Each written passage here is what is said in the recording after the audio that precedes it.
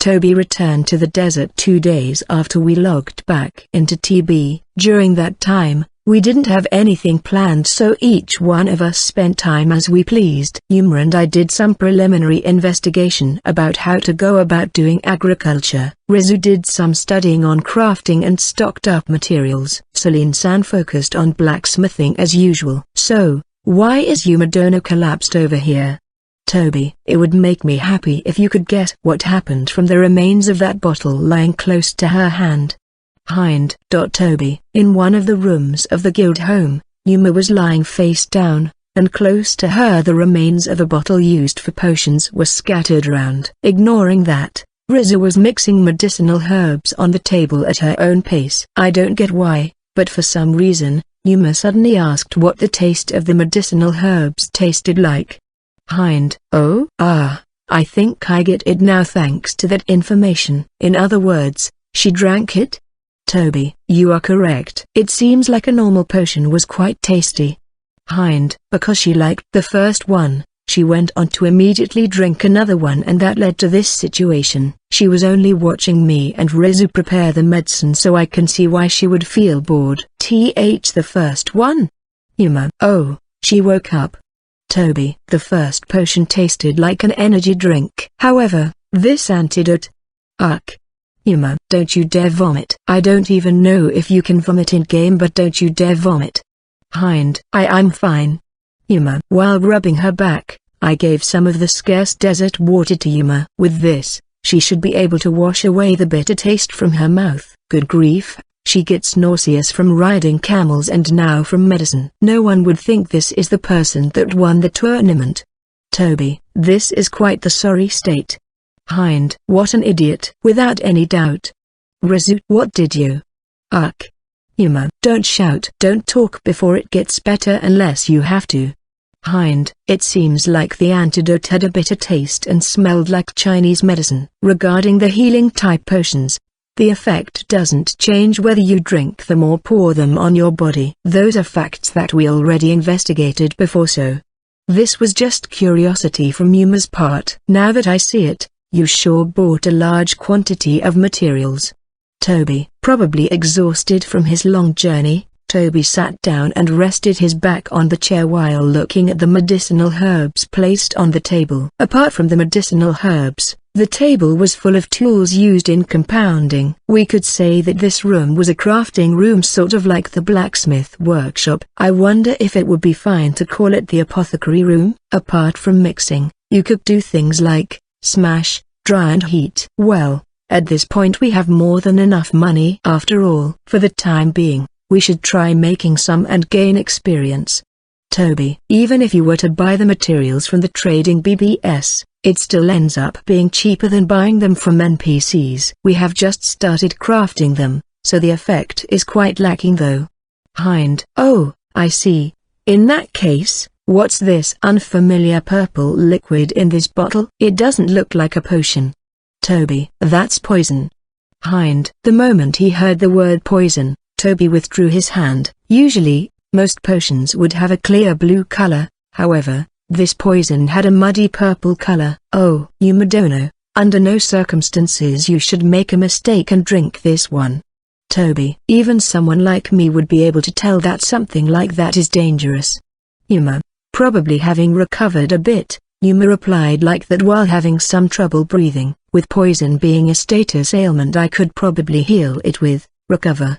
But I don't want to imagine what would happen to your throat if you were to drink it. Just for the record, it seems like Rizu has a strong affinity for making poison. If I had to say, she does seem like she has a hard time making healing items. I'm better at making healing items. So in a way, you could say we both perfectly split the work, but there's a chance that Rizu might get better with enough time, so I want to take a wait-and-see approach for now. Well then, since Toby is back, we should go and gather everyone. Toby, can you go call Celine-san? I believe she should be in the blacksmith workshop. Hind. Understood. What about you guys? Toby. We'll go after we tidy up over here.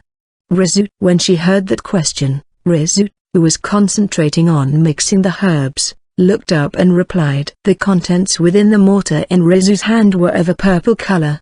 Wait, is that poison again? I'd prefer if she focused on healing items instead of poison though. No wonder she was wearing gloves and a mask. Yuma-san is. Sigh. Since she's like that, I'll leave her to you, Toby-san.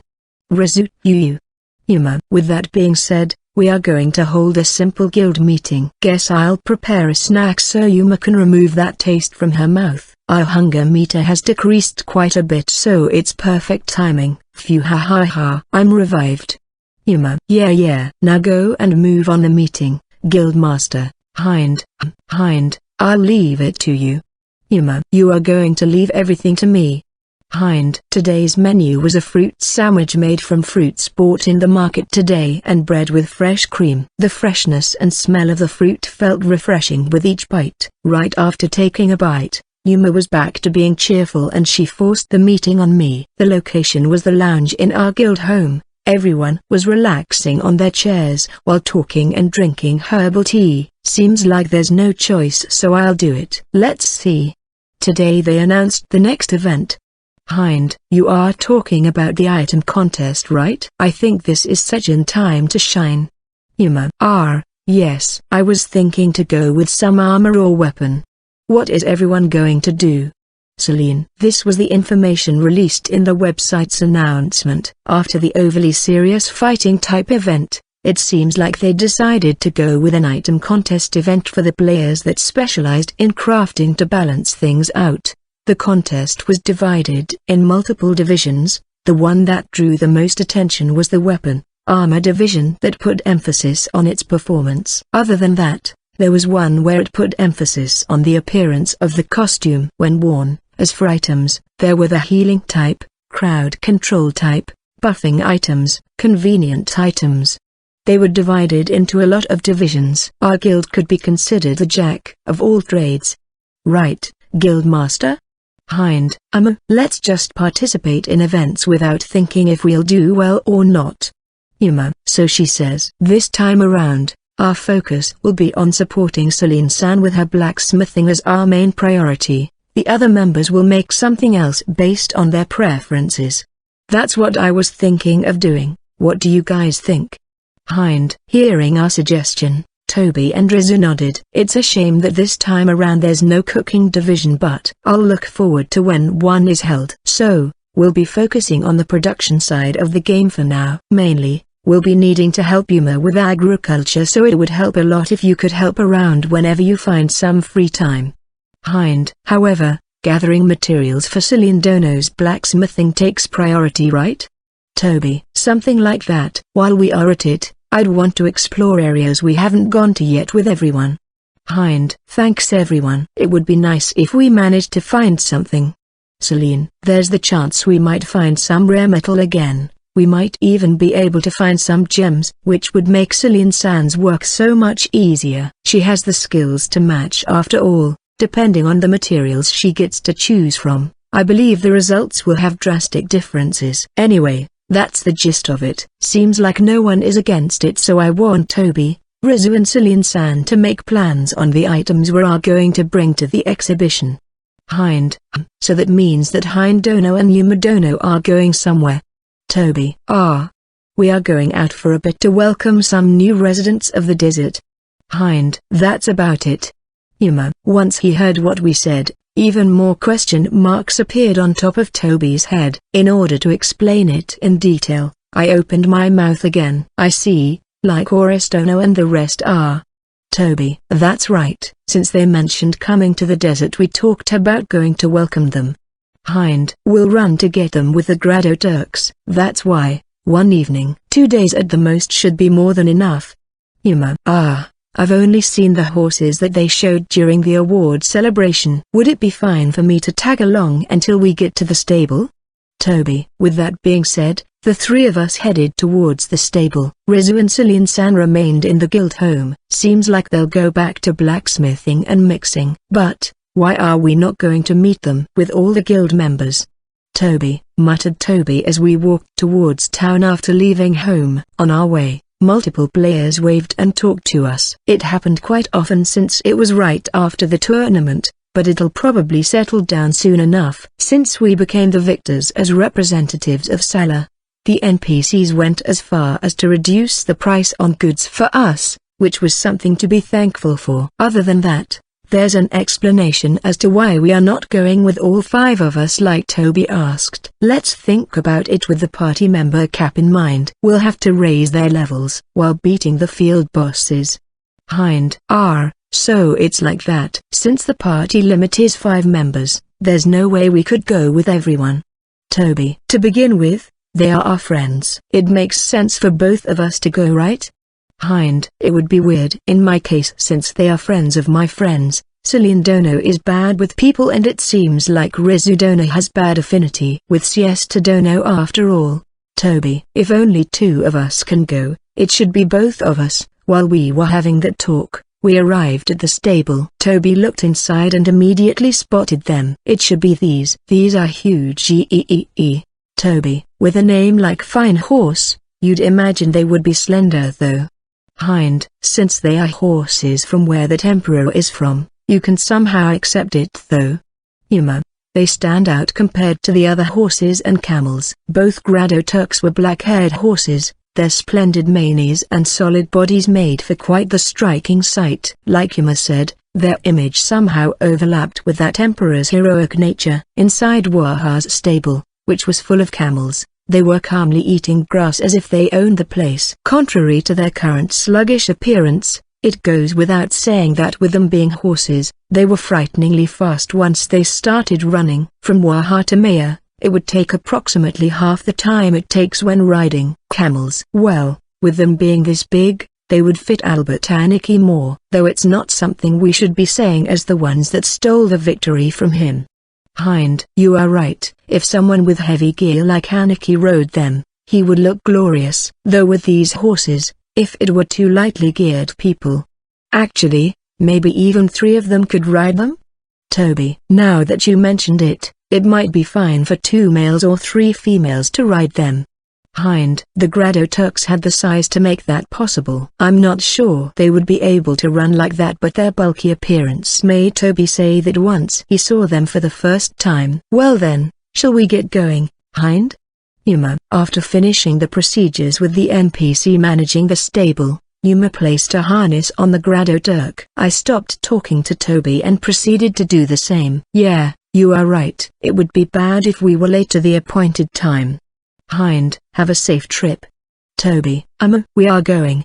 Yuma. Being sent off by Toby, we headed towards the Grado Empire through the Lukia Desert. First we'll head towards Oasis Town Maya, then we'll go towards the national border through the town in the wastelands Baska. The Grado Turks were outstanding, however. Their stamina couldn't compare to the camels, so they needed to rest. Once we reach Maya, we'll have to feed them and give them water. The me right now is one with the wind. Go forth, Grado Turk. Yuma. You sure are in high spirits. Don't go falling. Hind. I know. You don't have to worry. Yuma. That being said, riding this horse, I can feel why she would feel like that. It's not like I'm unhappy with the camels, but this feeling of speed is something that I might get addicted to. The scenery was quickly passing us by. The desert doesn't have many landmarks, so it was a bit hard to guess just how far we had gone though. The Grado Turks kicked the sandy soil with vigor and kept going forward. It might be because they had resistance to it, but they didn't seem to mind the heat of the desert. Oh, right. If we look at that. Ooh, they are fast as expected. Hind. While murmuring, I amplified the mini-map and it was easy to understand their speed with a glance. While heading towards the town of Maya in a straight line, I could see the distance shrinking in a blink of an eye. It was only the 3rd time we have ridden a Grado Turk, so there were a lot of things we still didn't know about them. Hind. Since it's perfect timing, let's race towards Maya. Yuma. Race? Having the same attributes since it's a game, wouldn't we arrive at the same time? Hind. We won't know until we try. Let's go. Yuma. Hey. Hind. Yuma kicked the horse in the abdomen and sped up. I grasped the reins of my own and chased after her in a panic. Maya is right in front of us. We could see the town that looked as if it was a mirage. Why? Even though I started to run first, why did I lose? Yuma. In conclusion, I passed by Yuma and reached Maya first. We were paying in the oasis and letting the Grado Turks drink water. I might be wrong, but maybe you are heavier than me right now? Look, if you think about it, Keifu, Hind, how could you go and talk about weight to a girl? Yuma, wait until I'm finished talking. To begin with, when are you going to realize you've been wearing armor? This is like the third time I've told you, remember it already. Hind, you are right. However, Hind, aren't the armors getting lighter and lighter thanks to the status correction? That's why. Isn't it normal for me to not notice exactly how much I weigh right now? Yuma, I guess you have a point there, but Hind, I mean, with Shinto priests' trash physical attack and defense, I don't think that sort of thing will ever happen. I believe that's the sort of thing only players that can equip heavy gear will know about. Though, based on this event, there's something that we should bear in mind. However, with this, now we know that riding them with lighter weight will make them run faster. So I guess that if we are just going to ride them, it would be fine for us to unequip our gear. Hind, now that you mention it, we are talking about something that can be done in one touch from the menu after all. Let's do that next time. Yuma, when players don't have anything equipped, they'll have the appearance of wearing plain clothes. Since we are in the desert, it would be fine if we just wore a cloak over our clothes to avoid the sunlight. If we were lighter, I think that the camel and horse's stamina will last longer and the gear will lose its weight once they are in the inventory. If we get into a fight, it'd be fine if we just opened the menu and equipped them from a gear set we had saved up. Since Shinto priests and mages fundamentally don't wear armor, I don't think it'll make much of a difference, but there's the possibility that it'll make a difference for other jobs that can wear heavier equipment. With our conversation having reached this point, I saw that the Grado Turks had finished drinking their water. Alright, now that we have found out about something new, shall we get going? Hind, next time I'll definitely get the first. Yuma, no, there's no need for more races.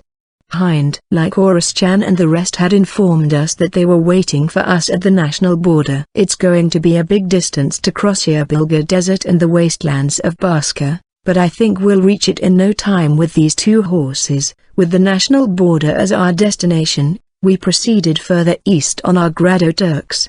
The situation at the national border was different from when we passed by in the past. Back then, it was pretty much deserted and hardly anyone passed through it. Right now, there were quite a few players there. Business is booming. I can't really say that, though there's far more people than before. Not bad, not bad. Yuma, I get the feeling that the number of soldiers has increased too. So, where are Lycoris-chan and the rest?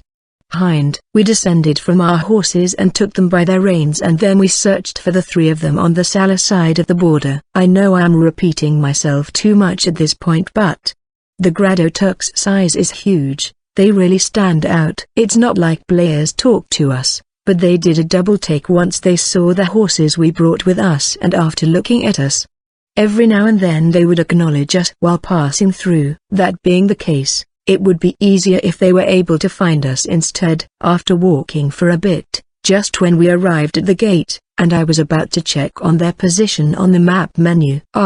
Yuma-san, Hind-senpai.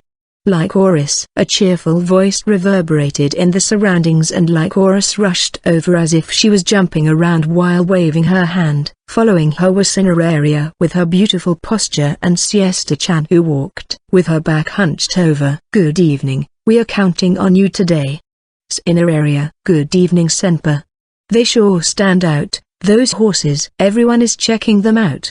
Siesta. I'm glad we were able to smoothly meet up. Like Siesta-chan said, on top of them standing out, the people there were also in the way, so after exchanging simple greetings we decided to move somewhere with less people. Slightly ahead of the national border, in a safe area where there were no monsters. We only knew about the fact that they wanted to go to Sala, so since we didn't know what their actual destination was, Yuma decided to ask them. So, which part of Sala do you want to go to?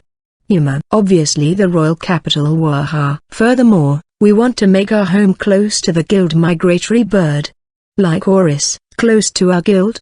Yuma. Or you could say that we want to become Parasi. Rather, it would be ease. I mean, it would make us happy if you could teach us lots of things. Siesta. SHH. You are not really hiding your true intentions at all. This girl might be like this, but Lyko's intentions are pure. So, please. Cineraria-chan finished it off with that. Lycoris-chan sure loves Yuma. While she was looking at Yuma with those eyes of admiration, Yuma said this pensively. So, this means that it would be impossible for you three to join our guild? Yuma. Hearing that, Lycoris-chan's eyes sparkled for a split second, but she immediately hanged her head. I wonder what happened? Just as I was thinking that. You see, your invitation makes me so happy that I'd jump from joy, but the time we can play at.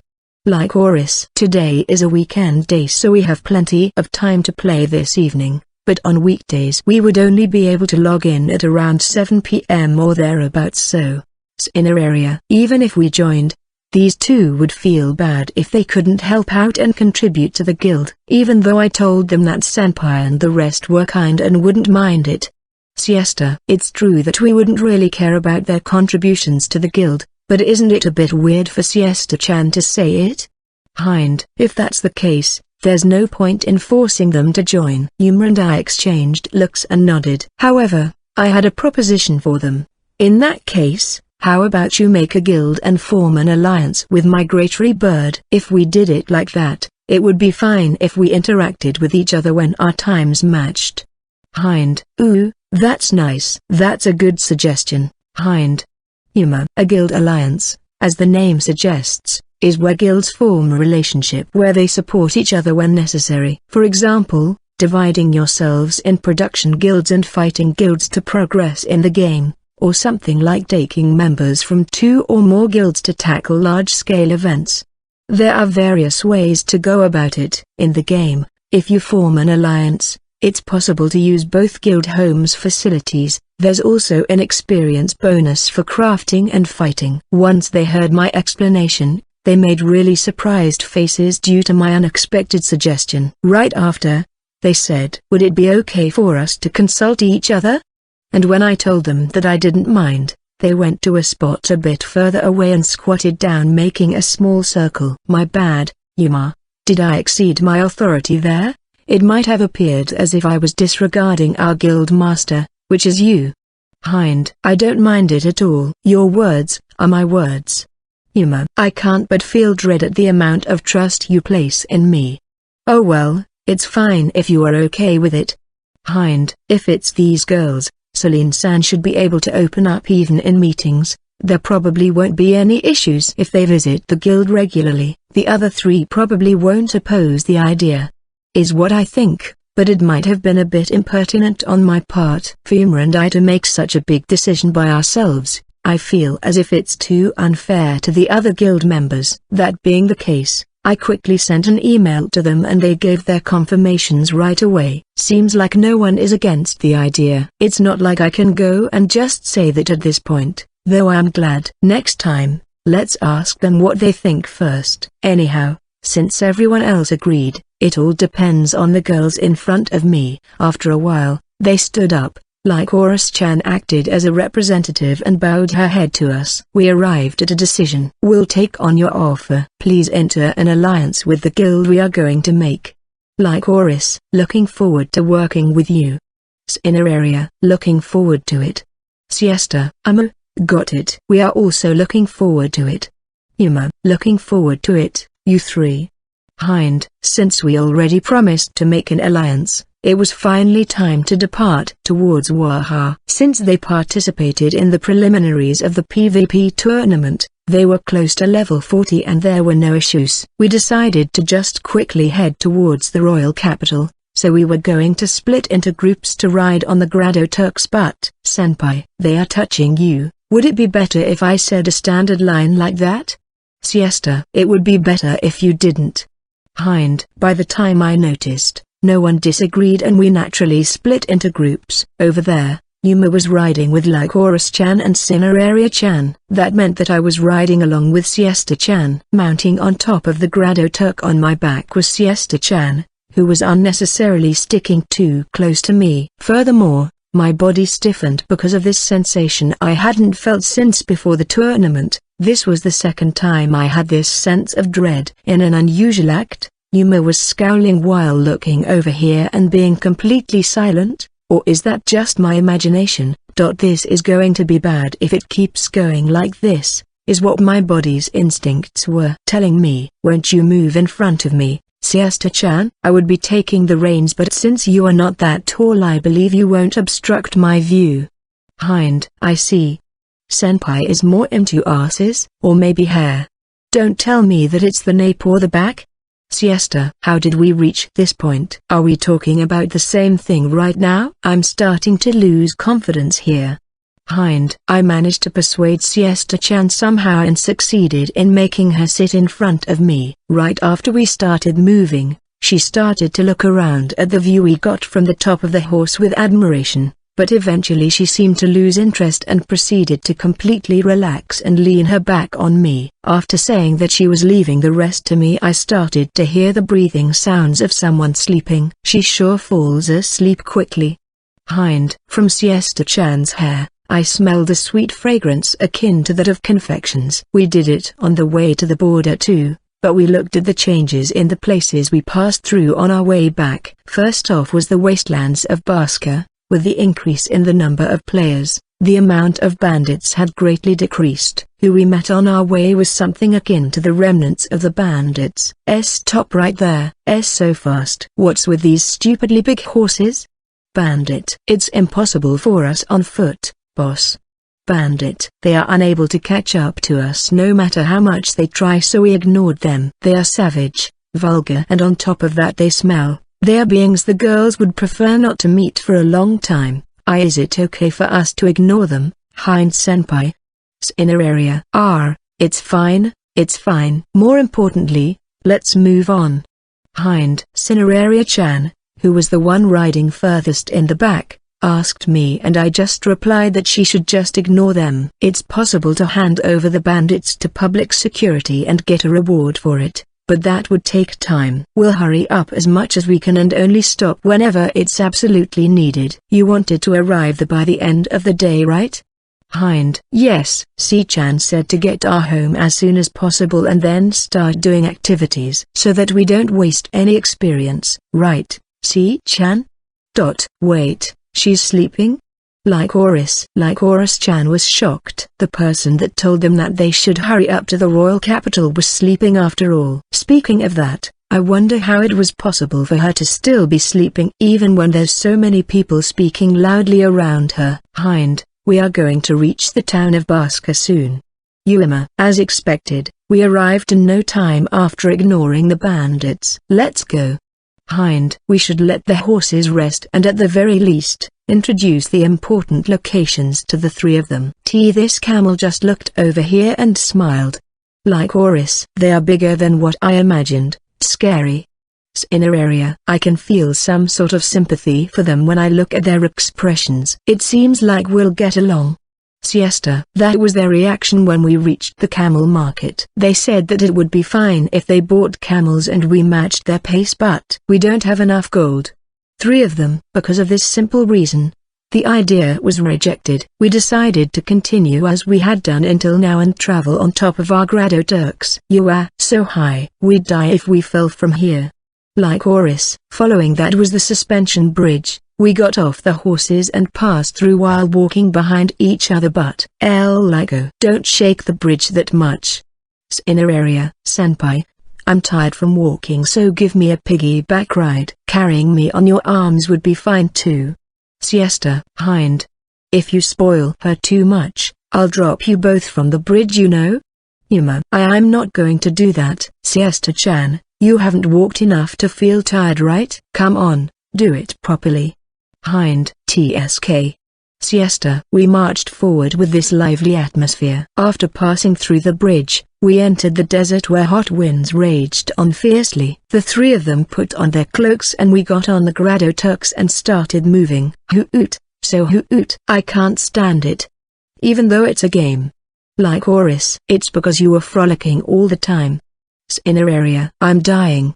Siesta. The three of them succumbed to the heat and were lethargic, though it's not like there's any real discomfort, so they'll get used to it soon enough. We only got in a few fights so that they could get used to the monsters in the desert. Other than that, We avoided them while riding the horses. From what I could see from those fights, their teamwork has improved since last time, so it doesn't seem like they'll need much help from us. Like this, we passed through the biggest field on our way to the royal capital, Yabilga Desert, and arrived at Oasis Town. Mayor. Ah, I'm coming back to life. Is this water free? Lycoris. Lyco. Ah, I'm sorry, we'll pay for the amount she has just drank. Here's the money. Inner area. Gulp gulp. Pure. Siesta. Ah, not you too, Si-chan. You should pay beforehand. Inner area. While filling the buckets for horse use with water, Yuma looked at those three and then came close to me. We are used to this by now, so we had already paid for the water. It feels as if we are guiding them on an excursion. Yuma. Well, isn't that fine? It's not bad for you to be the one taking care of others for a change. Hind. After all, I'm the one that is usually taken care of by you one-sidedly. Yuma. I can't begin to comprehend how you would even feel smug and proud of that fact. Hind. After resting in the oasis, there was only about a third of the distance left. After beating the field boss of Lukia Desert, Venom Scorpion, the royal capital Waha would be right in front of us. After running through the desert at full speed on the Grado Turks, finally, the royal capital was in sight. Immediately following that, a big scorpion jumped out from the sand. Yuma and I stood a bit of a distance behind the three of them. All right, all that's left is for you to show us what you got. We won't be providing any help. Yuma. I'll keep track of the party's status, so if it gets dangerous I'll intervene. Do your best. Hind. Yes, I'll do my best. Lycoris. Leave it to us. Inner area. Sure, I'll just do what I can. Siesta. The field boss doesn't give any experience or have any drop items. With that being the case, having members that won't participate in the party won't prove to be inconvenient. We defeated this field boss as a party of 5 at the time, but Lycoris-chan and the rest are at a higher level than we were back then. Judging from how they fought before, they should be able to beat this boss with ease. The huge scorpion approached the three of them while making sounds with its shears. Let's go, everyone. Lycoris. The night Lycoris-chan took out her shield and guarded against the shears. Right after, Cineraria-chan shot arrows in quick succession and they flew towards the scorpion. Seeing that the arrows were deflected due to the hard carapace, Siesta-chan used Light Enchant. This is a skill that's common in all the different skill trees of Shinto priest, so it's possible for Siesta-chan, who is a balance type, to use it. Having her arrows embed with light magic, Cineraria-chan's arrows pierced the body of the Venom Scorpion. Like this, Lycoris-chan stopped the scorpion's movements by herself while the other two were steadily dealing damage from the back. The one that was giving the orders among them was mainly the archer, Cineraria-chan. Lyco, the enemy seems to be gathering power. A powerful skill might be coming. See, prepare to heal Lyco. Cineraria. Got it, Sei-chan. Lycoris. I'm already on it. Lyco, no matter how you look at it, that tail looks as if it'll have poison, so make sure to be careful. Siesta. What? Lycoris.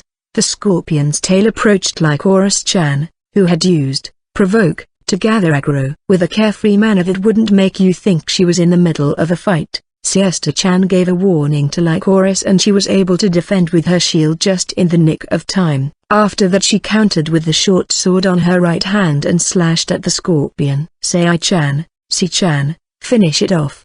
Lycoris. Following that, she used the tank-type knight's skill, Shield Bash, and dealt a heavy blow with the big shield she had equipped. Thanks to that, Venom Scorpion entered a stunned state and was unable to move from its position. Nice one, Lyco.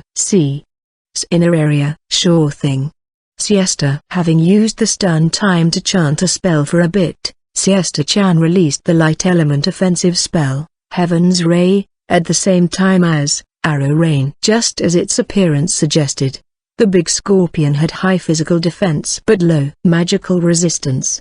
The huge amount of arrows that rained down stopped it in its place and the beam that Siesta-chan released made a direct hit. It was burned by the light and disappeared in that spot. Well done. That's some impressive teamwork. Right, Hind? Yuma, you are right. If the PvP tournament was a three-man one, wouldn't they have had better results?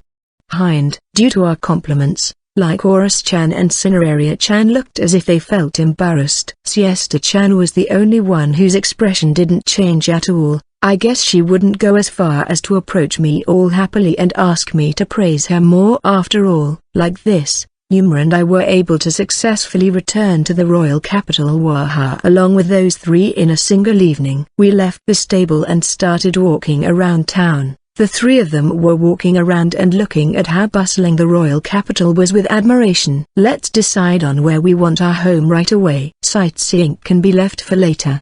Lycoris, Hein-senpai, where is Migratory Bird's home?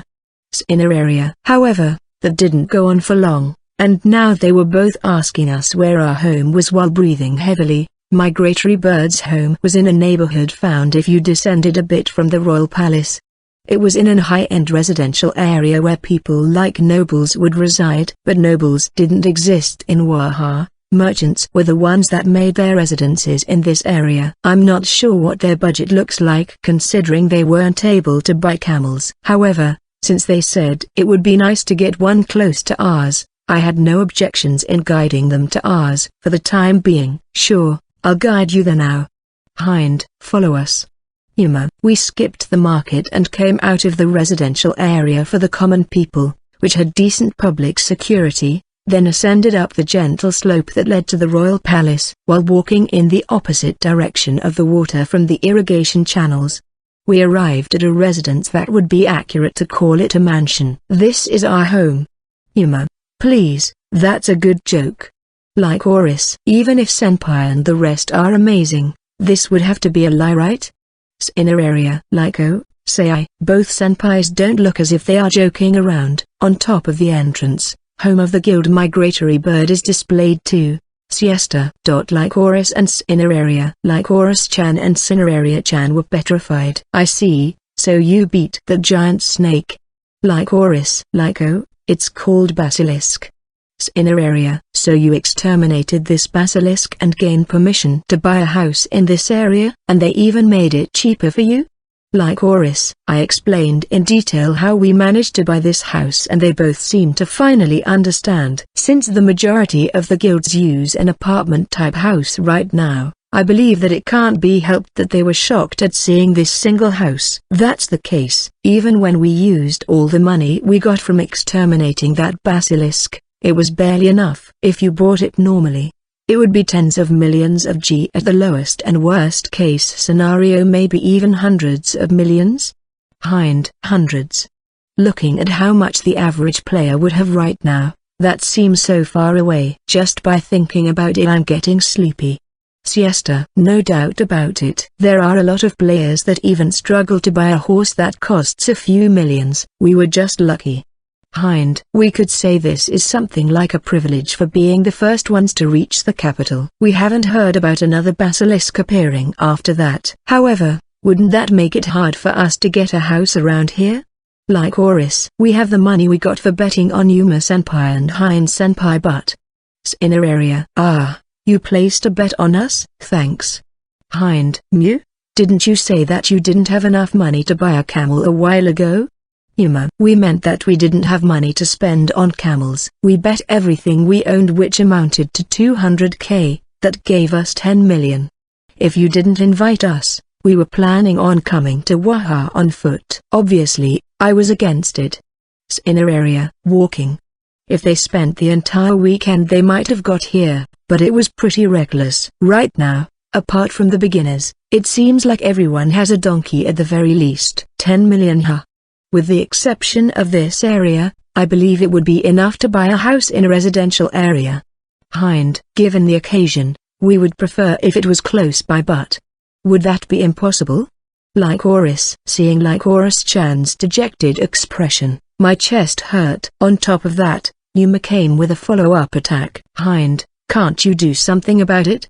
Yuma. Even if you tell me to do something, I get that you want to show off in front of your juniors, but isn't this too unreasonable? Lending money to these children won't work in their favor.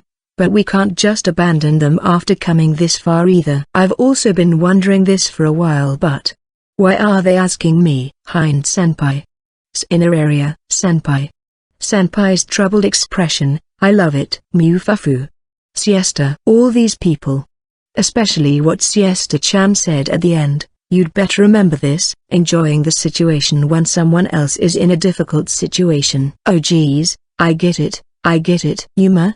In that case, I'm heading to the royal palace. Take those three and lead them inside Migratory Bird's home.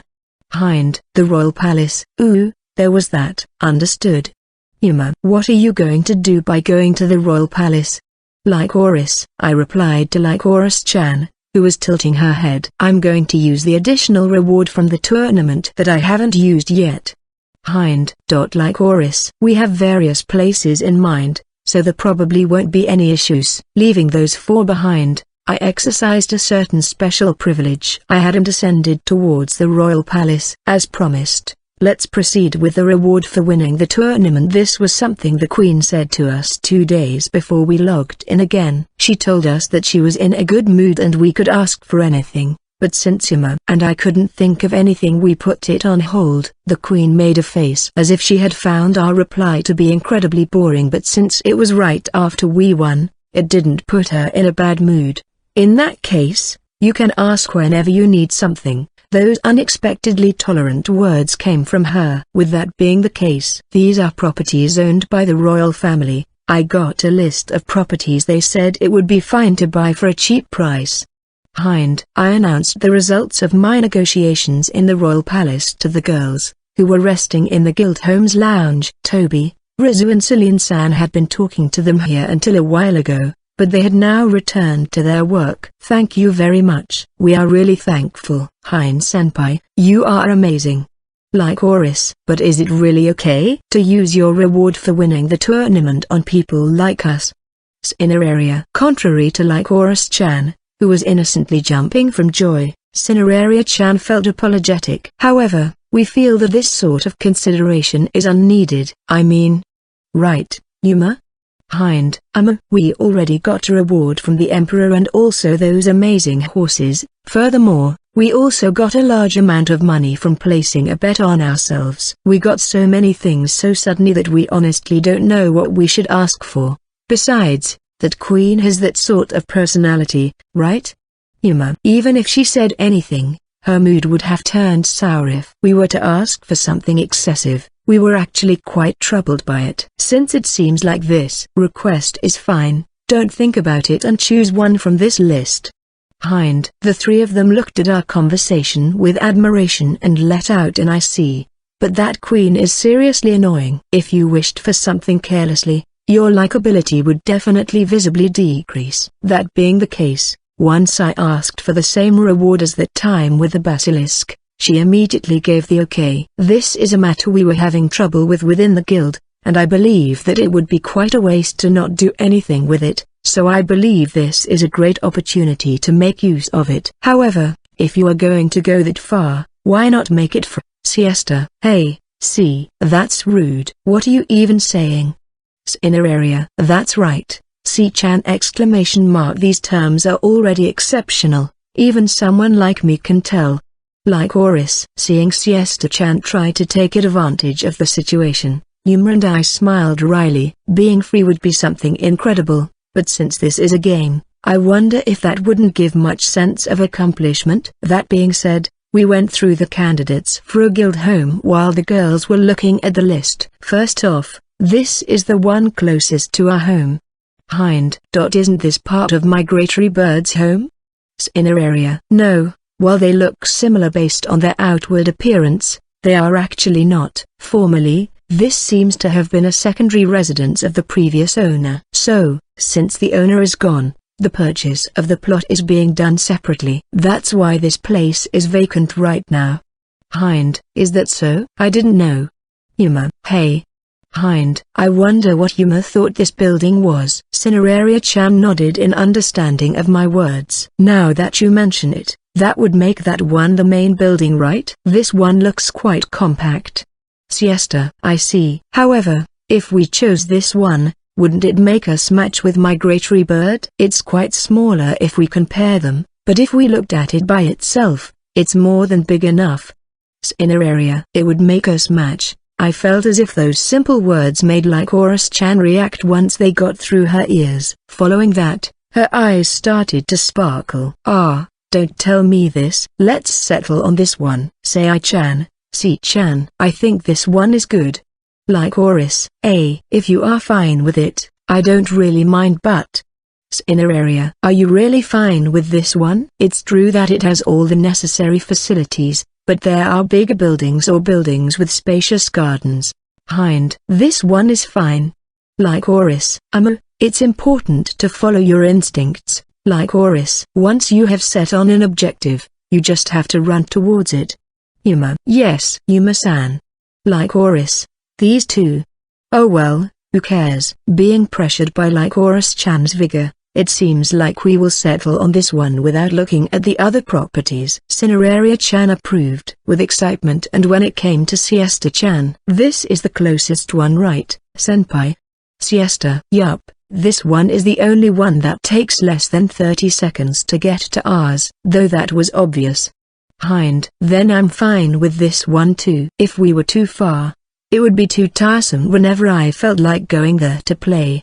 Siesta. Like this. We easily decided on the first property we visited. The cost of it was 9 million with a big discount we got. Then, they discussed what their guild name would be and decided on a similar one to Migratory Bird, Baby Bird. With that name, wouldn't it feel as if it was quite the downgrade compared to ours? Is what I thought.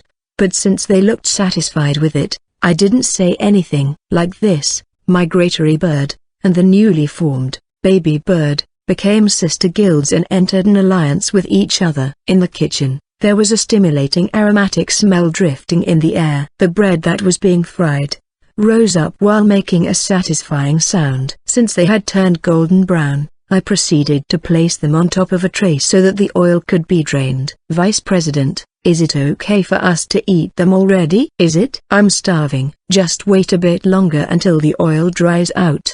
Besides, you guys should learn from the club president. Look at how she's patiently waiting. Wataru. So hot. Phew, so crispy, so tasty. They are the best. Sorry, that was a lie, Wataru. On the contrary, she was the first one to get a head start. Even if she noticed my gaze, I couldn't stop President Ayama's hands from moving. Can't be helped. After all, the president loves bread and today's menu is pierogi. Inside them were grounded pork, onions and eggs fried with cellophane noodles. Wataru-chan, how about you stop working and eat while they are freshly baked? Ayama. Before that, if you girls are not going to fry them, you should at least clean the tools that are being used. Don't go leaving all the work to the guys. Wataru. Unfortunately, we are already done with that, Vice President. Is this plate good enough? I'll place it down. The male-to-female ratio of the cooking club was of 4 guys and around 10 girls. Sadly, this sad display of the power balance in our club was something normal. Regrettably, while the girls were all talking, the times the guys did the chores instead were frequent. Well, they did work hard at kneading the dough and wrapping it, but they turned lazy when it came down to tidying up like they currently were. Yup, this plate is fine. Like always, it's fine for those that are not that hungry right now, to wrap them and take their portions back. Wataru. Things would be different if there was a third-year male, but sadly, the oldest males in the cooking club were second years. 2 second years and 2 first years, making us 4 in total. Even then, with the calm President Ayama as the leader, we continued our once-a-week activities while getting along. Personally, I would prefer if she stopped calling me Wataru-chan though. Kenji, how are things on your end? Wataru. We were currently deep frying in 2 saucepans. Each one's size was on the smaller side, but a large amount of wrapped pierogies kept rising up. I called up the person in front of me. He was called Mashiba Kenji and was the other second year apart from me. I'm still working on the 3rd batch. However, isn't it about time we called the sport clubs? Kenji. Even if we didn't call them, they would still get lured by the small. Wataru. Kishikami-kun. Saito. See? They came. Along with Saito-san's voice came the entire girls' tennis club. Following that, the rest of the sport clubs came over. While they were less than the sport clubs, some people from the literature clubs also came over. Their break times were all over the place, so it's not like they came at the exact same time, but the close to 200 Peruskis were all gone within an hour. It seems like the guys have all finished working so we can finally get some rest. As always, they sure are gone in a flash. They are like wild beasts, the sports clubs around this time. They are like beasts set free in a field. While tidying up the plates full of breadcrumbs from the table, the guys complained while doing their work. The girls, being them, have taken photos of the food and were diligently writing down the activities and recipes in a notebook. Last year it was only the cooking club eating the food and it ended with that. How did it become like this? Is that so? You see, Ayama-senpai. Wataru. While we are at it, I wish we could cook tons more and see everyone's happy expressions. Right, Wataru-chan?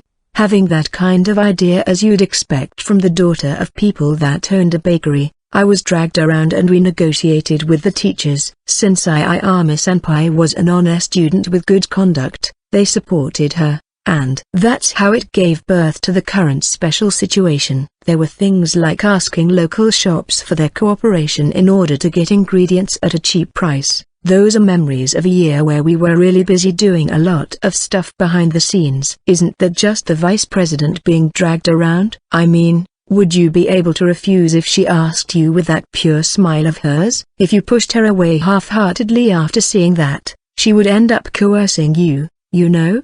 Wataru. She barged in even when classes were having breaks and called on Wataru, you know? That person doesn't care about what other people think of her. Kenji. Kenji was in the same class as me last year, so he knew about the situation well. This guy wasn't a club member at the time either. Finally, we could take a bite of the peruskis placed on the table. They had gotten slightly cold but the texture was crispy, and the sticky red bean paste inside them was superb. So tasty. Wataru and Kenji. This is delicious. Hey, Wataru-chan. Right now, you were talking about me, right? Ayama. Our club president was an easygoing person. You take too long to react, Ayama-senpai. Alright, this concludes today's cooking club's activities. Good work everyone. Ayama. Good work everyone. With senpai's speech, today's activities were over. I returned to the classroom first along with Kenji, and after picking our bags we headed towards the gate. On our way, someone shouted at me when I heard the sound of heavy steps approaching me from behind. Waki. Shui. Hey, that idiot is calling you, Wataru. Kenji. When I reluctantly turned around, like Kenji had said, the figure of Shui, idiot, was approaching us from the other side of the hallway. The reason why someone who's not in any club was still here at this time, I already knew. Hey there, supplementary lessons guy. Are you done with them already? Wataru. Don't give me some weird nickname. Kenji was with you. Hi there. Shui. Oh, you had supplementary lessons? You are so dumb, though I already knew that. Kenji. Was there a need for you to say that twice? Shui. Really? Even though I tried so hard to teach him, Shui ended up getting failing grades in 2 subjects. Though, if I hadn't taught him, I could see the results being much worse. That being the case, I think it would be better for my mental health if I thought of it as it ended up being only 2 subjects. Whatever. Let's go back together. Waki. Want to go together, Kenji? Shui. You said that on purpose knowing that I live in the opposite direction, right? Well then, see you, Wataru. To that idiot over the 2 ladders. Kenji. Yeah, see you, Kenji. Wataru. Ladders. Shui. After exchanging goodbyes, we went in the opposite direction after Kenji left the school gate. We walked side by side. Alright, Waki. New information about the TB event has been released. Shui. I've been thinking about this for a while. When are you even checking the official website? You always seem to know about this kind of thing faster than me. Wataru. I mean, you see. Shui. So he does it while we are in class. So he plans to get failing grades again, this guy. Leaving that aside, so there's new information about the item contest. How they are going to review the items and what rewards will be given haven't been said yet. It's true that I'm interested in those. It's dangerous to look at the phone while walking, so I'll take a look at the specifics once I'm back home. Wataru. Then I'll refrain from spoiling anything. By the way, about remodeling the guild home. Shui. That again? You've already turned various places into something akin to a ninja residence. What else are you going to touch this time? Wataru. No, it's still not enough. This time, I plan to turn an entire room into a secret chamber and, Shui. Even if you were to make that, it would only end up being something much like a toy for like Shien and the rest to play with. Wataru. If he jumped out of a hidden door, people would get scared, so I wish he stopped. Like they stated before, they had come over to play quite often. The guild home has become quite lively compared to before, and lately, everyone has been absorbed into their own crafting. Leaving the matters of TB aside for now, what should I make for dinner today? While remembering the ingredients I had left at home, I walked through the road dyed by the evening sun along with Shui. I turned on my PC and the fans started making noise. Having finished dinner and doing the chores, I was checking the event information in my own room. Once I reached the page I was looking for, my hand stopped and I stared at the screen. The desert's Queen Patra Adenium Seller has made an announcement to the continent. I want something that excites me. Patra, unusual items, equipment, accessories and so on. The Queen wishes for you to present crafted items, equipment that satisfies her curiosity, and you can obtain various rewards. Furthermore, once the contest ends, it's possible to auction the items, equipment that have been presented in the contest. In the case you don't wish for your entry to be auctioned, they'll be returned to you. This might be your chance to have her take interest in your items and have them sold in the auction. Warning: on top of the performance of the item, equipment, the NPC Patra's tastes will be considered for the review. In turn, if you're aiming for a high score, you'll have to aim for something that Queen Patra will like. Take this in consideration beforehand. Rewards at the top of each division. First place, Noble Carbuncle, Superior Gem-type material, and 2.000.000G. Second, 5th place,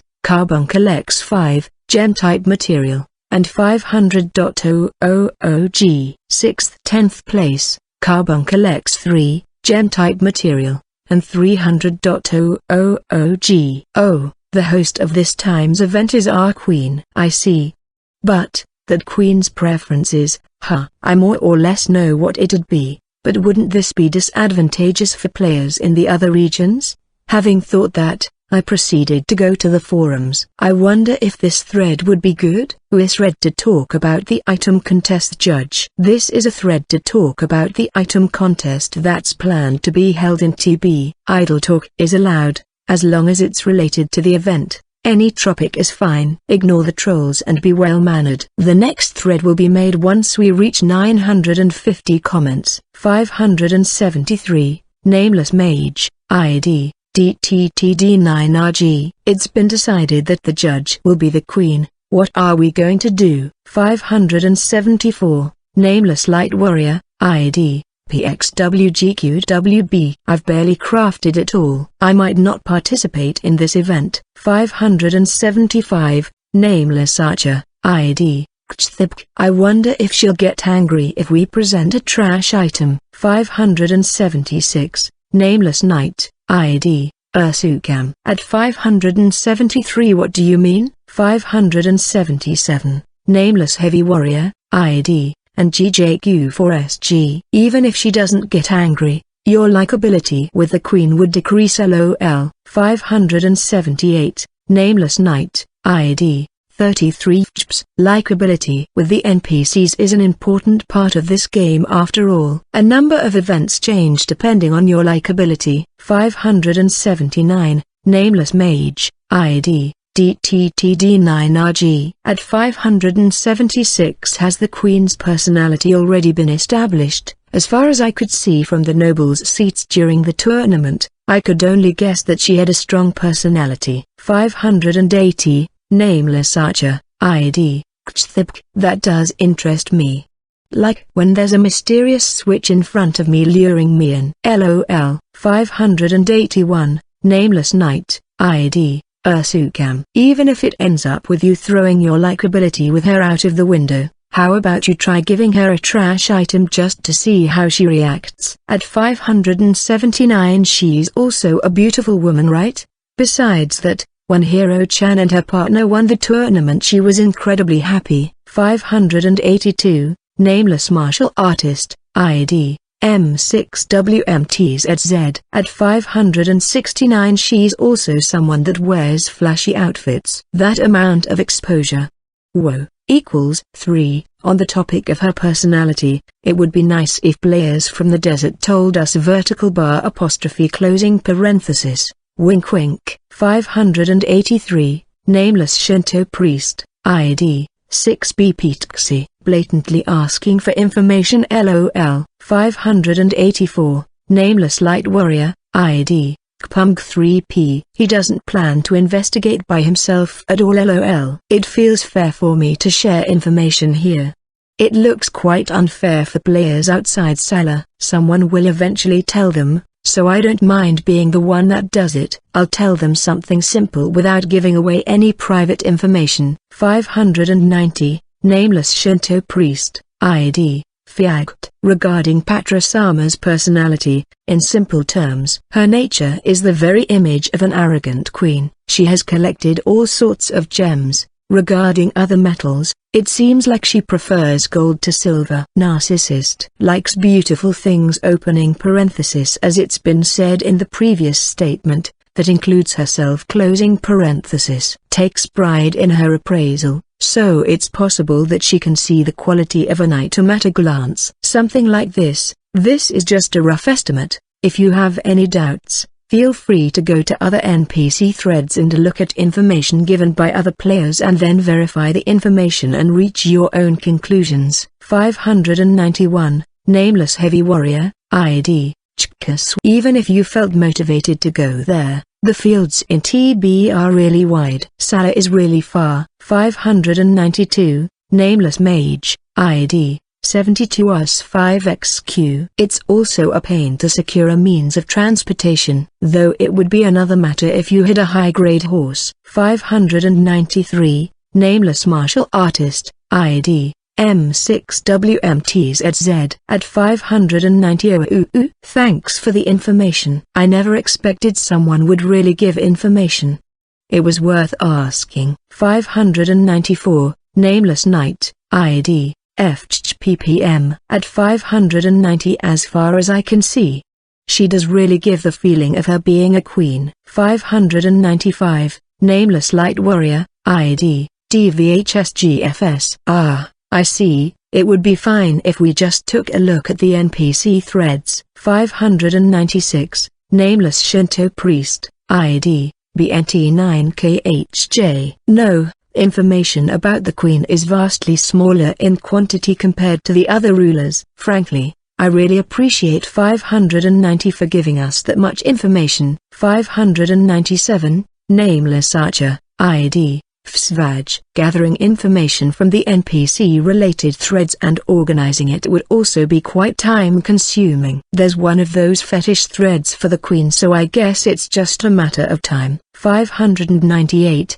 Nameless Knight, ID, HRTJHXJ. Those fetish threads don't have any valuable information. LOL. The people that post over the probably haven't even gotten to the royal capital yet. Ulmao. 599, Nameless Mage, ID, KNUT3. Those guys just look at screenshots and say that she's erotic and the like. 600, Nameless Light Warrior, ID, NX8PZSZ. At 590, question. What's the queen's age? 601, Nameless Shinto Priest, ID, Fiagot. At 600, I'm scared to ask about that kind of thing. If I were to ask her, my likability would drop at max speed. 602, Nameless Light Warrior, ID, NX8PZSZ. Yeah, You are right lol. My bad lol. 603, Nameless Knight, ID, Ursukam. Her 3 sizes.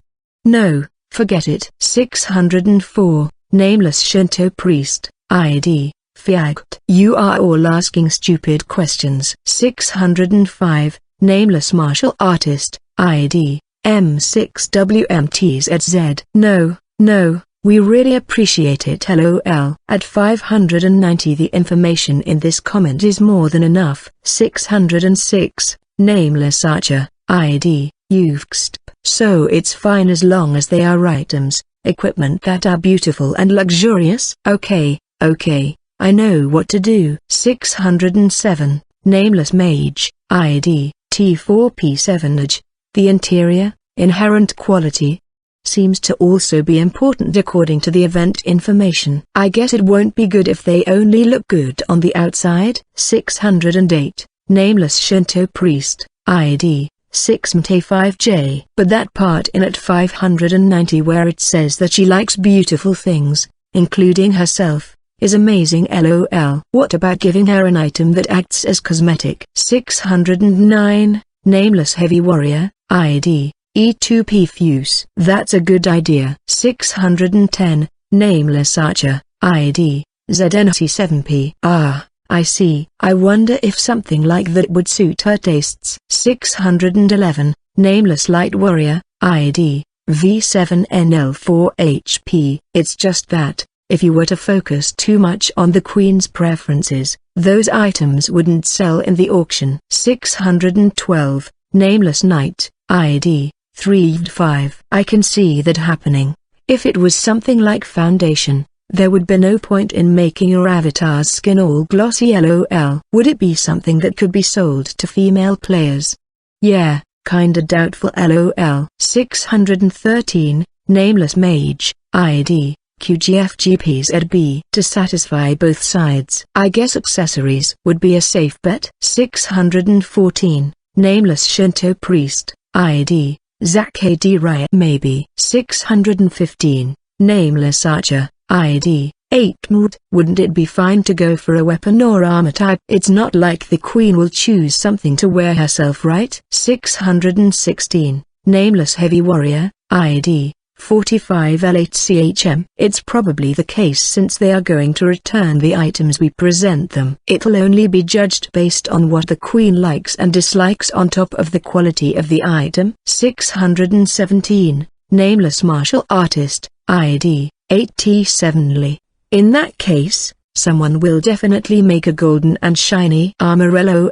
Only coating them in gold would be no good, so it'd be made of pure gold. 618, Nameless Knight, ID, Ursukam. Not sure. Even if we say that she likes gold, would that mean she likes things to have ornaments made of gold? Or would it mean that she likes them to be all made of gold? Depending on how much she likes it, it would change her evaluation, right? 619, Nameless Heavy Warrior, ID, 45L8CHM. I mean, TB's NPC's AI are quite complex after all. What do you think about what he said? At 590, 620, Nameless Shinto Priest, ID, Fiagot. I wouldn't know such detailed information. I can tell you about her tendencies, but more than that, you'll have to investigate on your own. 621, Nameless Heavy Warrior, ID, 45L8CHM. Well, you have a point. Since the item performance is important, guess we can leave the appearance for later. In that case, we have to think about the materials first. 622, Nameless Martial Artist, ID, JX9JFH4. That would be fine for equipment types, but it wouldn't really be feasible for items. 623, Nameless Mage, ID, QGFGPZB. Since she said that she wants excitement, would something unusual that surprises her work? 624, Nameless Shinto Priest, ID, Fiagot. Even if I said that she likes beautiful things, she did mention that she has grown tired of normal things. The direction 623 is taking might prove to be effective. That doesn't apply to items but to gear too. 625, Nameless Light Warrior, ID, HWWWL3H. You are such a pain. This queen is so hard to please. LOL. 626, nameless Shinto priest, ID,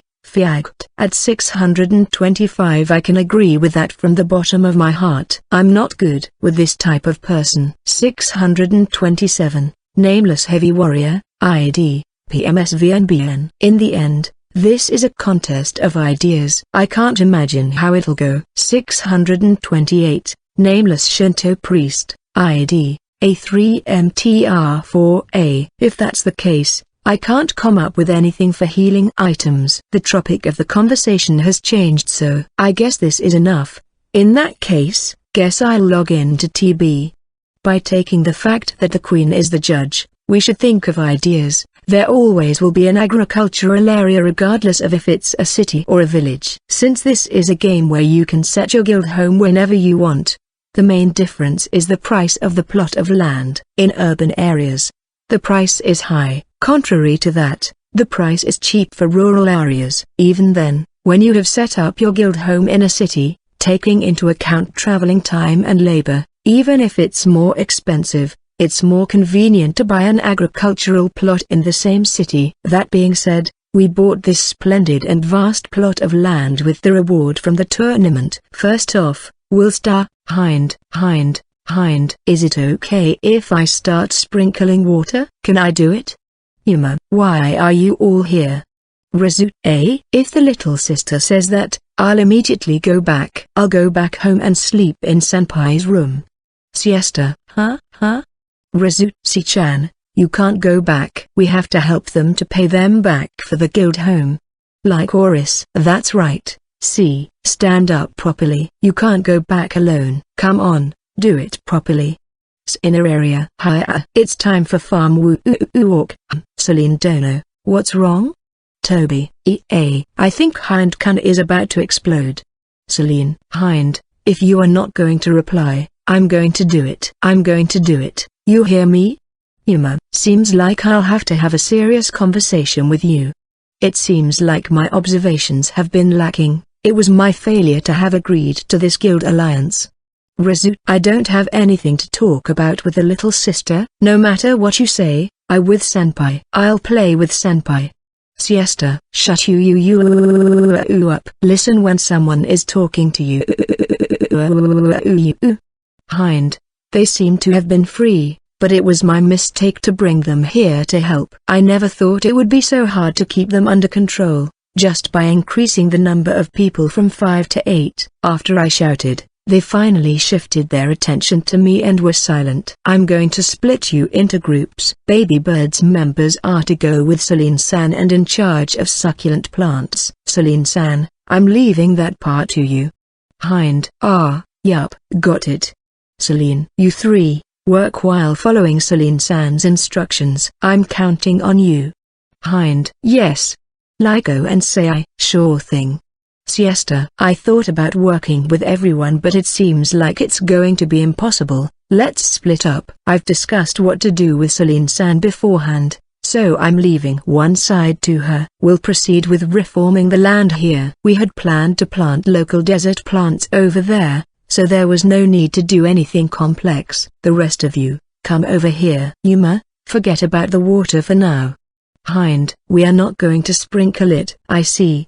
Yuma, she looks depressed, but even if she sprinkled water in this sandy soil, there would be no effect. I guess I should start by explaining that, like that, there are a lot of things you can plant even in that sandy soil. This side though, we plan to improve the soil and grow crops or medicinal herbs.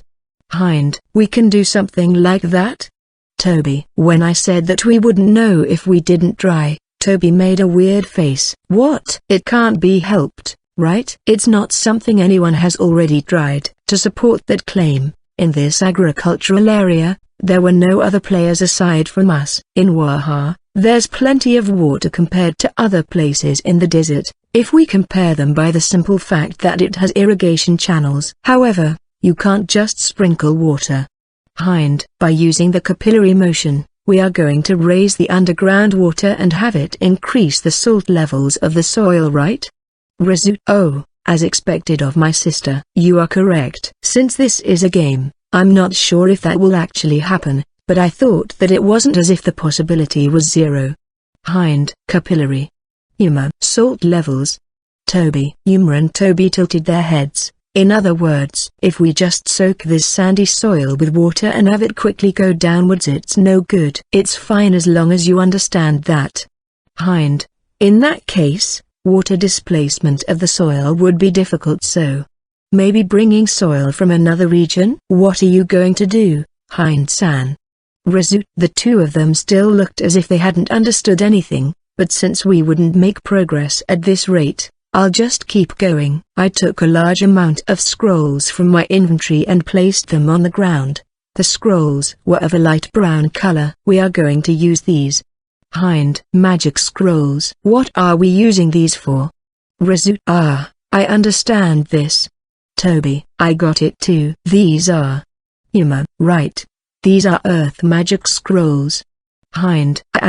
Toby and Yuma. I wanted to say that. They shouted as if they wanted to complain about that, but I ignored them and continued explaining. We are going to use this large amount of earth-shot scrolls to mix them with the soil. But since it's soil made of magic, it gives the image of it not having any nutrients. Hind. Does it really create it? Does earth-shot make soil?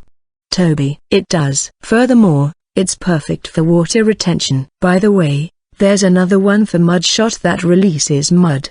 Hind. There are also other earth magic scrolls being sold, and I did at least try them out, but among them, I deemed that the beginner magic, earth shots, soil was the most suitable for agriculture. The amount of soil released is what you should expect from a beginner level spell, but even if it takes some time and effort, we should give priority to quality here. Furthermore, this is the worst method in terms of cost efficiency, but since we don't know a earth-water type mage, we have no other choice. Hind. These are items made for jobs like heavy warriors that are unable to use magic after all. There's no many uses for them apart from using them in situations like when you are fighting against an enemy with abnormally high physical resistance, so the amount of people that make them are low too. Toby. Besides that, only people that don't form a party and play solo would buy them after all. Yuma. Even if you played solo, you could just bring an elemental weapon, so they are items with a low variety of uses. Hind. Having said that, scrolls are items with low demand, but their prices are high. Since I used the BBS to place a bulk order from a penniless mage, I was able to buy them far cheaper than if I were to have bought them normally from the trading BBS. That being said, everyone, go pick up the scrolls and scatter around. These items rely on the magical power of the crafter, so the effect is fixed no matter who uses them. Hind. The truth is, I've always wanted to try out magic myself. Even if it's just an imitation, magic is magic. Yuma. Me too. In that case, I'll take 10 of them and here I go. Toby. From the scrolls, soil came forth and Yuma and Toby sprinkled it around while having fun. Rezu and I took a scroll in our hands and started working after taking some distance from each other. Why are you sticking close to me? Make some distance, the soil is going to harden. Hind. Today I'm really lacking in Nissan energy, so it'll be alright. If we just keep going like this and spread it left and right, there will be no issues. Rezu. Nissan energy? What's that? Hind. Linking arms with me. After saying that, Rezu looked over at Celine-san and the rest, specifically at Siesta-chan, and then smiled in triumph. Siesta-chan noticed her gaze and absent-mindedly looked over here and then averted her eyes with a Humphrey and returned to her work. I believe there wasn't much change in her sleepy expression, but even then, Rezu looked satisfied. Then her body approached mine even more. I mean, what are you trying to do? Besides, I'd be really happy if you could separate from me already. Hind. Foo-foo. I refuse. I won't separate until we finish this work at the very least.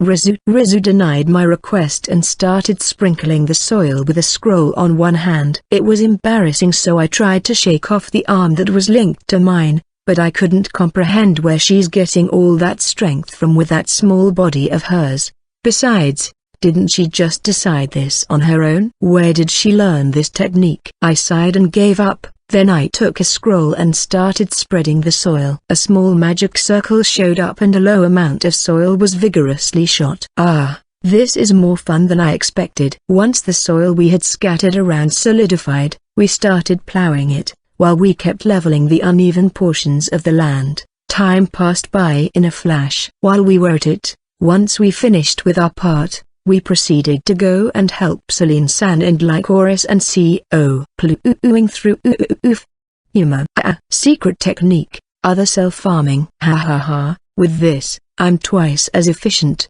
Toby-san multiplied. I can't lose. Lycoris, in that case, follow me, Lycoris. Yes.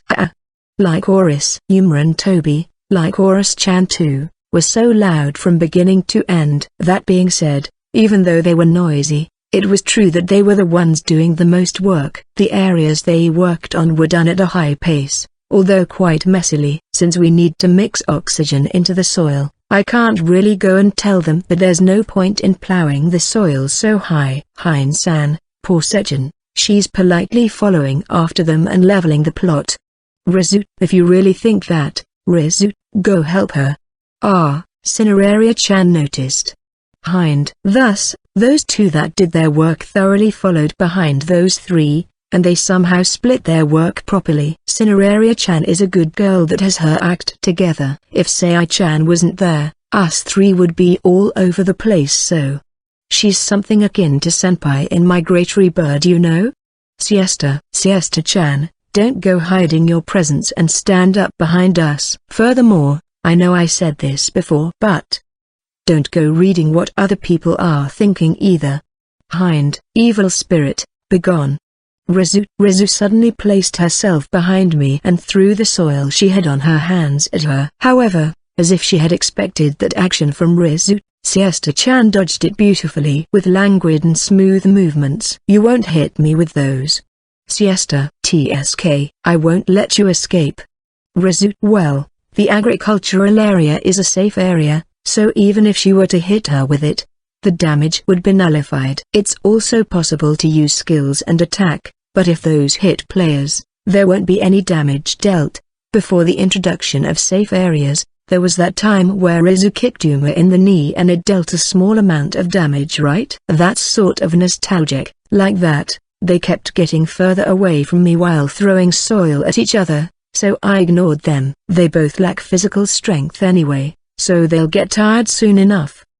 The soil will mix properly even if they just throw it like that, so it's no problem. I grabbed the hoe and proceeded to plow the soil in that spot again. I worked on my designated area thoroughly. When it comes to simple work, patience is the most important thing. From that point, I kept swinging the hoe down for nearly an hour and that section was finally done. I'm not sure how much of this heat they'll be able to take, but for the time being, I planted some common medicinal herbs. Since it's a game, even if you were to plant the same thing over and over, continuous cropping won't occur and they'll grow at an exceptional speed. If we keep doing things while not thinking too deeply about it, things should probably go well to a certain extent. We should sprinkle an appropriate amount of water and with that, today's work should be over. Alright, it's done. Good work everyone.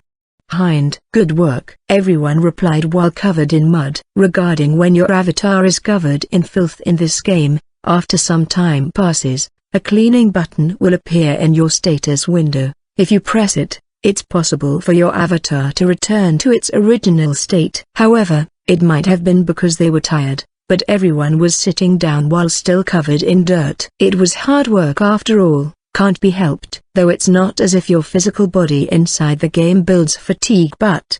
Ah, that's right. I made some pudding yesterday, want to eat some? I want some. I want some too. Shien. With only Shien-san falling a bit behind, we all decided unanimously to have a snack. Well, even then, it's not like by eating the pudding we'll get full in real life either. It would be something like healing our emotional fatigue. In order to rest, we left the agricultural area and went back home. Just as the door to our home came into view, we noticed something unusual. Someone was standing in front of the door. Once she saw that, Celine-san started getting flustered. That being the case, we left her behind along with the members of Baby Bird, and we kept going to ascertain the identity of the figures in front of the door. As we got closer, we started to notice something about these figures. Hind, I think I'm seeing the backs or someone really tall and someone short. Yuma. Yeah. On top of that, both of them have these huge ass weapons. A great sword and a big axe. Hind. What's this? I'm getting deja vu when I look at those backs.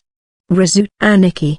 Toby. Toby shouted and started running towards them. It was just as I had thought. However, why are Albert and Philia in cellar? For the time being, we exchanged simple greetings and led the parent and child duo into one of our guest rooms. The members of Baby Bird said that it would be time to log out after they finished eating the pudding, and they gladly accepted it once I gave them my thanks while handing it over. According to Lycoris-chan, eating something sweet at night and not being able to gain weight is the best, or so she says. After they returned to their own home, now it was time to focus on Albert and his daughter. I prepared cookies called mamoul that contained walnuts and figs and herbal tea. Once I did, Philia-chan started wolfing down the mamouls I placed on top of a plate one after another. Don't tell me, she took a liking to them. They are tasty.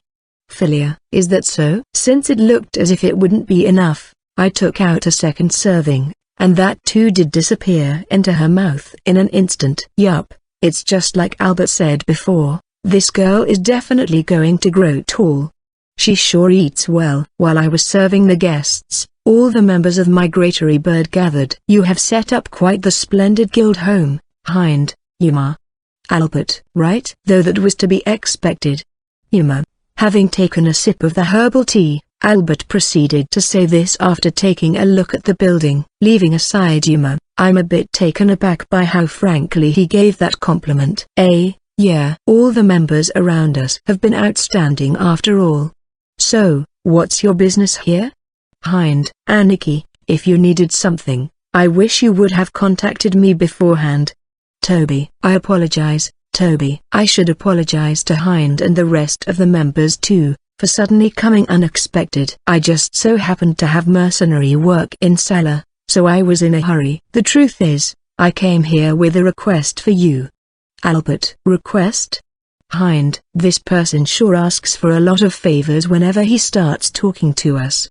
Just when I was thinking that, he took a huge amount of gold coins from the inventory and placed it on the table. The mountain of gold eventually started falling to the floor. We were dumbfounded. Following that, he took out ingots that had a different texture compared to iron. The table was full of different kinds of metal. Wait, what? What is he trying to do with these? Can you make them?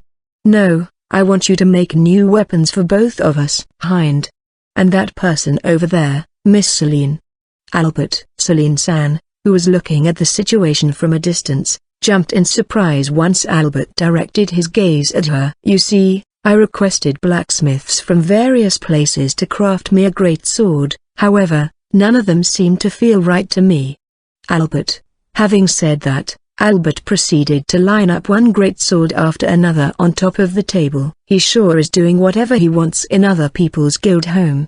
Though this should be mostly part of his roleplay. That brusque personality of his does really make a point that he's a mercenary. The swords Albert had placed there gave the feeling that they were out of the ordinary. You could tell with a single glance from this far away that they were excellent weapons. Ooh, this great sword is a first-rate +2. Hind. Look at this. Yuma. This one is +3. To not use these, what a waste. Toby. Hind. Without even bothering to ask for permission, Yuma and Toby immediately started touching the great swords to get information from them. As expected from these two. Once I asked Albert, he replied with I don't mind, in fact, I'd like you to check them. So having heard that, I went to inspect one of the great swords. Just as I thought. Being first-rate on top of being arranged to this size.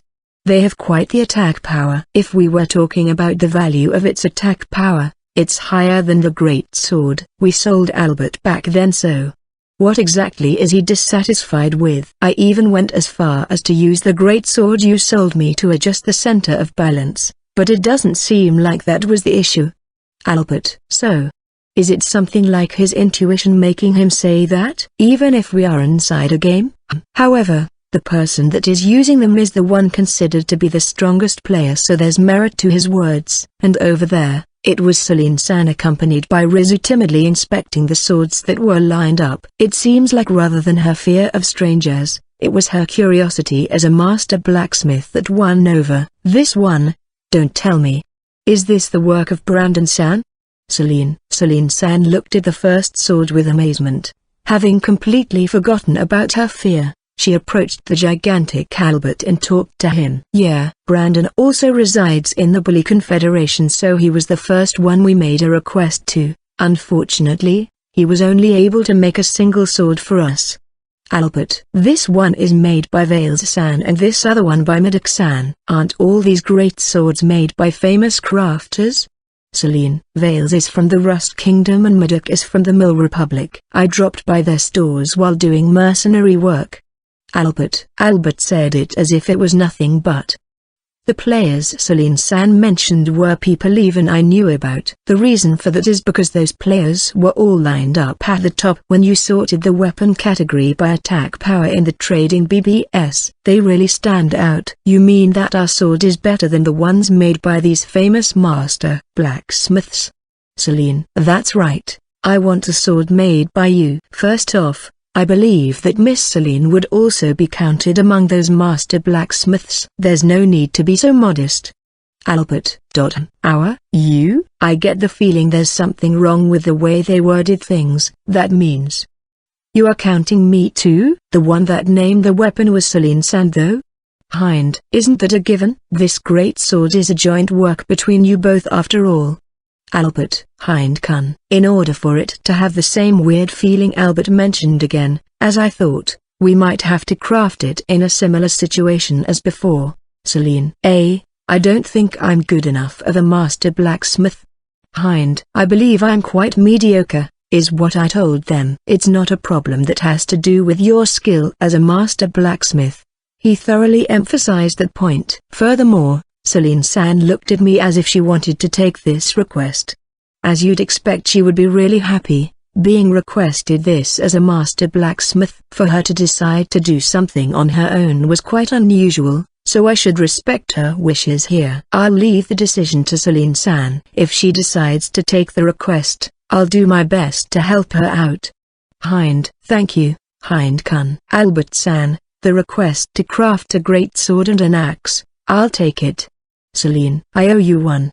Albert. With his daughter drinking tea at her own pace by his side, Albert bowed his head. After taking the request, we talked about the finer details of the deal. I believe the order we did things was wrong, but since there was no need to do things meticulously, it was fine. This was a game after all. Once Toby remembered that he still had homework he hadn't finished, he turned pale and logged out in a hurry. Since I didn't know about it, it probably had to do with supplementary lessons.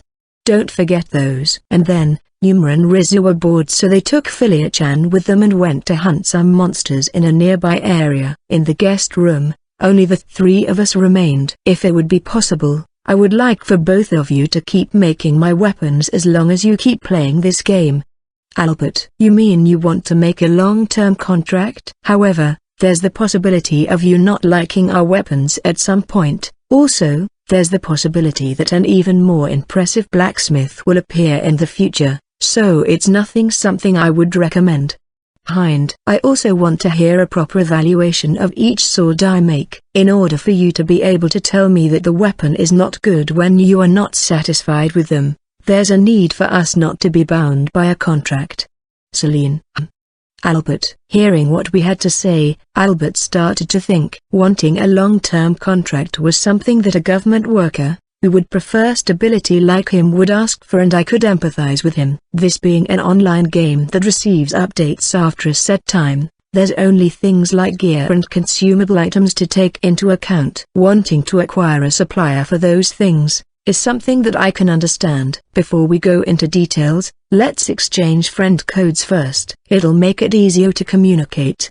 Hind. Let's do that. Albert. This was also to establish a relationship. Me and Celine-san exchanged friend requests with Albert. The first time we met, I never thought that he would be a player we established such a deep connection with. Since our playstyles were so different, I thought that would be the only time we would meet. For us, like Celine-san said before, it would be ideal to undertake requests on a one-by-one basis. In the case that you don't like the weapon, we don't mind if you go to another blacksmith. Hind. We'll never know if you'll always be satisfied with them after all. You are quite particular about the weapons you use, and that is something I have noticed after talking to you so far. Since you are all playing as a mercenary, this is an important point for you after all. Celine. Just by you taking that stance towards crafting, it already makes me think that it would be fine to enter a long-term contract, but... No, it's fine. Understood. However, I'll pay it in full in advance. If what you craft turns out to be better than I imagined, I'll give you additional pay. This is something I won't back down from. Albert. In case the weapon that's made is not to his liking, he won't complain either. After saying that, he crossed his arms. It was a favorable contract with no demerits for us. Me and Celine-san nodded to each other. The gold Albert showed us was way more than necessary. On top of that, he had also brought the ingots made from rare metals from the Bully Confederation. In that case, we'll accept those conditions. Hind. Thank you. Me and Philia are in the royal capital of Waha because of a request to guard some people that wanted to immigrate to it. We plan to be in Sala for around 3 days. Can I ask you to have the gear prepared within that time frame? If it's not possible, I don't mind if you extend. Albert. That won't be a problem. No matter how long blacksmithing takes in TB, it's possible to craft a single sword within 1 hour. Celine. Albert expressed the time frame he would want the weapon to be done in, and Celine-san immediately gave him a reply. However, the Albert parent and child duo are going to be here for close to 3 days. Albert-san, actually, I have an idea. Hind. Both of them looked at me with curiosity, and I suggested them coming with us to investigate a certain place. He replied with interesting. Let's go together. His face right now looked ferocious and he laughed in agreement. I know he didn't mean to do it like that, but, Aniki, Celine-san is getting scared. The next day, we were standing at the entrance of the pyramid. The menu window showed that our current location was King Nurl's Pyramid. This was one of the many pyramids in the Abilga Desert, and it also was the one with the lowest level monsters. It was also the one that Rizu scouted before. Even if I say the lowest, the monsters here were level 50, so since the current cap is level 40, it might be a place we shouldn't be going into yet. The members from Migratory Bird were me, Celine-san and Rizu. Besides that, the Albert parent and child duo were going to accompany us this time. Toby. Or should I say, Shui. It seems like the homework he handed in was done quite poorly, so they asked him to redo it, and he's studying today. Miyu seems to have gone out to eat outside with Uncle Akafumi, so she's not going to log in today. The truth is, we were going to decide who was going to participate via lottery or rock paper scissors, but I feel bad for those two, but we have managed to form a 5-man party without issues this way. Well then, I wonder what will show up in here. Albert. Instead of only monsters, it would be nice if there was some treasure in there. Hind. What's the scope of the place inside? For the time being, we have brought short swords as backup weapons. Albert. Rizu should be able to answer Albert's question. That being the case, I gazed at my little sister, who was standing over there. The inside was really spacious, so I believe that Albert-san should be able to swing his great sword around. Rizu. Judging from what Rizu said, it seems like it's more spacious inside than it looks. It also looks like there are lights at fixed intervals on the side, so exploring won't be an issue. It's probably said like this because it's a game. It's something that would have no real purpose realistically speaking, and it's done so that you can go in without worries. In that case, there's no issue. While we are moving, I'll be at the front and Philia will be at the rear. When we are fighting, we'll both be at the front. We are both heavy warrior, so feel free to use us as shields. Albert: Ooh, so reliable. In that case, can I ask you to give all the instructions? Hind: You do that, Hind. Philia and I will follow your instructions. Albert: Yes, we'll obey. Philia: Eh? Hind: You won't do it. No matter how you look at it, this is a high difficulty dungeon. We came here after borrowing their strength. Especially if Albert Anarchy is here, won't we be able to do something even if there's a 10-level difference? That's the expectation I'm having. Regarding the items we obtain here, if they are ingredients that can be used, they'll be used for the great sword and axe. The leftovers will be left for us. As for the rest, we've agreed to divide them equally between us. In that case, let's get going. Hind: After I gave the order, everyone nodded and we entered through the narrow entrance one by one. But, do I really have to act as a commander this time too? Since Anarchy is here, I thought I'd be able to take it easy this time. Just as Rizu had said, the inside of the pyramid was different from what I had thought. Or rather, it was far different from the interior from real pyramids that I had read about. Instead of leading underground, it was a dungeon with stairs leading upwards. In this type of setting, isn't there usually something at the top? Then, the first monster we met was a standard one. There was a mummy moving around. Seeing that, Rizu raised her voice and linked her arms with mine. Kaya, I'm scared, Hind-san. Rizu: Your voice is really monotone, Rizu-chan. It's really obvious that you just want to stick close to him. Celine: To begin with, this should be the second time you've seen this monster. Hind: HMPH. Rizu: Seeing how we acted without a hint of tension by giving us a side glance, Albert swung down his sword in a flash and left the monster with a slimmer of HP, and Philia-chan finished it off with her axe. It was as if their offensive ability was saying that there was no meaning in their difference of levels. This parent and child duo are so strong. Though I already knew that, it seems like there won't be any issues unless they come in groups. Hind: Is it fine if I charge in without bothering to defend like Yuma does? Albert: Yes, it's obviously fine. Leave the healing to me. Hind: Philia-chan too, if you need support, don't be reserved and ask for it. I have learned buffing skills and I can heal status ailments. Hind: Thank you. Philia: It might be impossible to instantly revive them like I do with Yuma, but from what I saw in the tournament, these two know when to go in and retreat, so I believe they will be quite easy to revive in case they ever become incapacitated. Our members are all rearguards, so I believe it won't be that hard to work together. After that, we got into quite a few fights, but Albert and Philia started to move while keeping track of Celine-san and Rizu's line of sight. They are worthy of the name mercenaries. They can adapt really well. Even if it was an impromptu party, we had really good teamwork. See? Albert: Ooh. Hind: Philia: You are.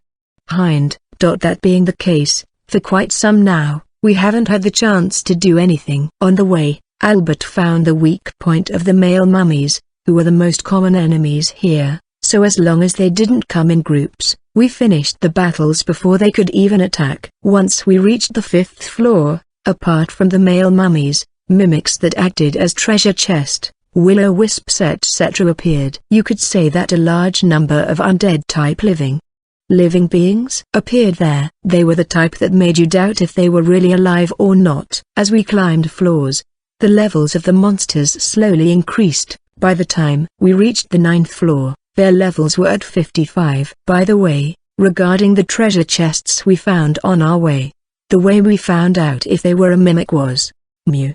Albert. To say it simply, Albert identified them. It seems like the one he touched right now was a mimic. The sharp teeth proceeded to bite his burly arm without any hesitation. There. Albert violently slammed the mimic that had bitten his arm against nearby wall and the battle started. But, just when I finished using healing magic on Albert, he proceeded to attack it instantly and the mimic was cut into small pieces. After all, the mimic was already nearly dead by the time Anarchy had slammed it against the wall. Just how strong is he, really? Normally, we would make use of the identification type skills from the balance type light warriors. However, This party currently doesn't have one. That being the case, we adopted this method of having Albert, whose HP was the highest, to forcibly touch the treasure chests without worrying about traps. Even if he takes damage or status ailments, there's a Shinto priest here after all. After the battle was over, Albert, who wasn't breathing even slightly heavily, put away his greatsword and continued walking as if it was natural, and we just followed him as a group. However, since Aniki is proceeding as the vanguard without any hesitation, our clearing speed is really fast. He's really strong. Hind. That's true. If it were Yuma-san and Tobi-san, they would immediately start screaming and making noise each time we found a trap, and we would stop, even though it's not like they are weak. Rizu. These stairs lead to the 10th floor, right? This pyramid, the dimensions of the exterior and interior really don't match up at all. Celine. Now that she mentions it, the arena was the same. In both cases, if the interior and exterior had to match, they would be gigantic structures after all. Things like making them so that they don't get in the way of the scenery. There are a lot of things that they have to take into account. Just then, the man that had quickly gone forward, turned back to us and stopped moving. Hind. Albert. What's wrong? Hind. It seems like the 10th floor is a safe area. Let's rest here. Albert. I passed by Albert's big back and looked forward. Over there was a peaceful room illuminated by sunlight from a portion of the wall that had collapsed. You could see the stairs leading to the next floor from here. A green light from under our feet appeared, indicating that we had just entered a safe area. We put away our weapons and moved to a suitable place to sit down. Today's menu is lamb meat katsu sandwich. Since we are out exploring, I cut them in a way that it would be easy to eat and handed one to each member. Time to give it a bit. Hind. Seconds. Philia. You eat so fast. Sorry, wait a moment. Hind. The sauce was exquisite. Philia. Having been interrupted by Philia-chan, I left my own portion aside for a moment and looked through the basket. I'm glad I made some extra. I took some katsu sandwiches from inside the basket and placed it on top of Philia-chan's hand. She thanked me for them and returned to where Celine-san and Rizu were. Then she started to sink her teeth on the katsu sandwiches that were in both of her hands. When I looked at that for no particular reason, Albert approached me. Sorry about that, Hind. Albert. It's no problem. Philia-chan is working hard during fights after all. Hind. Until now, thanks to this duo, our fights had been really stable. I'm not sure how things will be in the next few floors, but it might be possible to somehow clear them until there are about 20 levels of difference between us. If it seems impossible, we have planned to just retreat. Today, Philia seems to be having more fun than usual. Now that I think about it, it might be because it's the first time we have explored a dungeon. Albert. She's having more fun than usual? Looking like that? Hind. As an outsider, she looked no different from how she usually was. He might know because they are family. As far as I am concerned, she still has the same blank expression as the first time I met her. She's similar to me. Please get along with my unsociable daughter. If she's to interact with all of you, I'll be at ease. Albert. I see. Hind. I don't know what criteria Albert used to say that. In that case, by taking advantage of this, I guess I should suggest to Philia-chan that we exchange friend requests. I was finally able to pick up my own portion of katsu sandwich, and as I took a bite, I was enveloped in a sensation as if the fatigue was being taken away from me. Yup, it's tasty. Once we left the resting area on the 10th floor, the enemy's strength immediately went up. The time each fight took gradually increased and the speed at which we proceeded also slowed down. However, as we kept fighting, our teamwork improved. Timing of the buffs, who to target with debuffs, delaying the enemies with bolts, and the two people in the front exterminating everything. Even if our clearing speed decreased, the way we fought improved. If we are with you guys, it feels as if we could go anywhere. Albert. It's comfortable. Philia. The three of us suddenly became busy, but it seems like the parent-child duo took a liking to our support. We were currently on the 20th floor and the monsters we met were finally above level 50. As for the spoils we earned until now, there were some low-grade gems, some cloth materials, a necklace with resistance to poison and a few small gold ingots. These results are quite sad. The necklace does seem rare though. Hind. This makes coming here not worth it. Isn't there some kind of destructible object around here? There are some walls here and there that we can investigate though. Shien. In the end, there was no secret chamber so far. How much further should we climb? That would be hard to judge right now. Hind. Since we were going to explore a place we had no information about, we had deposited all our money in case we wiped. However, I would want to avoid a situation where we wiped if possible. Aiming for results while making sure we played it safe, we carefully moved forward while taking those into consideration. Albert looked at us and placed his fingers on his mouth while being pensive. Fume. There are dungeons like this all over the place in the continent. Albert. Do you know anything about them? Anything's fine, I would like to have some information. Hind. There are obviously some players that were motivated to clear them and they entered them prematurely. Albert.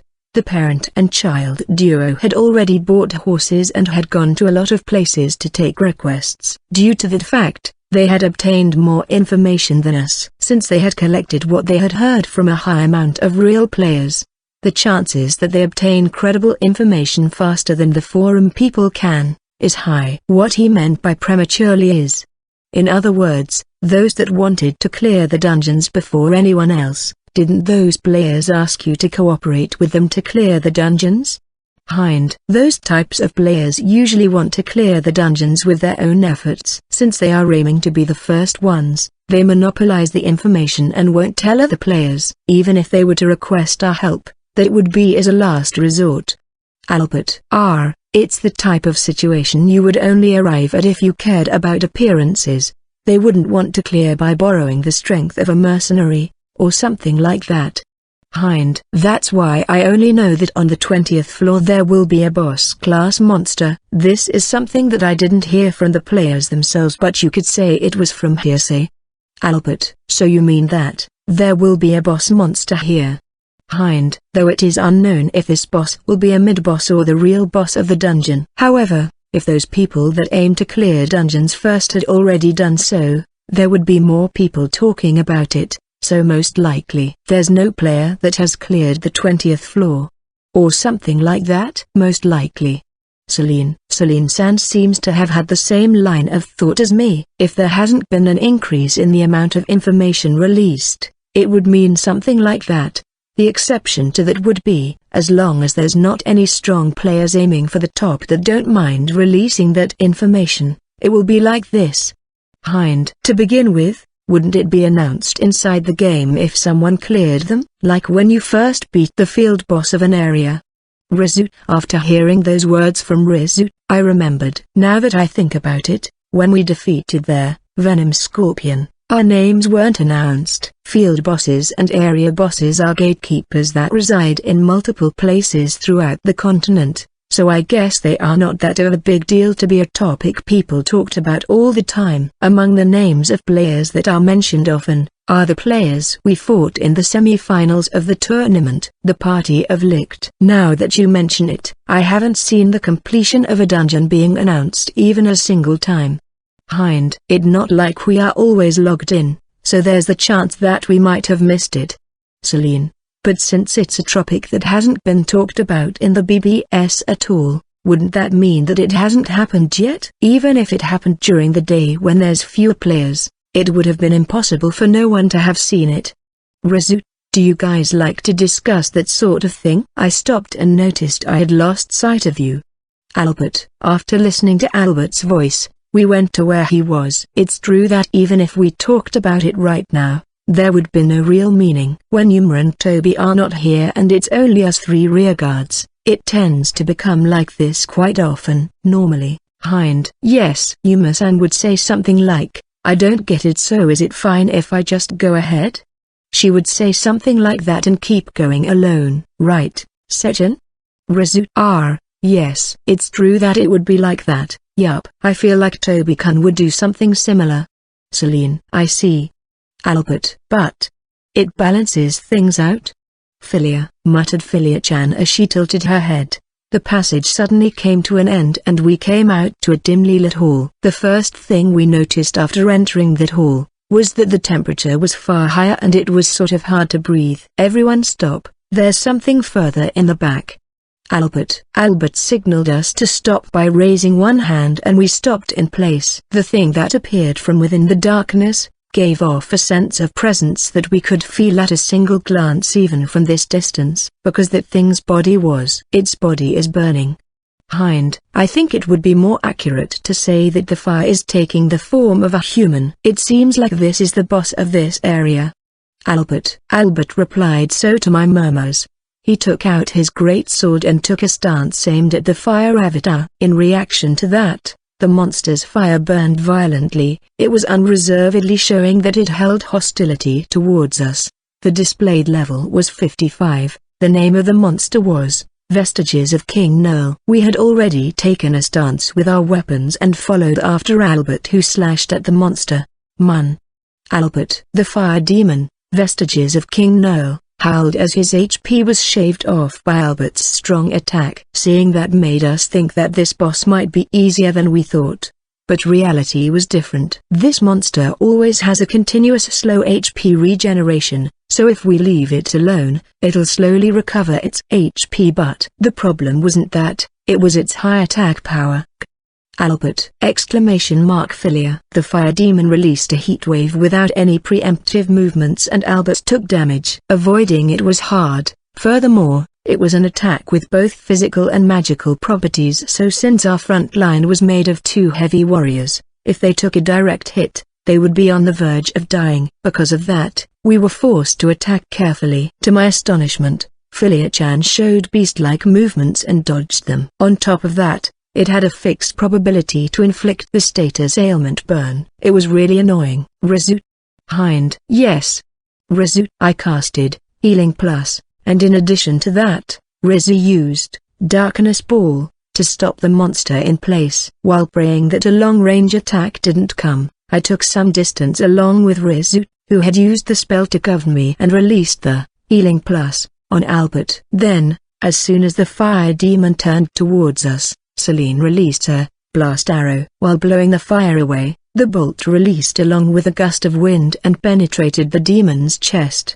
The displayed HP did decrease, however, it showed no reaction to it. It also showed no signs that it wanted to go after Shien-san, who had released the bolt. Philia-chan glanced at me for a second and we exchanged looks, then she activated Heavy Stance. It should be a skill that increases her attack and physical defense, although it doesn't increase magic resistance. On top of that, if she went as far as to look at me, does that mean she plans to go in and deal as much damage as she can until she gets incapacitated? In that case, I supported the girl that took a stance as if she was going to release a strong skill with Attack Up. Since I used a buff, the demon released fire at me. This is the only attack of his that's easy to read. I dodged it and started casting Revive. Go, Philia. It's time to show your power.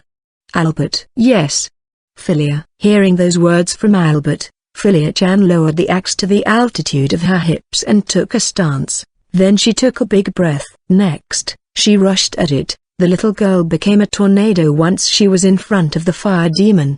Tornado swing. With her own body as the center, she violently spun around along with her axe. The mass of fire was being dispersed. If it was a player with weak semicircular canals like Yuma, it would be a skill where you would self-destruct instantly, but if you were able to use it properly, it had incredible power, pummeling the monster with the attack power of a heavy warrior. But the speed of an average light warrior was the highlight of this skill. In the end, after she dealt around 30% of the Vestiges of King Noel's HP and damage, she was enveloped in flames due to its counterattack and became incapacitated. This was a display that showed that she was really her dad's daughter. It was as if she was showing off to us. Incredible. Shien. There's also the fact that she didn't miss at all even though she was spinning around that much, but for her to go towards those flames without a hint of fear. Rezu. Shien-san and Rezu leaked those thoughts. Leaving aside their appearances, they were really father and daughter. Even if she doesn't talk much, An overflowing amount of fighting spirit was packed in that small body of hers. "All right, done. Albert-san." "Hind, I know. Leave it to me." Albert. A few seconds after Filia-chan became incapacitated, I released revive on her and she unsteadily stood up. During that time, Albert acted as a wall and didn't let a single attack go towards us. What was this sense of security? The enemy had around 30% HP left. We just needed another push. Just when everyone was thinking that, something unusual happened. The moment Albert's slash took down its HP to under 20%, the fire demon's body swelled up to many times its size and exploded! Albert! Hind. Due to the explosion, all of us were sent flying towards the ceiling, walls, floor without being able to make a single sound. Gaha! Ha! Ha! Hind. While trying to contain the feeling of heat coming through my throat, I looked in front of me and saw the other 4 members not moving at all while facing the ground. This is bad, so bad. If I had died, we would have wiped. It seems like that explosion was a powerful skill that triggered once its HP reached a certain point. While running away from the demon that was rampaging around because it had entered berserk mode, I was frantically thinking about who I should revive first. A rearguard is no good. Both of them don't have the ability to distract the enemy while they dodge around. That leaves it to Albert or Filia-chan, but Albert's fighting style is one where you could say that his offensive skill is his greatest defense, one where he shuts down his opponents with his overwhelming offensive power. That being the case, against an opponent that doesn't have a physical body and mainly attacks with magic attacks, buying time would be hard for him because of bad compatibility. Thinking back on the reflexes she showed a while ago, I made my decision. I took out a holy water from my inventory and increased the distance with the fire demon with a backstep. There's only one chance. If I fail, it'll enter CD and I won't be able to use it again. The fire demon raised its arm and violently swung it down. I went under it while narrowly escaping getting hit, brandished the bottle and threw it. "Please hit." Hind. The bottle I had no other choice but to throw due to the demon's violent attacks, hit the little girl and broke. It shined with a pale light and the liquid enveloped Filia-chan's body. Filia. Looking as if she didn't understand what was going on, Filia raised half of her body and looked around. Can't be helped. Yuma, who had gotten used to dying, was an abnormality. But, please notice me already. Geez! Hind. Look out! Filia. It was the first time I heard her shout. Having no time to be surprised about that, I rolled to get away from the flames. Once I took a stance in a panic to anticipate the next attack, I saw a slender body in front of me that acted as if it was protecting me. Hind. I'll leave healing everyone to you. I'll do my job as a vanguard. Filia. Yeah, I'm counting on you. Hind. I threw an intermediate potion at the small back in front of me and recovered her HP. Believing in her physical ability, I started casting revive, which had come back up. The target is the one with the highest magical resistance after Shinto priests, the mage Rizu Tsk. Filia-chan jumped, rolled, ran, and at times she bent down and took a posture that made it look as if she was running on 4 legs and moved around to avoid the demon. While holding a heavyweight class weapon, she displayed dodging skills that would put a light warrior to shame. Seeing that, it made me confirm that choosing her had not been a mistake. Those movements are mesmerizing. Then I finished casting revive. Once Rizu got up, she used a holy water on Albert. Albert opened his eyes wide once he saw his daughter fighting alone, but he remained calm and used a holy water on Celine-san. With this, everyone is revived, and lastly, I used area heal to instantly make us able to go back into the fight. Filia-chan, who was finally in tatters, fell back and Albert switched in as the tank. You did well, Filia. Leave the rest to Dad. Albert. Yup, Filia. The moment he passed by her, Albert lightly patted Filia-chan's head with his big hand. I get the feeling that Filia-chan made a small smile right now. No, was it my imagination? Now that I'm looking at her, she has that usual blank expression on her. There, vestiges of King Noel, had recovered its HP up to around 40%, but having witnesses all the effort his daughter had gone through, Albert was filled with fighting spirit he didn't have before. He had already activated Berserker Edge, and his body was enveloped in a dark red aura. The three of us, members of Migratory Bird, exchanged glances and Rizzy used Guard Down on the boss and I cast Attack Up on Albert. Red light converged in his great sword. He had started to charge Rampage, ignoring us, who had used buffs and debuffs. There, vestiges of King Noel stayed in place. While dodging its attacks by a hair's breadth, Albert kept charging up. Immediately he had finished charging up, it released a dazzling light and Celine Sands' blast arrow hit the demon's body. Just as there, vestiges of King Noel had its movements stopped by the bolt, Albert leapt forward. While holding his great sword over his head, he released all his strength in a single blow along with a war cry filled with fighting spirit.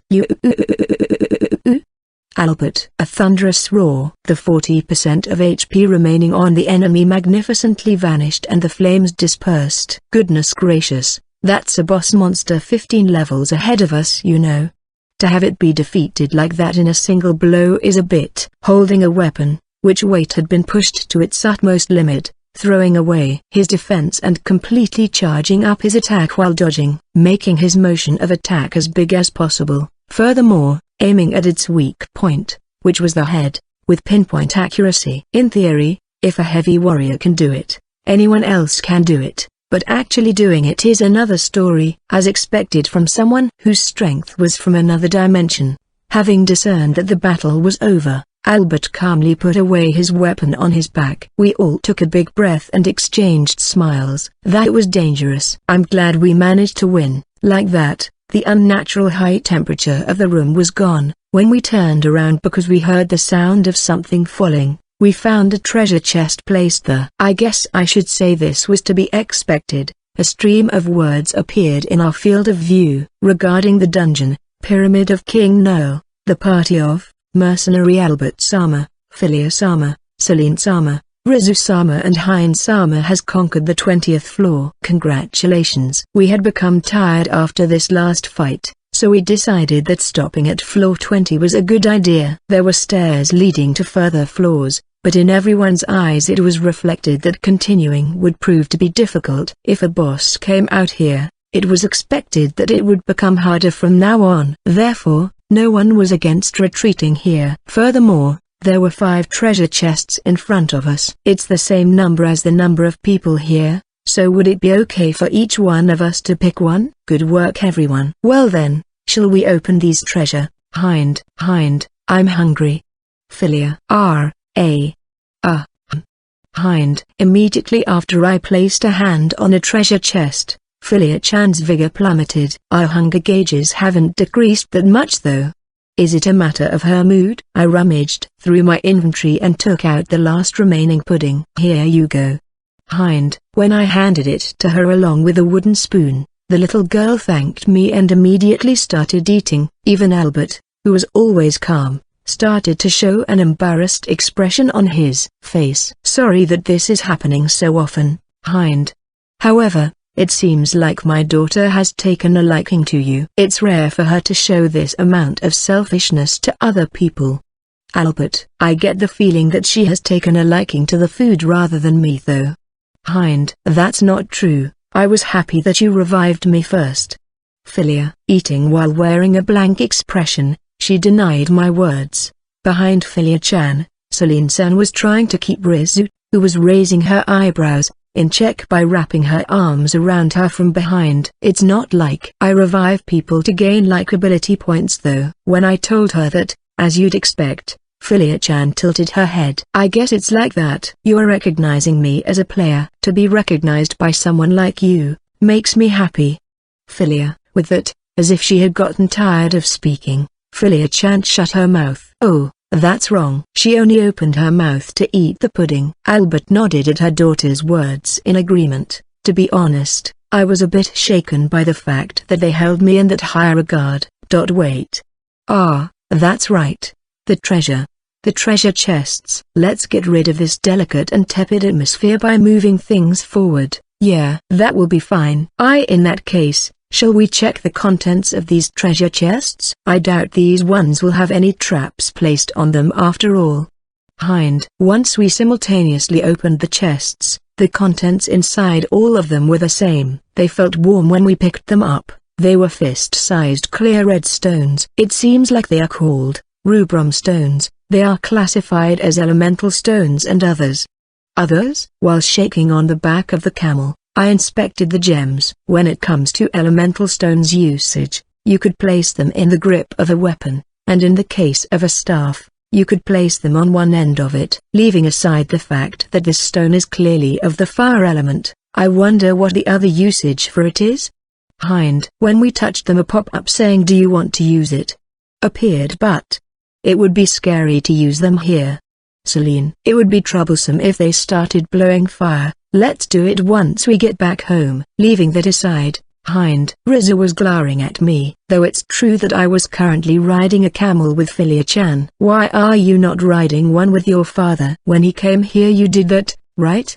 Hind. I feel bad for the camel because Dad is heavy. It looked exhausted by the time we were reaching our destination.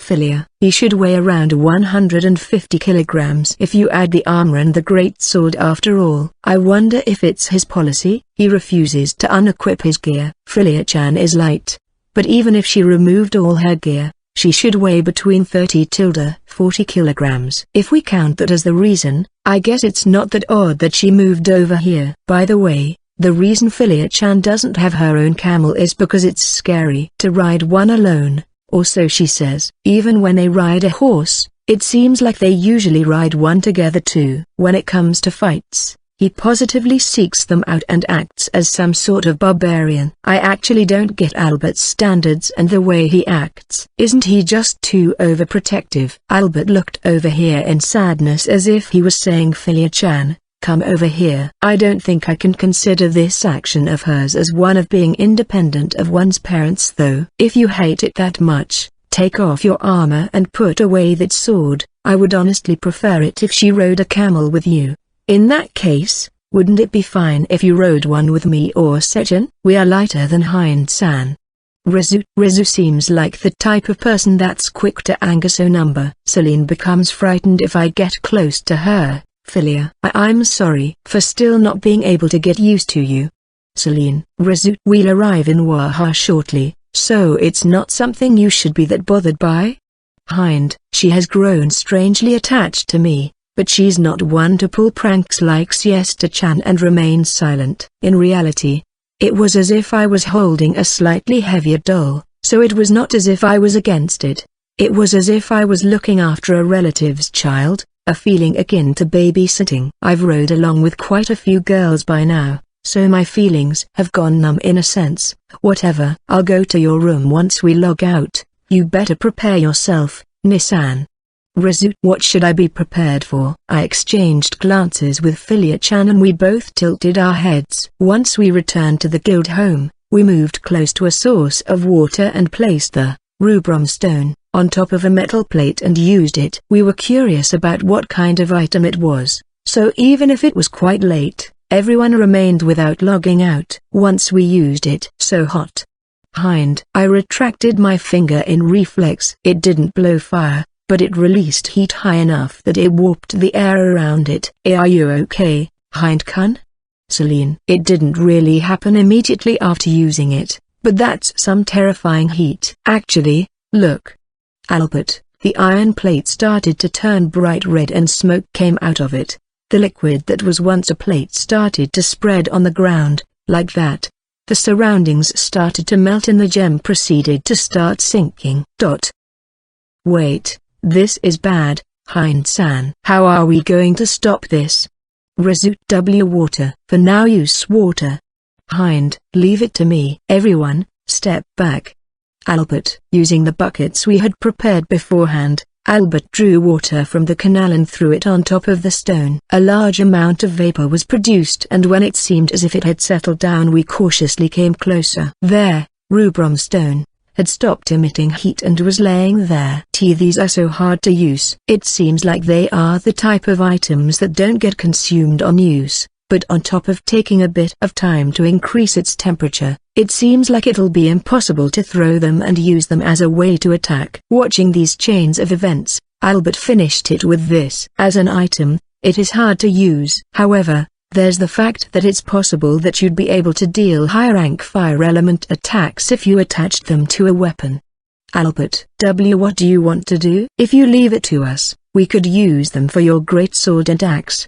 Celine. After Celine-san suggested that, Albert crossed his arms and started to think, and after exchanging some words with Filia-chan, he said this. In that case, make Filia's axe an elemental weapon. In our case, there are a lot of times where we lack attacks with magical properties. After all, since I want to request mine to be non-elemental, you can keep the remaining stone. Albert, are you sure? This item, I believe it's extremely valuable given the current state of the game. Celine, I don't mind. There might be difficult to work with, but you guys have something in mind, right? Albert said that as he looked at us. Well, I guess he guessed that by looking at our faces. If it's this item, the number of uses it has is limited. As a test, we all said out loud what we were thinking, and it turns out that we were thinking the same thing, namely, fuel for the furnace. Fuel for the furnace. Maybe, if everything goes well, the amount of alloys I can make will increase. Celine, fuel for the furnace, right? I can't think of anything else. Result. The answer we arrived at was this one. If it turned out that it was impossible to use within the firebrick, it would have no other use like the rest of the elemental stones. TLN, as in, no other use but to add elemental properties to gear. Nissan. Rise. Yua. Wataru. As soon as we logged out, Rise invaded my room with unbelievable speed. Due to the force with which she opened the door hit the stopper and rebounded. I was so shocked that I nearly fell from my bed. I thought I told you that I'd go to your room after we logged out. Well then, prepare yourself. Rise. You weren't just joking? Before that, didn't we log out at the same time? Wataru. You would usually feel a bit dizzy for a while after you log out though.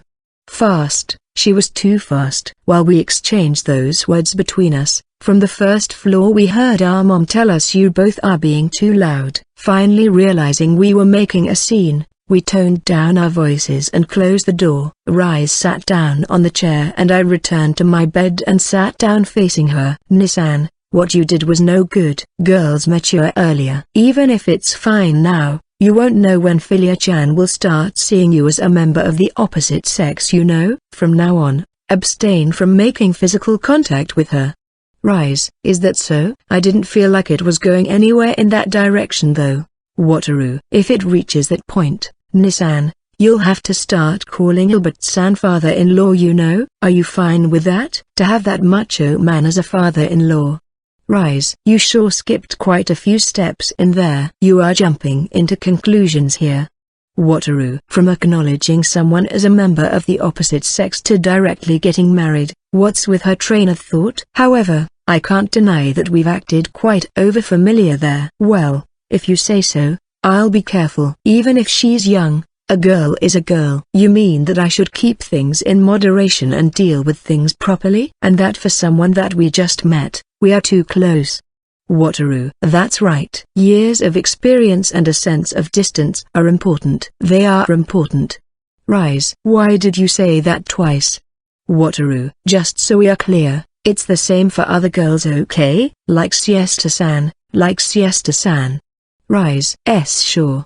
Wataru. Even if the other party doesn't mind it, as Rise said, I might have to be a bit more careful. By the way, in TB, if you try to touch someone else when they clearly don't want you to do so, you'll be given a warning. This is different from attacking and defending in battle though. When you are being given the warning, your body will be transported a certain distance within seconds. It's also set so that the warning will disappear if you stop and raise both of your arms. For people that cross the line, the management will get into contact with them.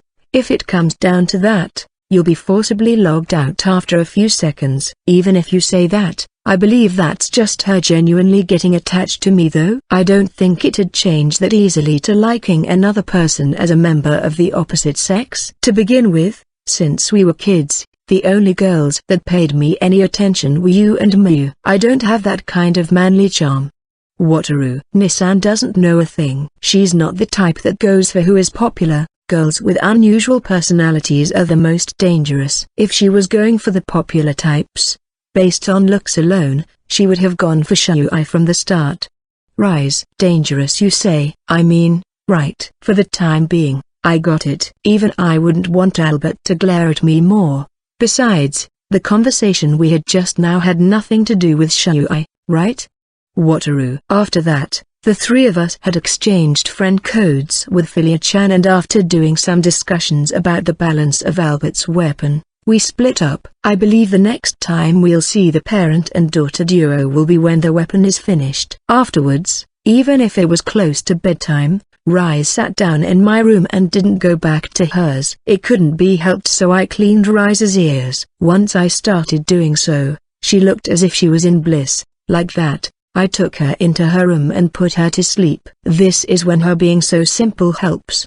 Since she was young, her ears were her weak point. Then, before I went to sleep, I took a look at a thread I was interested in. It was the thread to talk about dungeons. Due to the announcement earlier, I wonder if people have already leaked the information. I turned on the PC and browsed the page. Information thread to talk about dungeons 2 please. This is a thread to talk about the dungeons in TB. In case you are going to talk about a specific dungeon, please add the name of the country, the field name and the name of the dungeon. Ignore the trolls and be well-mannered. The next thread will be made once we reach greater than 950 comments. 53, Nameless Light Warrior, ID, B5R3 TAR. There's really no information at all. The thread has become stale. 54, Nameless Mage, ID, UE9HPZR. In one of those that you have to go underground, I reached the 10th floor but it went badly. Since the enemies are strong, we couldn't clear it. 55, Nameless Knight, ID, 9SID56P. This thread is going so slowly. For there to have been no replies for half a day is 56, Nameless Shinto Priest, ID, FGMNSHP. It's because of a Tengu, it's the work of a Tengu. 57, Nameless Heavy Warrior, ID, Elid5P. It's because the people that want to clear them don't want to release the information. 58, Nameless Shinto Priest, ID, FGMNSHP. Don't give him a serious reply lol. Leaving the jokes aside, it's also kinda because it's too early with our current level cap, maybe? 59, Nameless Archer, ID, VZV5MAC. In the lowest ones, the enemies in the first floor were around 45, right? It feels like the developers are telling us not yet. 60, Nameless Knight, ID, 9SID56P. No, since they let us enter them, wouldn't it be something like dry clearing this instead? 61, Nameless Light Warrior, ID, B5R3 TAR. Right? If they didn't want us to enter them, they would prohibit us from entering until it was time. 62, Nameless Heavy Warrior, ID, R96CS. Oh, unexpectedly, there are people in this thread today. Did something happen? 63, Nameless Shinto Priest, ID, FGMNSHP. Not really. I have free time because of the event. Isn't it just a coincidence and all the people that don't want to participate in it came here? 64, Nameless Martial Artist, ID, 2Y5NAT. For people that like to fight, apart from getting money, they would go to unexplored areas.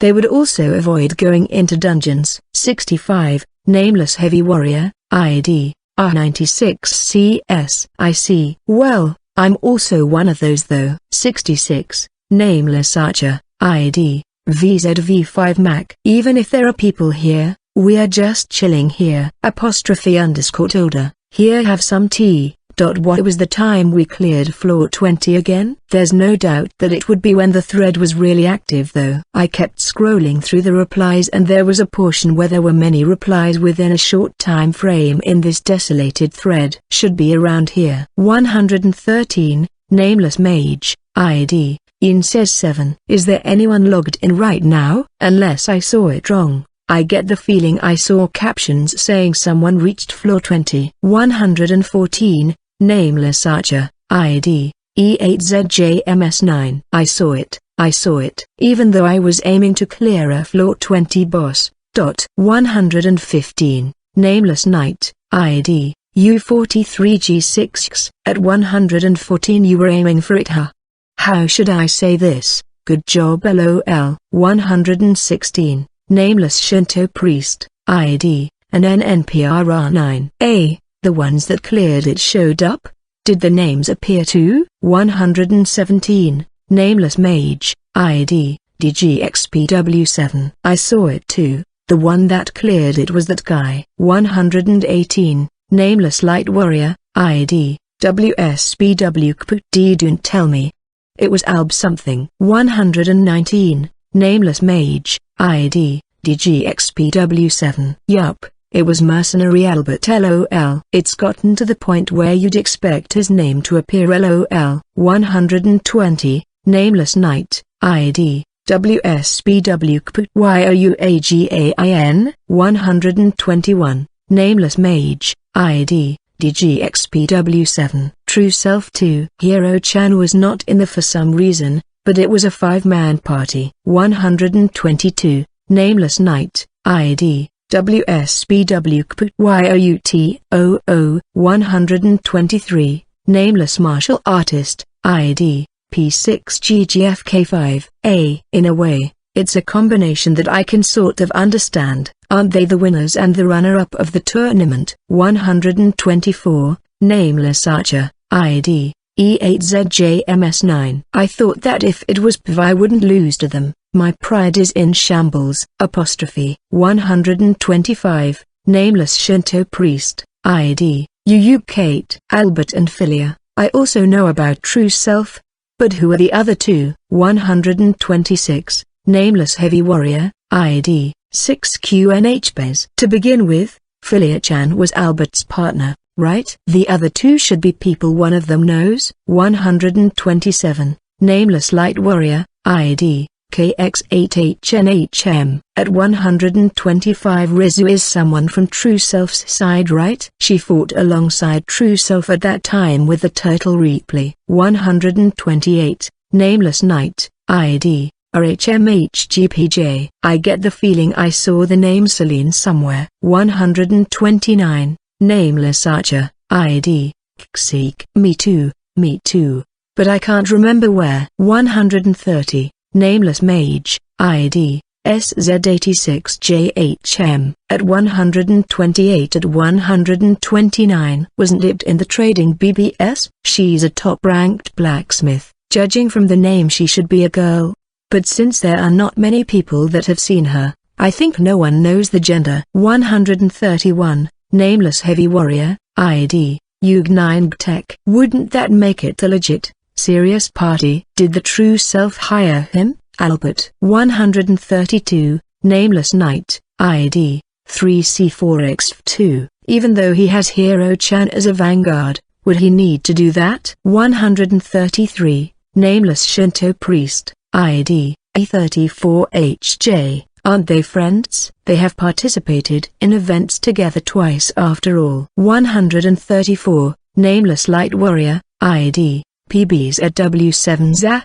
In that case, he's having Albert fight for free. I'm so jealous. 135, Nameless Archer, ID, Kseek. It's pretty expensive, isn't it, to hire Albert as a mercenary? Though I don't know the details. 136, Nameless Heavy Warrior, ID, UZIXP. Is that so? How much? 137, Nameless Knight, ID, Astkr. Albert has a personal blog, so go there and look it up yourself. 138, Nameless Heavy Warrior, ID, UZIXP. So strict LOL. Well then, guess I'll go take a look. 139, Nameless Archer, ID, E8ZJMS9. Since there's no meaning in hiding information about the 20th floor, I'll leave this information here. There are traps and mimics acting as chests in every dungeon. The boss is on floor 20. Once you deal enough damage to its HP, it'll do a powerful attack that hits everyone. The monsters on the way share the same elemental weakness. The boss can be the same, but there are cases when it's a different element. Something like this, My party couldn't get through the party-wide attack and was wiped. This is the information I got from 3 dungeons, even though we were making new armor to clear the dungeons. 140, Nameless Mage, ID, SZ86JHM. In that case, I'll provide some additional information. The difference in levels between the monsters on the way is around 5 levels every 10 floors. The boss regenerates its HP. There's a rest area every 10 floors. Something like that. And there's apparently bosses that can heal themselves often and lean more towards battles of endurance. Our second dungeon was like that. Our healing items were the first to be gone and it was over for us. 141, Martial Artist, ID, ZPD2FKN. Good work out there, you two, and thanks for the information. 142, Nameless Mage, ID, SZ86JHM. Well, this is just information we observed from a few dungeons.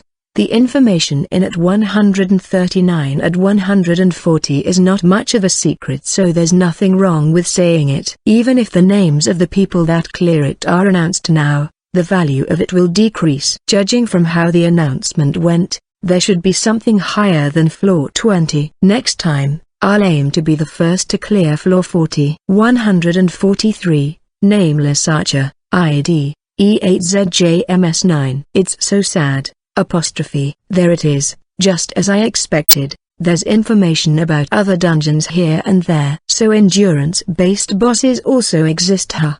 Are they something like the basilisk? The one we fought should be the offensive type that the archer mentioned. There's also other information here. There are bosses that make use of the terrain and also those that use status ailments frequently. After reviewing more information, I turned off my PC and went to the bathroom. By the way, where did you go to have dinner yesterday?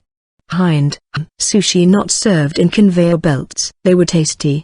Yuma. While harvesting the crops after logging into TB, I chatted with Yuma about what happened yesterday. In my hand was a small sickle. I tossed what I harvested into my inventory one after another. I had just finished talking about our exploration of the pyramid with Albert and Philia, then shifted the conversation to what Miyu went to eat yesterday. However, a high-grade sushi store. I'm so jealous. Ah, fish is also nice. We had hamburgers. Hind. Hamburgers? At home? Yuma. Yeah. Made the buns with fermented dough and toasted them. I also tried making homemade hamburgers from scratch. Since Mom and Rise looked happy, I think they came out well. I think for next time, I might prepare pickles. Hind. Gulp. Yuma made a sound with her throat and her hands stopped moving. That would have been fine by itself, but she was approaching me while begging me with her eyes. So close, her face is so close. I get it, I got it. Next time I'll make a portion for you too. Hind. You are not lying, right? Yuma. More importantly, look, don't stop moving your hands. Today it's only both of us here. If we just talk, we'll never finish. Hind. Though even if you say that, as you can see, about half of them have withered. Yuma. Don't say it, it'll make me sad. Hind. Even with the improved soil, half of the medicinal herbs we had planted had withered. I think the biggest reason is that it's too hot over here for them. When it comes to the succulent plants, they have grown pretty big in just a few days without any issues. Though I guess that's pretty obvious considering those plants are local ones. But Yuma, have you noticed? We are picking the medicinal herbs along with seeds, right? Hind. I can see that. Is there anything wrong with them? Yuma. Along with the normal seeds, there are some weird ones mixed in there. Look at them carefully. Hind. Since the inventory automatically sorts things, it should be easy to see. Hearing my words, Yuma opened her window menu and operated it. Resistance. Yuma. They have resistance to heat level 1. In other words, these medicinal herbs. Hind. You mean that they have adapted to the heat? Yuma. It seems like that's the case. If we can stock up on this generation of medicinal herbs that have heat resistance, in other words, Hind. Yuma's face brightened up. There's the possibility in the future that the number of medicinal plants that wither will drastically decrease. Plants inside the game grow way faster than in real life, so there's a possibility that it becomes reality in the not-so-far future. Once we are done with the medicinal herbs, I want to grow some food ingredients. Hind, potatoes. Hind, we should grow potatoes. Yuma, you were just reminded of the hamburgers and are thinking about French fries? Hind, just so you know, I also plan to eat that hamburger in real life, okay? I don't want to do it inside the game, even if it tastes the same. Yuma, I know. Hind, to begin with, since the cookware is different, there's no way they would taste the same. The seasoning would also be different from real life. Now that I think about it, I have never had that taste inside the game. They don't appear that often, monster meat that is. Speaking of ingredients, in order to raise cattle, we should make an area with grass. Hind, something like cows, pigs and birds? Yuma, that's right. There is far more preliminary work involved compared to a farmland, so we'll have to do a lot of planning since it'll be difficult. Hind, we would also need a shed among other things, even though there are games out there that prepare everything for you. Yuma, we had already bought a plot of land for that purpose, so we plan to go through the same soil improvement method in the future. Like Yuma said, we also need to build a shed to raise animals in it. It'll take some time until we can finally start with that. We can't really afford to work on it currently. We might have been able to use one that was originally in a village or something, but unfortunately, Waha didn't really have an agricultural district. In a way, it's as if we were forced to do farm work in a big city. There were no small amount of inconveniences. We stopped chatting for a little bit, and for a short amount of time, we just kept harvesting. Hey, Hind, hasn't it been a while since we were alone for this long? Yuma, probably. We were only alone during the game's launch. Shortly after, Rizu joined us. Hind, that midget, muttered Yuma as her face warped once she remembered that. However, she returned to normal instantly, faced me and said, if you were to ask me, I would be happy if we could spend alone together like this once in a while. Is that no good? Yuma. She was acting quite meekly and looked at me as if she wanted to know what I thought about it. I thought for a second that I should make fun of her, but I stopped myself. If I angered her here, she would not talk to me until tomorrow morning, though she would forget after she went to sleep. You sure are saying something unusual. It's not like you hate it when it's lively, right? Hind, I rather like it. I don't mean that. My time with you is like when you say you have a different stomach for cake. You could say that it's like some nutrient that I definitely nay. Yuma, your comparisons sure are weird as always. You even infected my mom with it. But well, I sort of get what you mean. Let's see. Hind, I used the serious side of my brain and thought about it. At school or at home, it's true that the chances for both of us to be alone were few. I'll make some time for us to be alone like this. Today might have been a coincidence, but how about I shift the times a bit from time to time and we log in before everyone else? Hind, really? You are being serious, right? Alright, I can feel the power flowing. Yuma's cheeks loosened as she blushed, and with that vigor, she harvested the medicinal herbs at high speed. I'm so anxious that she might cut her own hand. Just so you know, by shifting the time, I mean that we'll go in earlier. No staying up late. Hind, I know. It's fine if I leave the student council early, right? Yuma, like hell it is. Is your brain okay right now? Hind, as a result, we talked and decided that we would log in early if both of our situations were suitable for it. Once we finished harvesting, we planted the seeds by giving priority to those with heat resistance and finished our work after watering them. After that we planted succulent plants, then we began working on the sandy soil. We mixed some medicinal herbs in there and they strengthened the effect on the soil. They have a lot of uses. Among the plants, there was a type that Yuma consulted me about planting them and admired. Oh, they have bloomed beautifully. The adeniums. Hind, you are right, though I don't like how they share the same name as that queen. Yuma, the adenium, also called the desert rose, was a beautiful crimson flower. Yuma was planning to use these in the contest, but, looking at the expression of the person in question, I could easily see what she was going to say next. But if it's just like this, It's boring. Yuma, I thought you would say that. So, what do you plan to do? Hind, I'll leave it to you. Make some sort of plan. Yuma, you are going to leave it to others? Yup, even if you tell me to make it not boring. Regarding plants, if you told me what drew your attention to them would be the color, the shape, how big they are and the fragrance, etc. Should we try to do some selective breeding? Hind, oh, for example? Yuma, even if we talk about red flowers, there are a lot of pink ones out there, so let's aim for something like one that's more bright red. Or we could do something like they do with roses and make an azure adenium. I think I've seen a blue adenium somewhere. Hind, ooh, I see. Yuma, I mean, it's a game, the degree of difficulty should be easier than it would be in real life, so it should work. What type would you want? You have until tomorrow to think about it properly. If we hurried up, they would be done in time for the date of the contest. Hind, got it. Yuma, after that, while being cautious of the thorns of the cactuses, we finished harvesting and planted seeds for the second time. With this, tonight's activities in the agricultural area are finished. We were able to smoothly finish the work we had planned. It didn't take that much time either. With a large amount of plants in our inventory, we returned to our guild home. We left the items we harvested inside the storage and an announcement that we had visitors in the guild home appeared. Yuma didn't seem to have noticed, so I checked my friend list. It seems like it was Philia-chan. Albert seems to be logged out. Could it be that she had come alone? Our guild home is set so that friends are free to enter, so she was already inside. I sent her a short email telling her that we were working and that she could go ahead and wait in the lounge. When me and Yuma kept sorting the items, Philia-chan showed her face through the entrance. Could it be that she couldn't wait? Good evening, Philia-chan.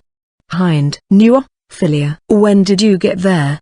Yuma, good evening.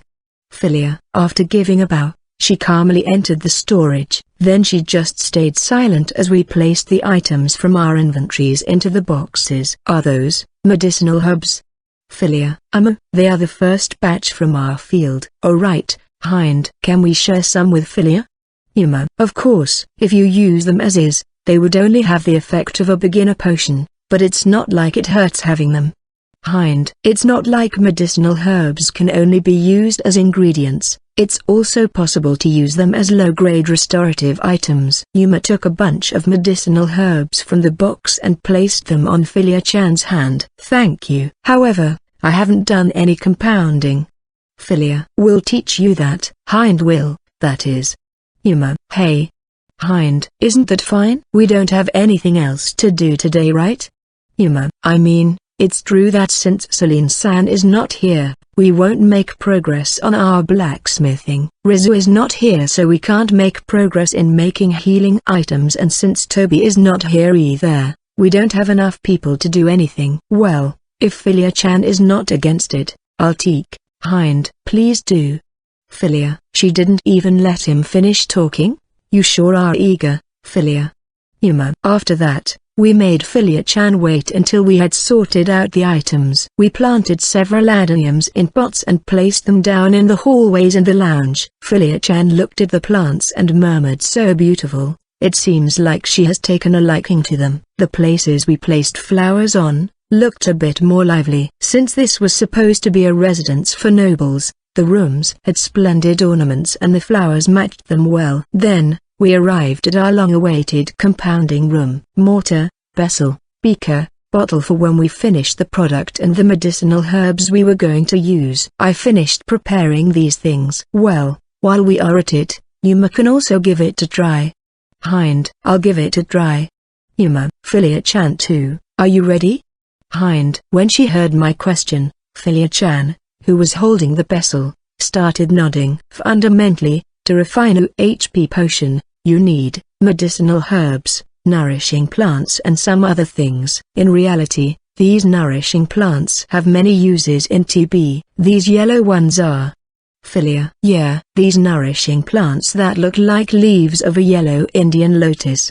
They look like the leaves of an Indian lotus, but instead of growing in water, they grow on the ground. Hind. They are plants that don't exist in real life. Philia. Obviously, they sprout all year round and anyway after all.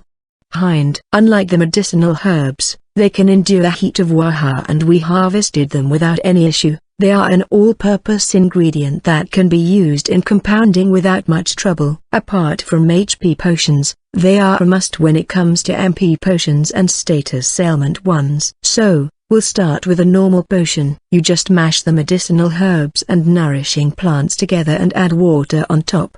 Hind. Grinding. It smells like grass.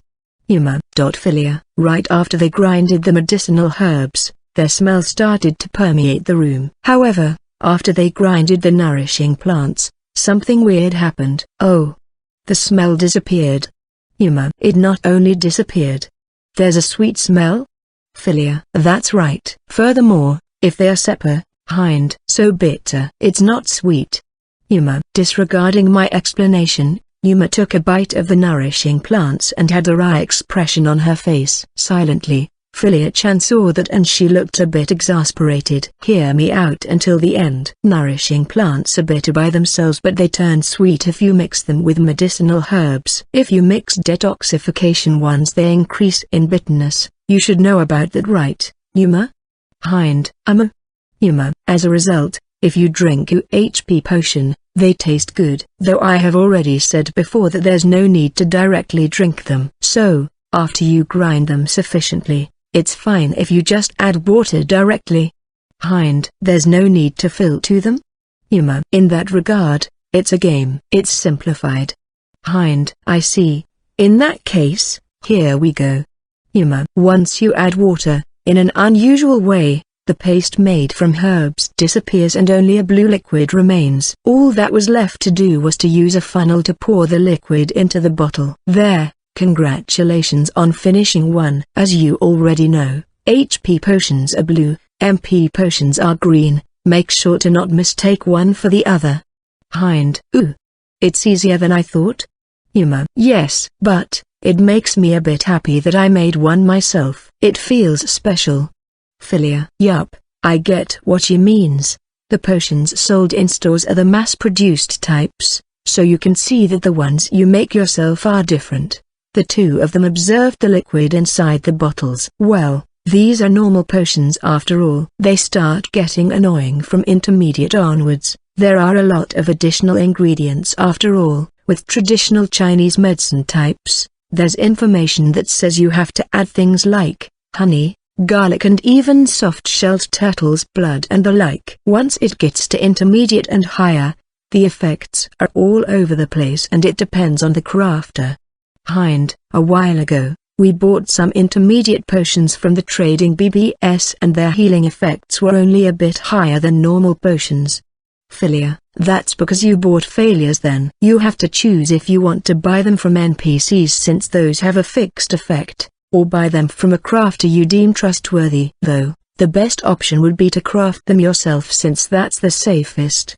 Hind. Philia-chan eagerly listened to my explanation. Once I taught them the basic recipes, Philia-chan bowed down and thanked us. Since they have no intention to cultivate themselves, they plan to buy the ingredients from the trading BBS next time. Even then, it's cheaper than buying the finished products directly. Hind. The truth is, I have something I want to ask you. Philia. Hind and Yuma. Once we reached a stopping point, Philia-chan said that. Yuma and I tilted our heads wondering what it was about. Does it have anything to do with why you are not with your dad today? Hind. When I asked her that, Philia-chan nodded once and started to explain in detail. We readied ourselves wondering what sort of serious talk she wanted to have. Philia-chan, you sure are admirable. Hind. Maybe I should do something to show my appreciation to my dad too. Yuma. Why are you both patting me? Philia. It was something really light. Me and Yuma proceeded to pat Philia-chan's head. You could say that it was an issue because who we were dealing with was Albert. You could also say that it was a problem this little girl would likely have because she was dealing with him. So you heard from your classmates that they had rubbed their parents' shoulders, Hind, or that they put a wet compress on them and they were happy, and then you got jealous. I think it can't be helped when you have a dad that's so macho and usually goes to the gym. Yuma. Yup. Dad, He has never said that he's hurting somewhere. Philia. Even if she wanted to show her appreciation to her dad, who was always going to work, there was nothing to heal with that iron body of his. However, wouldn't just having this adorable and admirable daughter be enough to heal that old man? So, you think that there's a chance inside the game if you make a wet compress as a healing item? Hind. Something like that. What do you think? Philia. After hearing her request, I went to the storage and returned to the compounding room with ingredients. What I brought with me was healing-type medicine herbs, cloth, lead tetroxide, oil from pig's fat and cayenne. For the time being, let's experiment. In other words, testing. Hind. Until a certain point, the process was the same as when making healing items, stopping when the medicinal herbs and the nourishing plants turned into a paste. We then made an extract from the lead tetroxide, pig fat and cayenne. Another thing we needed was to mix lead tetroxide with the oil extracted from pig fat and mix them. Then we took both the extract and the mixture and pasted each one on one side of the cloth. With this, the cloth had one warm side and another cool side. Then, we register the product. Hind. How did it go? What did it become? Philia. Both of them peeked at my menu window from each side. It's so cramped. I moved the window so they could see it and both of their eyes started sparkling. Ooh. It actually registered as a healing item. It's a success. Hind. Are we going to try it right now? Philia. While showing her doubt and releasing an aura that wouldn't let you say no to her, Philia-chan approached me with a wet compress. Though, these Shinto priests' robes don't really have much exposed skin. In that case, guess I should pull up my sleeves at least. Take it off. Philia. Then, she let out those cold-hearted words. I stood there dumbfounded and the upper half of my body got exposed in the blink of an eye. Even the underclothes you started out with got removed. These actually came off. Now that I think about it, there are players out there that run around half naked, so I guess it makes sense. I tried to run away from reality while having those thoughts. Hind. You have more muscle than I thought. Philia. That's true. That seems to be the case. Yup. Good jobs, Philia. Wait a mom. Hind. While I was confused, she touched me all over and plastered the wet compresses on my shoulders and waist in succession. Yuma was unable to look at me directly, but she took some side glances. Wait, don't stand there looking and stop her. I was so embarrassed that I wanted to just immediately log out. However, the girl that had taken a liking to us was moving her hands carefully and I could feel how earnestly she was sticking those compresses. Yeah, I can feel myself being healed. As if the fatigue from doing household chores is disappearing. Forgetting how embarrassed I was from being half naked, I unconsciously started to relax. At times, the face of Rise, who would be furious if she were to see this current situation, flickered in my mind. When I thought about that, it felt as if I was being pierced by nails. I couldn't resist. Forgive me, Mew, it doesn't seem to heal that much. It's a shame. Philia. Hearing them, I took a look at the amount of healing that was displayed. It's true that the amount wasn't even 10% of my full HP. Isn't that low for a healing item? When that thought was crossing my mind, for some reason, it showed that it healed again. Then a second time, and it continued to a third time at a fixed interval. Don't tell me, isn't this a continuous healing item? Hind. When I said that, both of them looked at me with surprised faces. With this, if we don't have a converter, we might not even be able to make steel. Celine, is what Celine-san said after she made a few prototype products using the rubrum stones as fuel. In the walls around us, several failed products were lined up. The ones in the workshop were, her, me and Toby. Toby was raising his hand to get my attention and I approached him. He was being quite annoying. Hindono. I've been hearing the word steel being thrown around a lot, but what sort of metal is it exactly? Toby, I have to start from there, even though all the weapons we've been using until now were made from steel?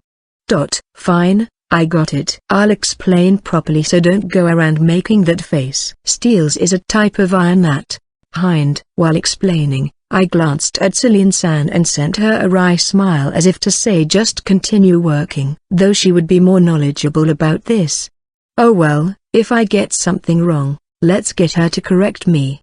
The important thing is the amount of carbon that you add on the iron. If we get into the small details of Hind, I wouldn't understand it even if I listened to that. Toby, I guessed as much. That's why I'll explain it in simple terms. Generally, the metal we call steel is iron with approximately 0.02% to 2% of carbon in it. Hind, to be more precise, it's 0.0218% to 2.14%. The ones used for weapons usually have higher concentrations in them. Celine, so precise. So, with that amount, what's amazing about it? Toby, it's not a matter of if it's amazing or not. Depending on the amount, the hardness and the plasticity of the metal will have differences. Toby looked puzzled. Plasticity? What's that? Toby, in simple terms, it's how flexible the metal is. If carbon is high, the metal will harden and it will lose its flexibility. If it's low, it'll become really soft. If it's only hard and not flexible, it'll easily snap like that.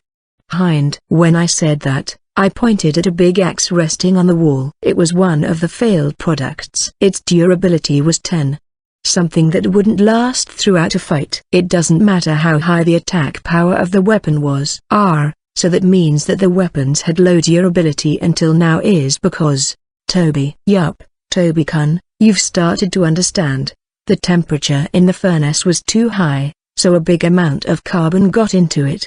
Celine. Because of only that reason, they won't be flexible and they'll turn into failed products once you start working on them.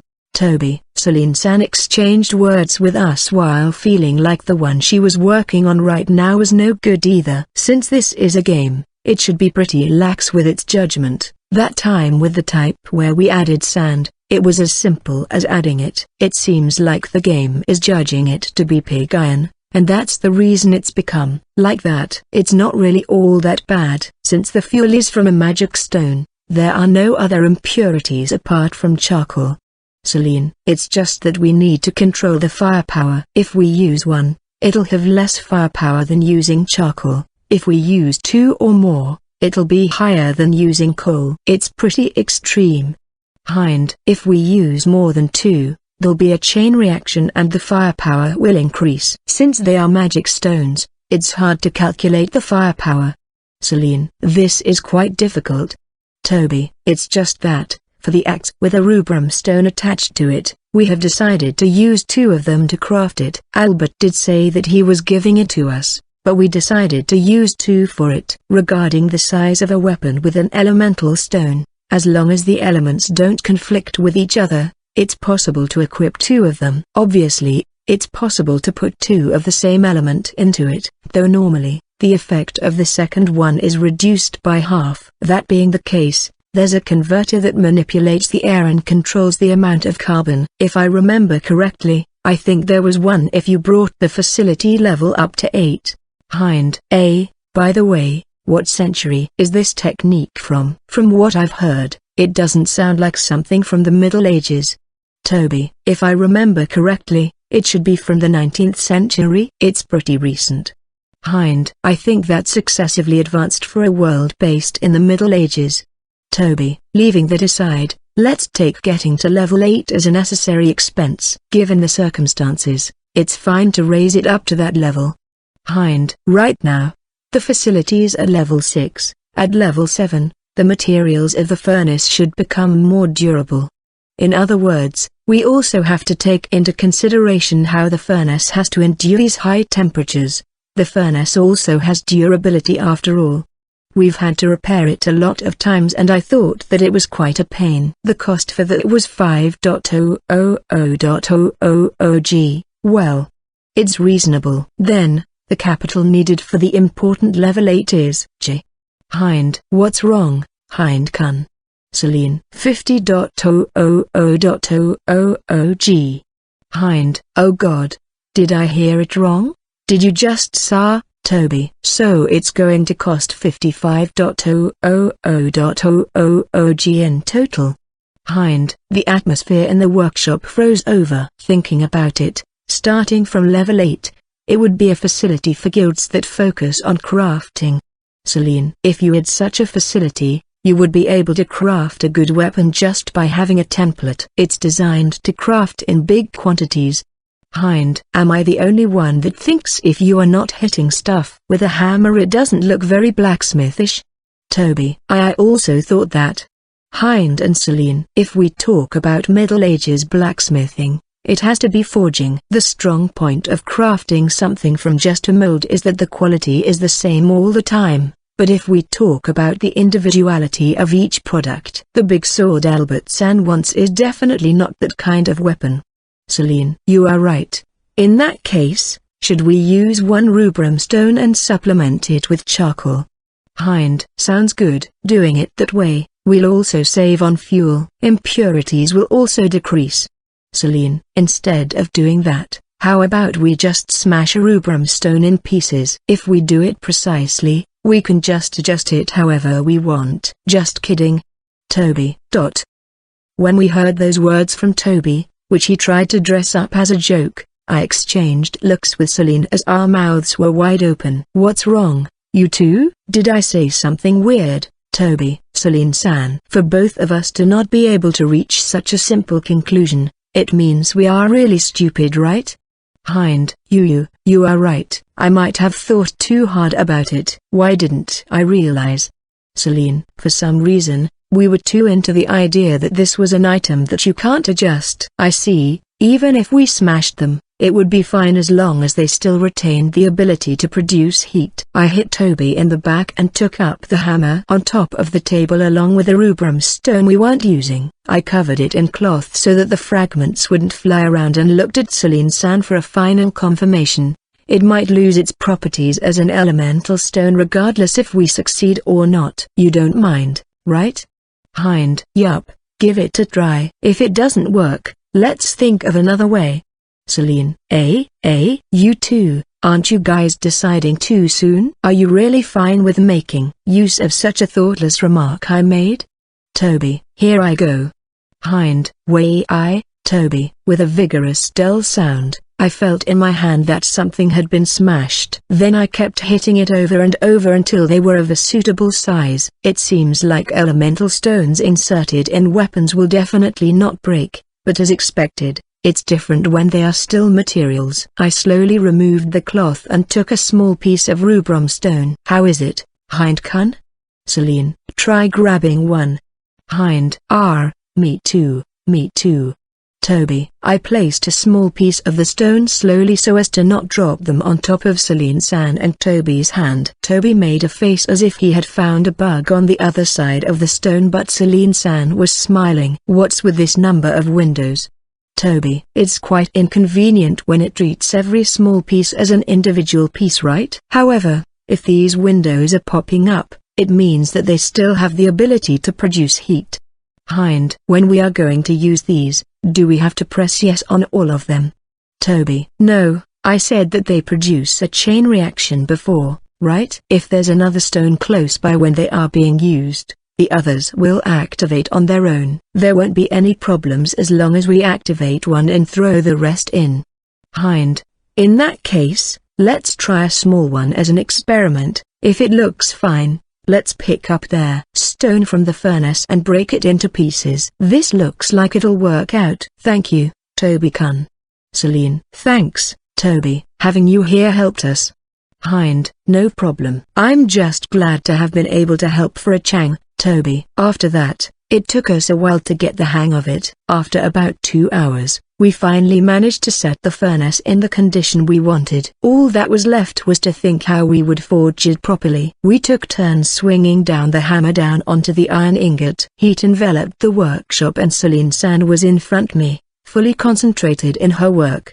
The sound of the hammer reverberated throughout our surroundings. Looking carefully at the iron and then hitting in the suitable spots. Obviously, this was very important. However, the most important thing was what the girl in front of me wished for. I couldn't miss the places she needed help with. The only one interacting with the iron was her, I was only giving her a hand. The gaze within the glasses moved. The hammer was swung down on that spot and sparks scattered. No words were exchanged between us. She only wholeheartedly swung down the hammer. Ah, cough, cough. Toby. For some reason, Toby started coughing at us because he was looking over here while holding his breath. However, I can't get distracted by that. I removed the things in my field of view from my mind and concentrated on the piece of iron that was starting to take shape. We repeated those steps and then we made it. Celine, phew.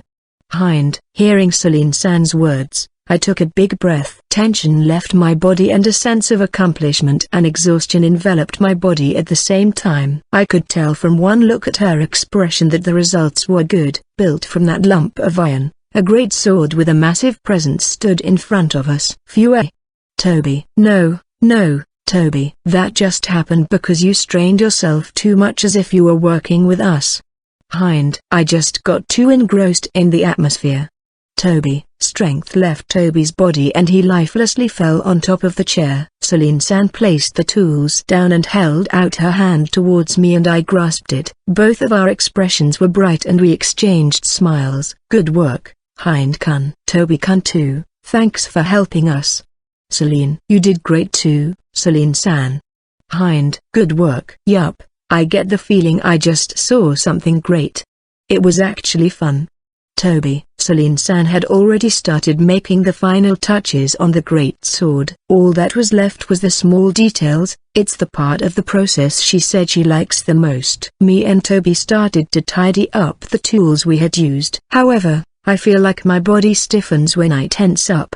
Even though it's a game. I moved around while carrying what I could on my shoulders and suddenly, the axe we had finished entered my field of view. I thought for a second to apply one of the wet compresses I've made with Philia-chan to it, though I won't do it because it would be a waste. After finishing up, I assisted Celine-san with the small details alongside Toby. The reason was, this great sword weighed far more than a normal one and even the simple act of turning it over was a pain. Toby and I supported the sword and just when our hands started to feel numb, the work was done. Since it took us a while to adjust the heat, we finished up later than usual. Are you both fine on time?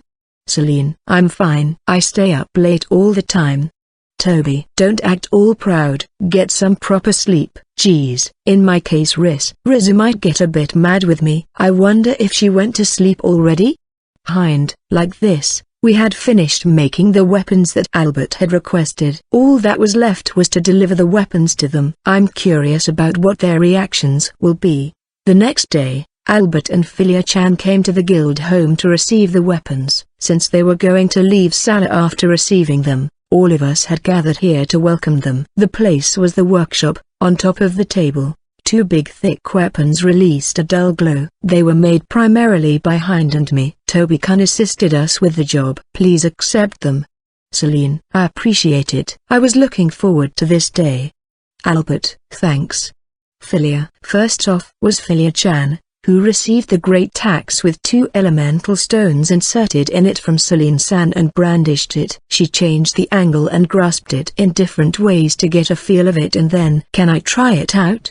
Philia. I thought you would say that. We have a training room underground so do it there. Albert-san too, come with us.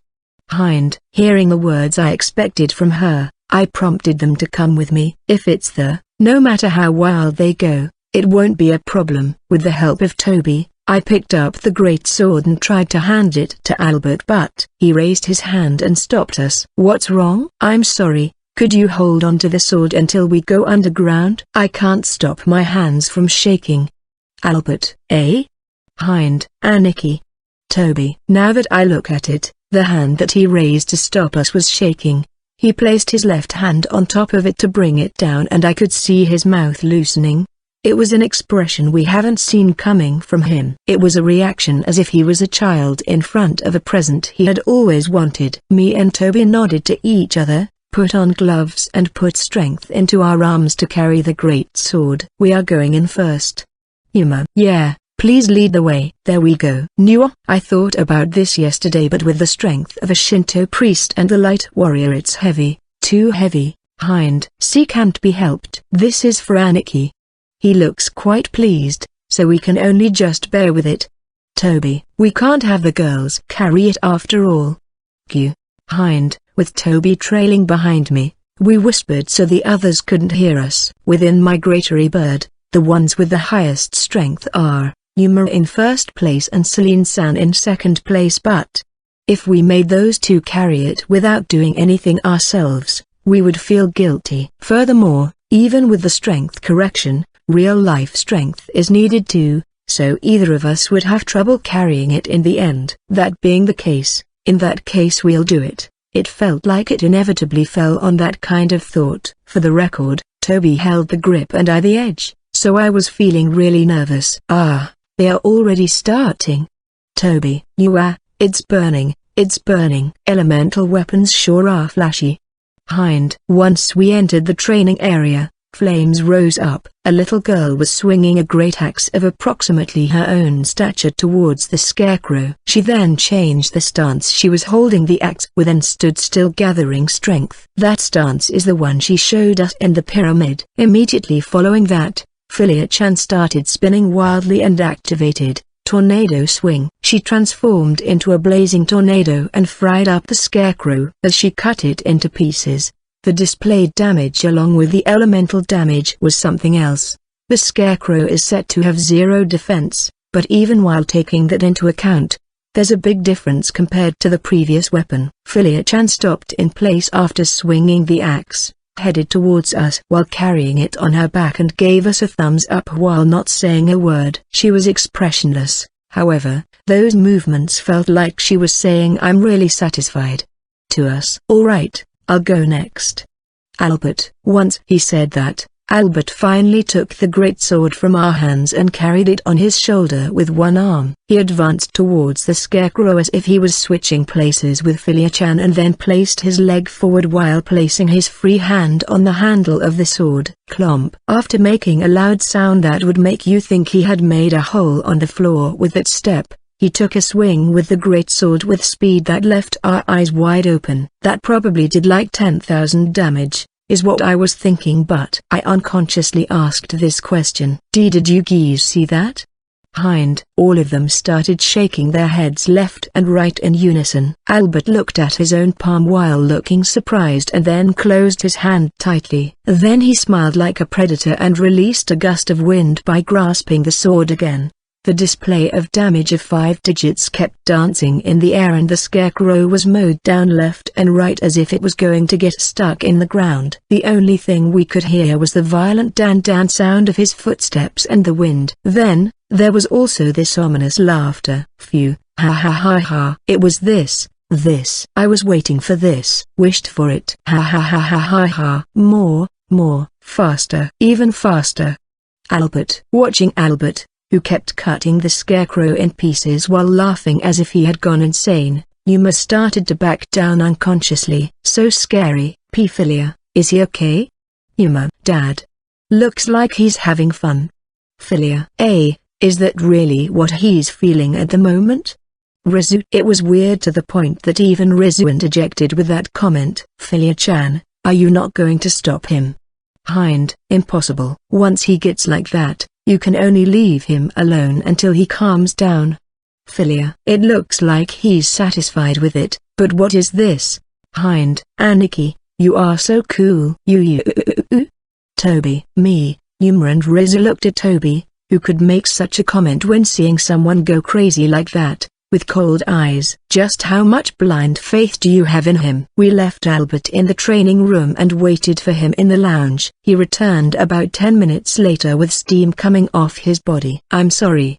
That was unbecoming of someone my age. Albert. I gave him a cup of cool water and he thanked me while drinking it all in one go. In an instant, the steam disappeared and the sweat was gone too. This is one part where it is like a game and things are simplified. Albert had finally calmed down. He took a deep breath and looked at Shien-san and me. I have no complaints. No, that's a poor choice of words. It was the best I could have asked for. I'm very thankful. Albert. We have confirmed that we have delivered the Acutus Greatsword and the Acutus Flame Axe. Shien. While saying that, Celine-san bowed her head with relief showing on her face. I told them a bit about the performance of the weapons. Both are first rate +5. We also used the Durasol you brought as materials. Hind. Hey. Philia-chan voiced her admiration. The quality, for someone like Celine-san, was so-so, but it was because the alloy was hard to handle. Compared to the equipment that was mainstream in the game currently, the degree of difficulty was vastly different. In terms of performance it's about the same as what other top-class blacksmiths make. As expected, there has to be some numerical values that are not shown. I'm actually quite curious.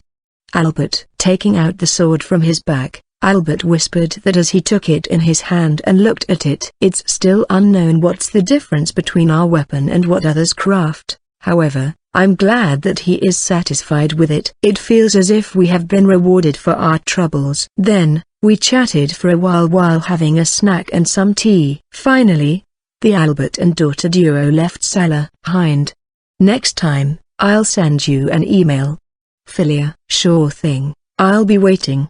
Hind-san. Result W. What's wrong Result? An email should be fine, right?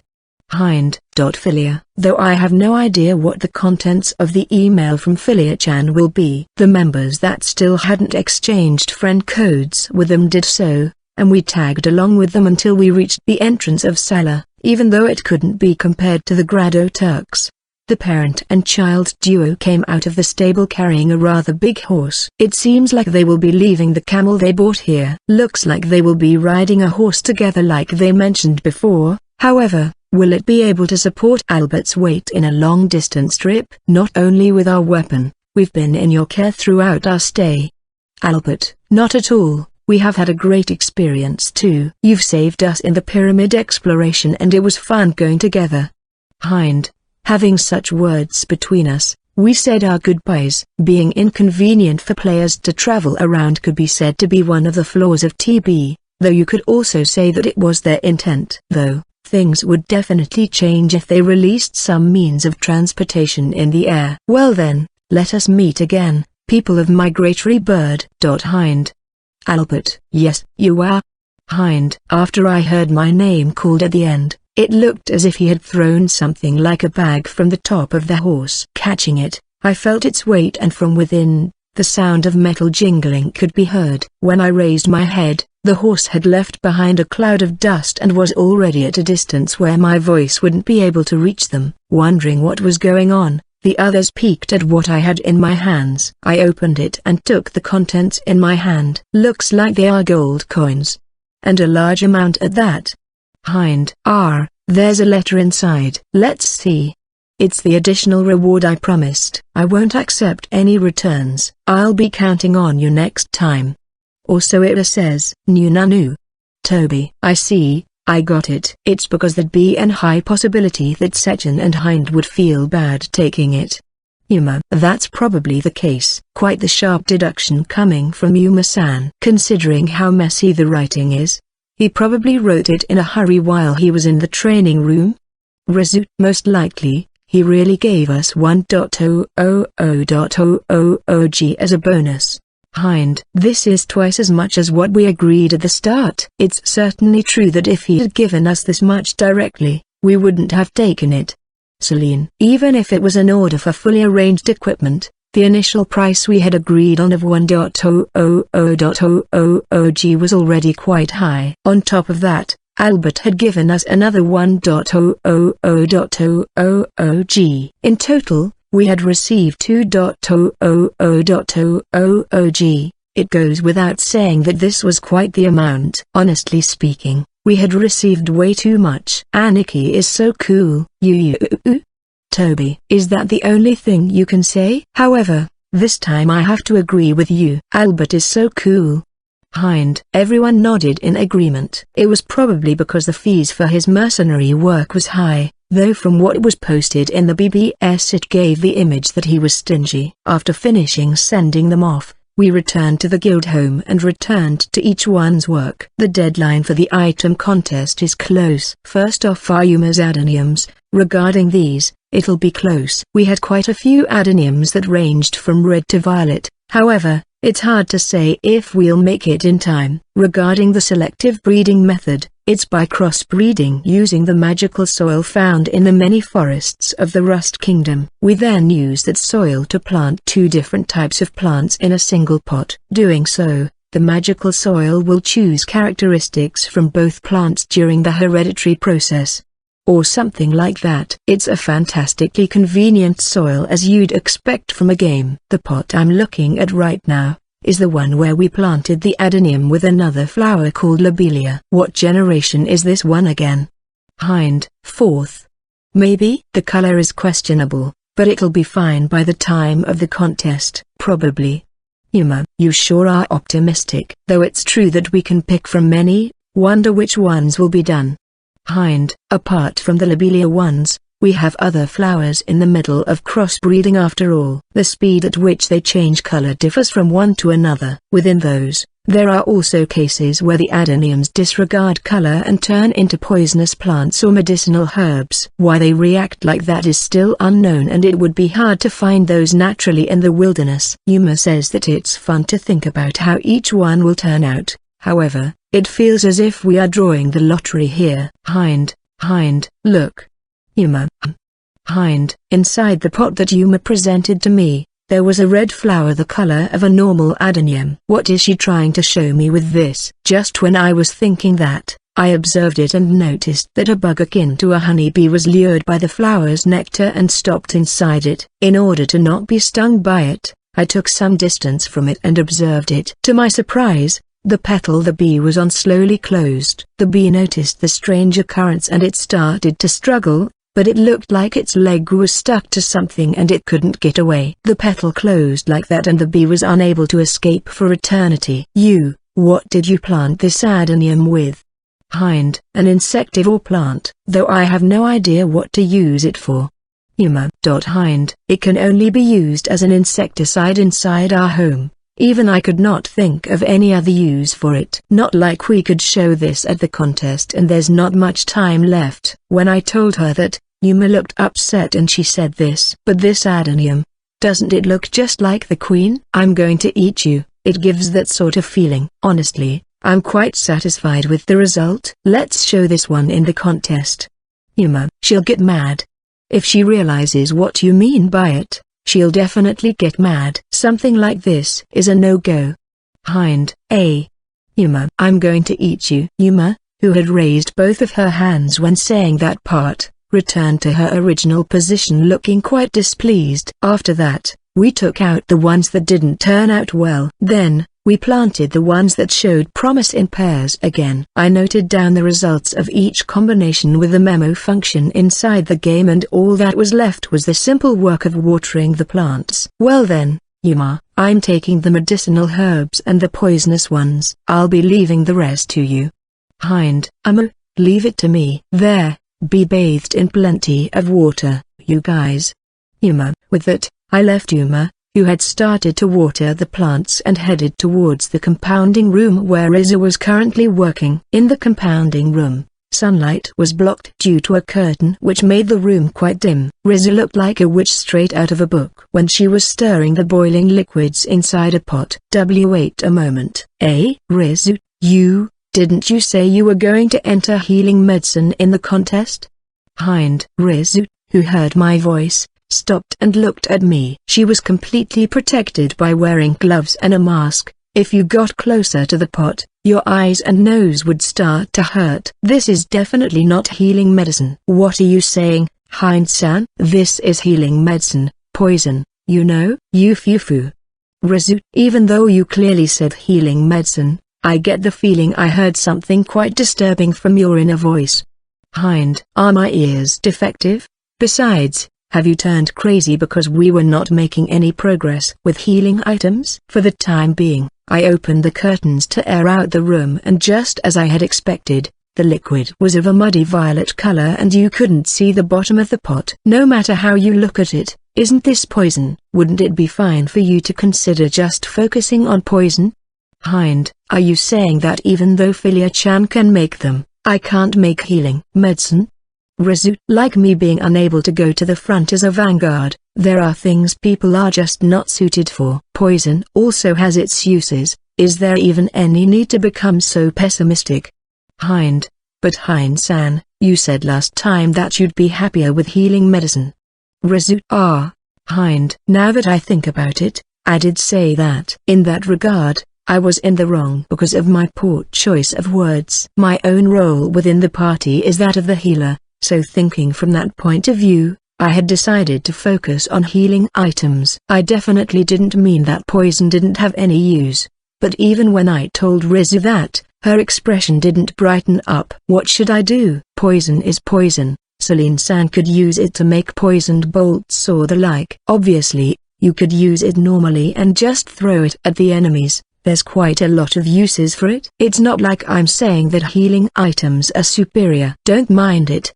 Hind. Rezu. That's why. Let's develop healing medicine together. We'll progress together, and when our times don't match, if you just follow the recipe and mass produce them, there shouldn't be any problems. Hind! Together? Rezu. Yeah. That was the deal from the beginning, right? We should have time for it after the contest. We can start developing healing medicine for real after that. Sorry for leaving all the work to you until now. Hind. You remember? No, you are right. There's no way that Nissan would break a promise after all. It seems like I was just being hasty. I should be the one apologizing here.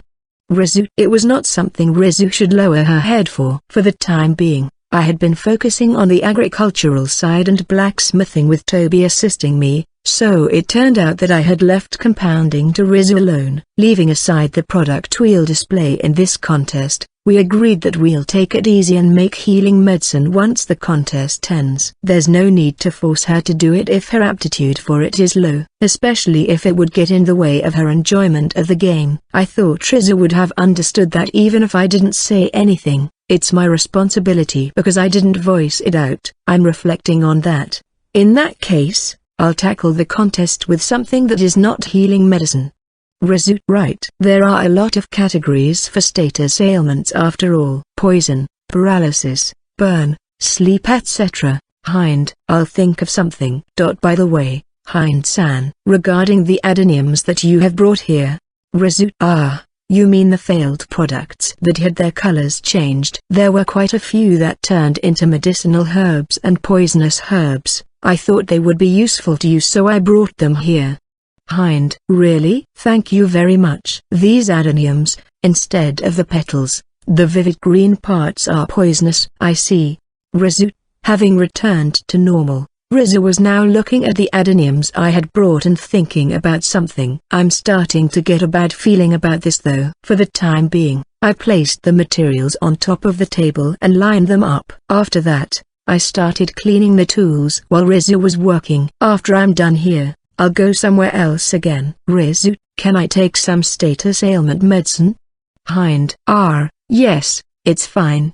There were a lot of failures while I was making healing medicine after all. Foo. Rezu. Oh okay, these ones over here, right? Thanks. Starting from tomorrow, I'll be helping you a bit with the poison you are going to display in the contest. Until then, you'll be on your own. Hind. Yes, I'll be waiting. Rezu. I put the liquid with a suspicious color inside a bottle and put it inside my inventory. Next, I headed towards a workshop without a furnace. It was where Toby was currently working. Have you decided on what you are going to make? If you haven't, I'll make some nasty military provisions for you, you know? Hind. You are bringing that up again? I don't want them. Toby. After entering the room, I asked Toby how his work was going. Since the main character in this contest, Celine-san, said that she could do the rest of the work by herself, we returned to our own work, but honestly speaking, there was not much time left. We had to decide what we wanted to do by today and start working. We had to choose something doable from the ninja tools that Toby had in mind, but I thought about making kunais that inflicted status ailments when thrown at enemies. However, it would be impossible to ask Celine Dona for help with them, right? Toby. That would be impossible. She's the one we have the highest expectations of from our guild. I would like to give her the best conditions possible so she can concentrate. It's her after all. She probably wouldn't refuse if you asked her for help, so don't go and ask her, you hear me? Hind, you are right. Yup. In that case, given our current situation. Yup. Toby, looking at how troubled Toby looked, I started to think a bit. I mean, we could just make improvements on the bow hire we made before and go with that. However, Toby seems to be focused on the idea of making throwable kunais, and even if I gave him more time to think about other ideas, it doesn't seem like he'll be able to do so. Kunais? Huh. If it's only that, should I go to the town's blacksmith workshop and make them? Hind, really? Toby, yeah. I might not be as skilled as Celine-san, but if you don't mind them being so-so, I'll make them for you. Hind, as expected of Waki. I can depend on you. Toby, you sure are easygoing. Hind, with that said, we started to discuss the measurements and the details. Throwing weapons are scarce products in the trading BBS, since it's a category most people wouldn't participate in. I have some expectations about it. We could not limit it to just kunais and go for shurikens also, like stick-type shurikens. They look like it would be easy to add poison onto them. Hind, since those are pretty standard too, I'll think about it. As for the drugging effect, we could use Rizudono's stuff and... Toby, the problem would be how to retain the drugs applied to the weapons. We could make a gap in them and pour it there, or maybe reform the drug itself into an high viscosity state. Hind, I guess it wouldn't be enough to just apply them on top of them? Toby, if what we were using were higher rank status ailment drugs, I think that would work. However, the effect of each one isn't that high, right? Especially since throwable weapons are single use, you'd want to use as fewer as possible to inflict an status ailment on an enemy. Hind, given the price of a single item being considerable, considering the effect they have, the times you would use them in a fight would decrease. Furthermore, throwable weapons, while short, also have a short CD. There's also the fact that you can't continuously throw the same items in quick succession. Other than that, in order to differentiate it from throwing the poison directly, it's important for it to have the sharpness that makes it able to inflict wounds and be able to be thrown a longer distance compared to a bottle. Please think of that sort of practicality. Hind, understood. Nunu, from how you are saying that, do you mean that I have to decide the rest of the minute details by myself? Toby, well, pretty much. I feel bad, but I have to procure materials for my sewing too, so it would be impossible for me to do so. I'll make sure to make time for the blacksmithing, so please make the designs by tomorrow and then hand them over to me. Hind, you are right. I'm grateful that you are going to make time for it even though you are so busy. So, you are going with sewing in the end as expected? Toby, yup. So, I'll be heading to town now, therefore, I'll be leaving the rest to you. Hind, understood. Toby. After that, I left Toby, who had taken out a parchment and started working on their design behind, and I left the guild home and headed towards the workshop. I had asked the NPC Clarissa for the cloth that I would need for my sewing, so I had no choice but to head towards the town. While going through a corridor in our guild home, I heard the sound of a door opening from behind me. Judging from the direction, I believe it should be the door to the blacksmith workshop. Ah, just as I thought, it's Celine-san. What happened? Hind, when I turned around, I saw the figure of Celine-san peeking from the door. While fixing the position of her glasses, for some reason, she started looking towards my surroundings. Hind-kun, are you alone right now? Celine, it's just as you see. Why? Hind, do you have a moment? Please, enter. Celine. She beckoned me and I followed her inside the blacksmith workshop, which had become her area so to speak. It's not like I had decided on a time to meet with Clarissa-san, so it should be fine for me to stop by here and then go. However, I thought that she had already started working on the weapon and armor that she'll display in the contest though. Once I entered the blacksmith workshop, for some reason, she handed me a piece of clay shaped in the form of a rod. What's this? Can you clutch that tightly, with both hands, like you are clutching your staff? Celine, the staff? What's this? Hind, I'll ask everyone else after this. It's something like a reference for when I make weapons in the future. So, please. Celine. She means that. I've understood that she needs it for the designs, but is there any need to do it right now? But is it really fine to not start working on the gear you are going to present in the contest? Hind. This is. Right. It's that, I'm taking a breather. I've reached a nice break point. That's why, I was thinking about getting data from everyone and sorting the ideas inside my head. Celine. If that's the case, I don't mind helping you now. Hind. Last time, we made the weapons by giving her some information about me and Yuma. Does she plan to go further with that and make them? I feel like bowing down to Celine-san's desire to improve herself. Oddly enough, she was asking while talking really fast for some reason, but if that was the case, there was no way I would have declined. That being the case, I grasped the clay the same way I would when I used the staff. The way I would hold it when I used one hand and also with both. These two patterns. Most likely, this will be used when making the small details in the grip portion of the staves. In that case, try this one next. Celine. What Celine-san handed me next were rods with various small weights attached to it. I know what these are used for. Weight dictates the mobility of the weapon. You could say these tools are used to decide the center of gravity of the weapon. When it came to Albert and his daughter, we already had the information from when we made that longsword femur and we used that. I'm no exception to that. When we made the staff that was used in the tournament, I should have already done this process though. So, what does it look like? I don't think there should be much difference compared to before though. So, Celine-san? Hind. This one next. Celine. Yes. Hind. Now this one. Celine. Are we going to use all these? Hind. Celine-san took my information with great attention to detail and wrote it down in a memo. Quite the thorough work, is what I thought during the process, but isn't this a bit too much? From beginning to end, it seemed like she was trying to hide something and I felt like her attitude was a bit weird. But at times, it felt as if she was strongly telling me please, don't ask. So as a result, I didn't ask anything and just followed her instructions. We worked like that until the end. Thank you, Hind-kun. Sorry for taking your time. Celine. No, it's fine. Should I tell everyone to come here in turns, for you to get the data? Hind. No, I'll do that myself, so it's fine. It's really fine if you don't do it, you hear me? For sure. Celine. Is that so? Understood. Hind. She didn't have to voice it out so strongly. As I thought, something is weird. I left Celine-san, who was acting really weird, and this time, I really left the home and headed towards town. The town of royal capital Waha was bustling today as well.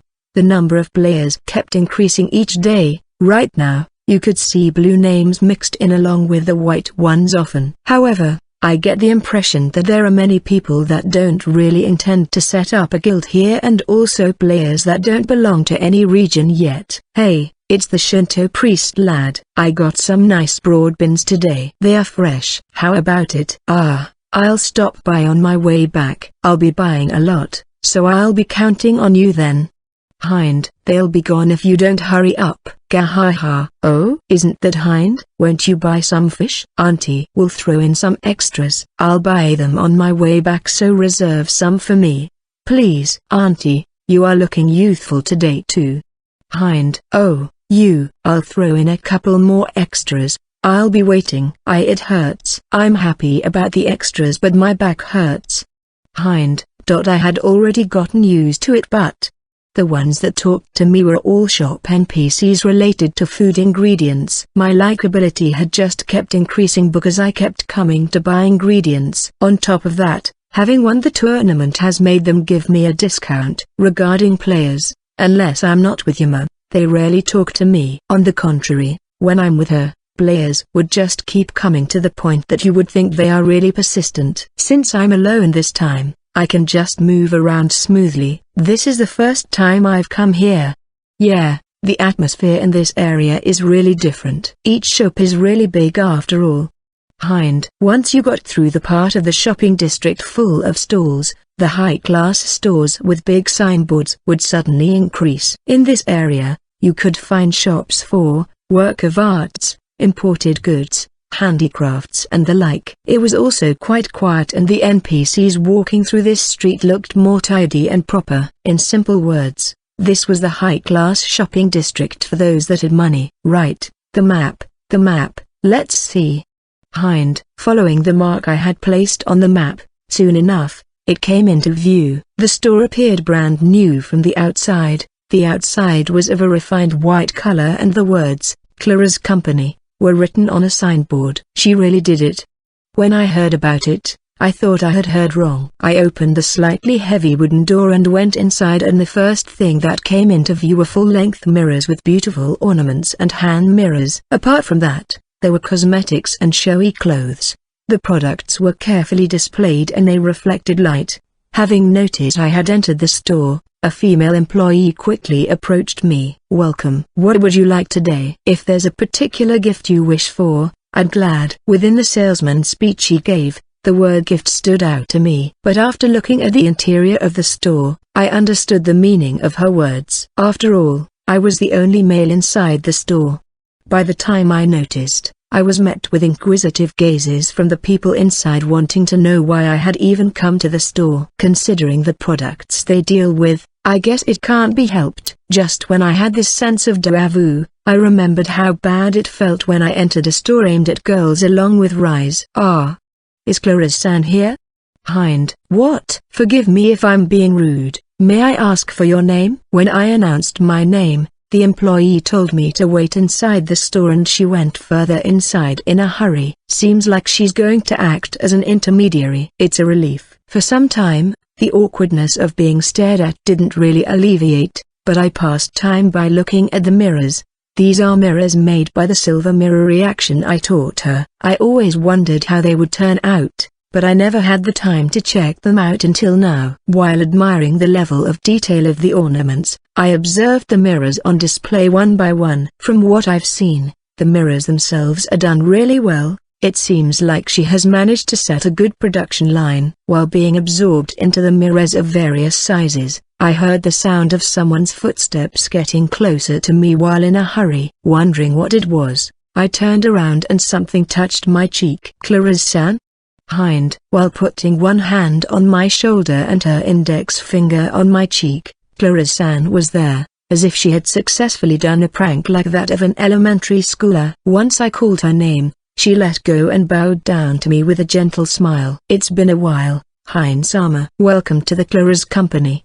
Clara's. In the inner side of the store, I sat down on the opposite side of Clara's-san after she guided me to a place where it looked like negotiations were held. I was served herbal tea, so I brought it to my mouth. But this store is really full of women, huh? The employee that acted as a waitress was also a woman. Obviously, she was a different person from the one that greeted me as I entered the store. When I asked Clara's-san about it, she just replied that it naturally became like that on its own. There's no discriminatory reason like the owner being a woman, right? There should be no worries in that regard since the one at the top of the country is the queen. It's simply because of the products we are dealing with. Clara's. Hearing those words, I could sort of guess how things had progressed. It goes without saying that the capital to set up this store came from there, mirrors. But I believe mirrors are articles that can be used by anyone regardless of gender. It's just that, thinking about who would use them more frequently, the number of males that would use a mirror far more often and for a longer period of time than women would be quite rare, right? For that reason, since the Clara's Company deals with cosmetics, on average, women will most likely spend far longer time using the mirrors. It's because of the difference in numbers in the genders of the people that wanted mirrors at the start, particularly when it comes down to hand mirrors. Yes, since the number of male clients that wanted hand mirrors were very low. Clara's. So naturally, the number of female employees increased as the number of female clients increased. As a result, following that trend, the number of products to fit the clientele increased, and that's how the shop turned out like this. Am I right? Seems like I can't keep anything hidden from Hein-sama. It's just as you guessed. Before I noticed, I had already stopped being a peddler. Clara's suddenly stopped, she says. It's true that the name displayed above her head had changed to Merchant Clarice. I believe that it's quite rare for a NPC to change its name so frequently like she does. If I remember correctly, she started with second-hand shop, then it turned to peddler, and now it's merchant. When it comes to clothes, she started with garments that made her look like a village girl, which then turned into traveling attire, and now she's wearing refined attire that fits a desert setting. Now that I think about it, is this going to be fine with the promise you made to Grandma? If I remember correctly, you were supposed to go around the different countries as a peddler to gain experience, right? Hind. Once the store settles down and is more stable, I plan to leave everything to the employees and go back to being a peddler. However, you can't help but be worried, right? Clarice. She plans to just leave the store to others, huh? Should I say that she's not ambitious enough or that she has good resolution? Even if I only handed her the rights to it, isn't this quite a waste? Of course, I'm really grateful to Hind-sama. I'm really sorry that I have been unable to directly express my gratitude. Clarice. No, I heard rumors that you were really busy. It's also my fault that I didn't visit myself. Hind. I heard about your accomplishments in the martial arts tournament. I wish I could have gone there to cheer for you. Now that I think about it, the magic that those Imperial mages used, could only be used during that time, even though it would be quite convenient to be able to move between cities with magic. Clarice. I see, that's what you think about it. Hind. The topics of our conversation were all over the place, however, talking with Clarice-san proved to be quite beneficial. Information that you couldn't get from other players just kept popping up. We then returned to our main topic and Clarice asked for my opinion regarding what she should do with the store now. She's asking a player like me about that, huh? Let's see. How about you try sending a letter to Grandma? Hind. To Grandma? Clarice. To begin with, the reason that you became a peddler was to broaden your horizons and to gain training as a merchant, right? I don't think there's a need to obsess over the title of peddler that much. Hind. If I do that, wouldn't I be unable to clear the objective of broadening my horizons? Clarice. You need to move around in order to broaden your horizons. She claims that she'll be unable to do that if she stays in the desert. However, in order to do that, isn't it quite a waste to just gift this store to someone else after making it so big? In that case, open another one in another country, a store that is. Hind. Do you mean that? Clarice. Let's make a branch in each country and move between them. I believe if you do that and move between them, you'll be able to keep your promise with Grandma. Hind. If it doesn't go well, it's at that point where she should go back to being a peddler, doing her best to not get into any debts. Whoops, this is turning into a sermon. Anyway, how about trying to make her business even bigger? That's the opinion I tried to give to Clarice-san. I think it'll be fine if you explain the current situation to Grandma and then reach a decision. She's the senior, most reliable and closest to you, right? You can borrow some wisdom from her. Hind. I'll think about it. I really appreciate Hind-sama giving me such a valuable opinion. Clarice. Her eyes when saying that she would think it over were, unless I'm misunderstanding something, they were already brimming with hope and ambition. This is the Ishika cloth I promised you. Clarice. What I received from Clarice-san was a red cloth that released a wonderful luster. As a result of deciding to ask NPCs for the materials I couldn't gather myself, I decided to ask her to become the supplier of the materials I needed. Ishika cloth is a cloth that's weaved in low quantities in a remote village called Ishika village. It's a very expensive piece of cloth. The method to weave the cloth is unknown and even the whereabouts of the village are not known. It's an article that's shrouded in mystery. With this, I don't think the materials I use will overlap with those of the other players, or at least it shouldn't. This cloth is really beautiful. It must have been hard to obtain it, right? Hind. If I were to be honest, quite. After all, when it comes to merchants in this region, I'm quite the newcomer after all. In order to make connections, I have spent pretty much all the remuneration I planned to give Hind-sama for the mirrors. Clarice. That won't be a problem. Looking at this cloth, I don't feel like it was a waste to spend a big amount of money. Hind. As a result, the goods our company provides has increased too, so I believe it's something to be happy about. But, Clarice, the clothes on display within the store seem to be because of the influence of these dealings. The reward I would have been given for the mirrors should have been pretty high, but let's consider these necessary expenses. Should I explain the expenses in detail? Is what Clarice-san honestly offered to do, but I firmly refused because I was sure my stomach would hurt from listening to it. Even if it's a game, it is not nice to look at large amounts of money being spent over and over, even though lately, all we've been doing is spending a lot of money on agricultural land. That's one of the reasons I think it's better if I don't know. I also trust Clarice-san. Thank you very much. If I make another item that I think will sell, I'll bring it over. Hind. Really? Thank you very much, Hind-sama. Should I write a letter to Grandma and send it right now? Clarice. I think that'll be fine. Well then, I'll see you another time. Hind. Yes, come whenever you want. I'll be waiting. Clarice. I parted ways with Clarice-san, who kept bowing down over and over, and I went back to the guild home while carrying the Ishika cloth, not forgetting to buy the broad beans or the fish. I also didn't overlook procuring our daily ingredients. After returning home, I placed my hand on the door leading to the workshop. From within, the noisy voices of people talking could be heard. Toby sent me an email telling me that he would log out to research data, so he shouldn't be inside, which means that these voices are, Senpai, hi there. Siesta, Hein-senpai, good evening. Like Oris, sorry for barging in. Inner area. Once I got inside, the first one to notice me was Siesta-chan, who was lying down on the bed. After that, like Oris-chan and Cineraria-chan, who were sitting down on chairs while working on something on top of the table, greeted me. They already told me that they were going to use the facilities in our guild home, so there weren't any issues. But why is one of them sleeping on the bed? Good evening. Are you three working on what you are going to present in the contest? Hind. That's right. Since we are quite inexperienced, we are only making one article. It was Sei-chan's idea.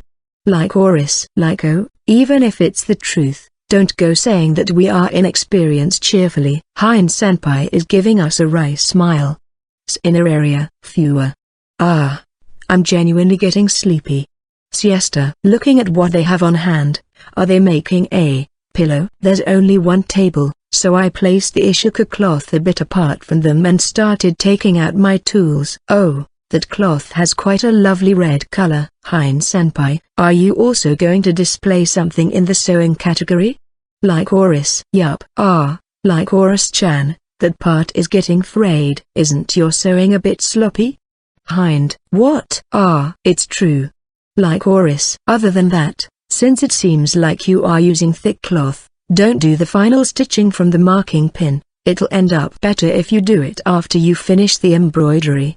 Didn't they teach you that at school? Cineraria-chan. Hind. I think we might have done that. It would be easier if we had a sewing machine, but that won't be possible, right? Are there any other weird parts? Cineraria. Let's see. Hind. As expected of senpai, such a mother. Siesta. Who are you calling mother?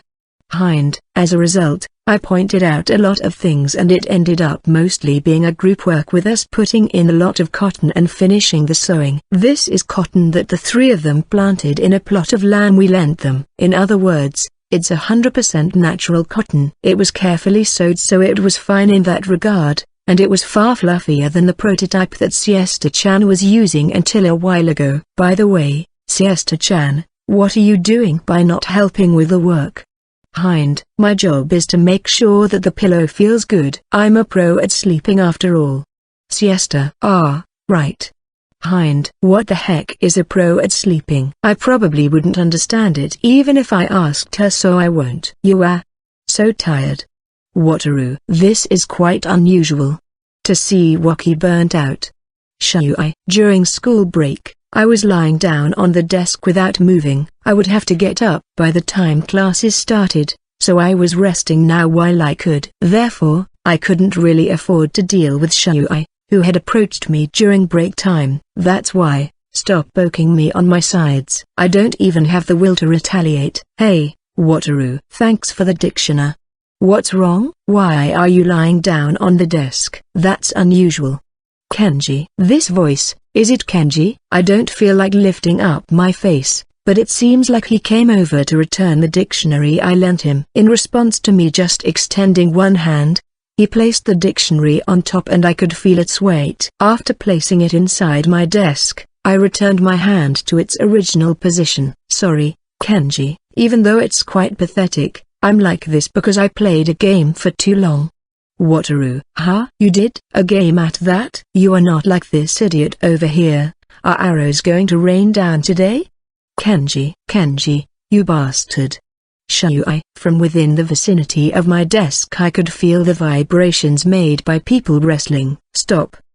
Please, stop. I'm starting to feel sick. Ugh. Oh? You did it in order to make it in time for the deadline of the event, huh? Kenji. While trying to follow up after the rest of the guild members, Waki went over his limits. Seems like he stayed until really late working on his own part. Shui. Even if it's VR, you can get really tired if you do really detailed work for long periods of time. I'm glad that tomorrow we have no class. If it's one day, I think I'll be able to do something about this situation. Wataru. Rather than my body being tired, it feels more like my nerves are. I was able to somehow rise up, but I don't think I could gather the strength to move around. I thought it would be out of the question for me to become like this from playing a game, which is supposed to be for entertainment, but it seems like today is no good. It seems like one way or another, I've become addicted to TB2. But at least you are different to Shui, since you try to stay awake during class at least. Kenji. Kenji, why do you always have to use me as an example? Shui. I mean, when we were in the same class last year, you slept during class and were cheerful during breaks. Even though it's for the same reason, I was thinking about the differences with this current situation. Kenji. Well, yeah, I guess. Shui awkwardly turned his head away. I was able to somehow think of the design and succeeded in making it in time yesterday evening. It goes the same way for the things the other members were making. With this, the Queen will announce the results of the reviews tomorrow, and it's planned that the items will go on auction the next day. By the way, won't you play it, Kenji? Trailblazer that is. Shui. I only play FPS games. I know that TB is popular and I also have a VRX 3500 though. Kenji. Thought so. Now that I think about it, Kenji was a military otaku. Why are you in the same cooking club as Waki? Shui. Kenji, you really wanted to make something like survival food, right? If there was a mountaineering club, you might have joined that one? Wataru. You are not wrong there. However, learning about seasoning and cuisine is not really a waste, so the cooking club is not bad either, you know? Kenji. Though, because the majority of members are female, we tend to make sweet stuff far more often. To suggest making survival food in that setting, they definitely refuse. It's just that since the guys from the sport clubs asked for it, we also tend to make proper food. The pierogies we made that time are one example of it. Fried foods are quite popular among the guys. While having that conversation, the chime rang. Whoops, this is bad. See you, Wataru. There are only 3 lessons left, hang in there. Kenji. I'm going back to my seat too, Waki. Shui. Sure. Wataru. I took out my textbooks with sluggish movements akin to those of Siesta-chan. Lunch break. Having somehow survived the lessons, I spread out the bento in the courtyard along with Shui and Miyu. Just like always, feeling the warmth of the sunlight, I felt even more sluggish. Wataru, are you okay? You are closing your eyes. Miyu, so sleepy. Wataru. Waki, how about some coffee today? Let's try to get through this with caffeine. Next class is math after all. Should I buy it for you? Shui. Sorry, please, Black. Wataru. Sure thing. Shui received some change from me and walked towards the vending machine. Like the 3 members of Baby Bird, I was now thinking that it might have been good if we had worked together to make something. The area of expertise of each member was all over the place, so I thought that it would be a good opportunity for each of us to make a product, but it seems like it might have been a bit too much. Once I get back today and finish up my domestic chores, I'll go straight to sleep. Wataru, I also took a look at TP's BBS. Mew. That's unusual. Was there an interesting thread? Wataru. It seems like crafters with professional skills will be showing up in divisions of the contest. By professional skills I mean a professional in the real world, you know? Mew. Oh. Wataru. According to Yuma, there will be people like someone that started off as a doctor, pharmacist but then became a real-life swordsmith, a farmer or florist that might become something like her rival, a fashion designer that might prove to become an obstacle to me, etc. Obviously, many people will hide their real-life occupations. Since it's a game, there would also be people that will have fun doing something that's not like their real-life job too though. There are also plenty of people that go on social media and reveal information about themselves too. It seems like she saw a thread of people opposing having said pros participate in the event. There's one side that is being optimistic and saying that it's not like the game is the same as real life. Since the system omits certain parts and it's not like the materials are the same as those of real life, it shouldn't matter that they are pros. Or something like that. Mew. Yup, I see. What about the other side? Wataru. Since this is a VR game, people with actual skills definitely have an advantage. There are those being pessimistic and saying that they will probably hog all the top spots in the ranking.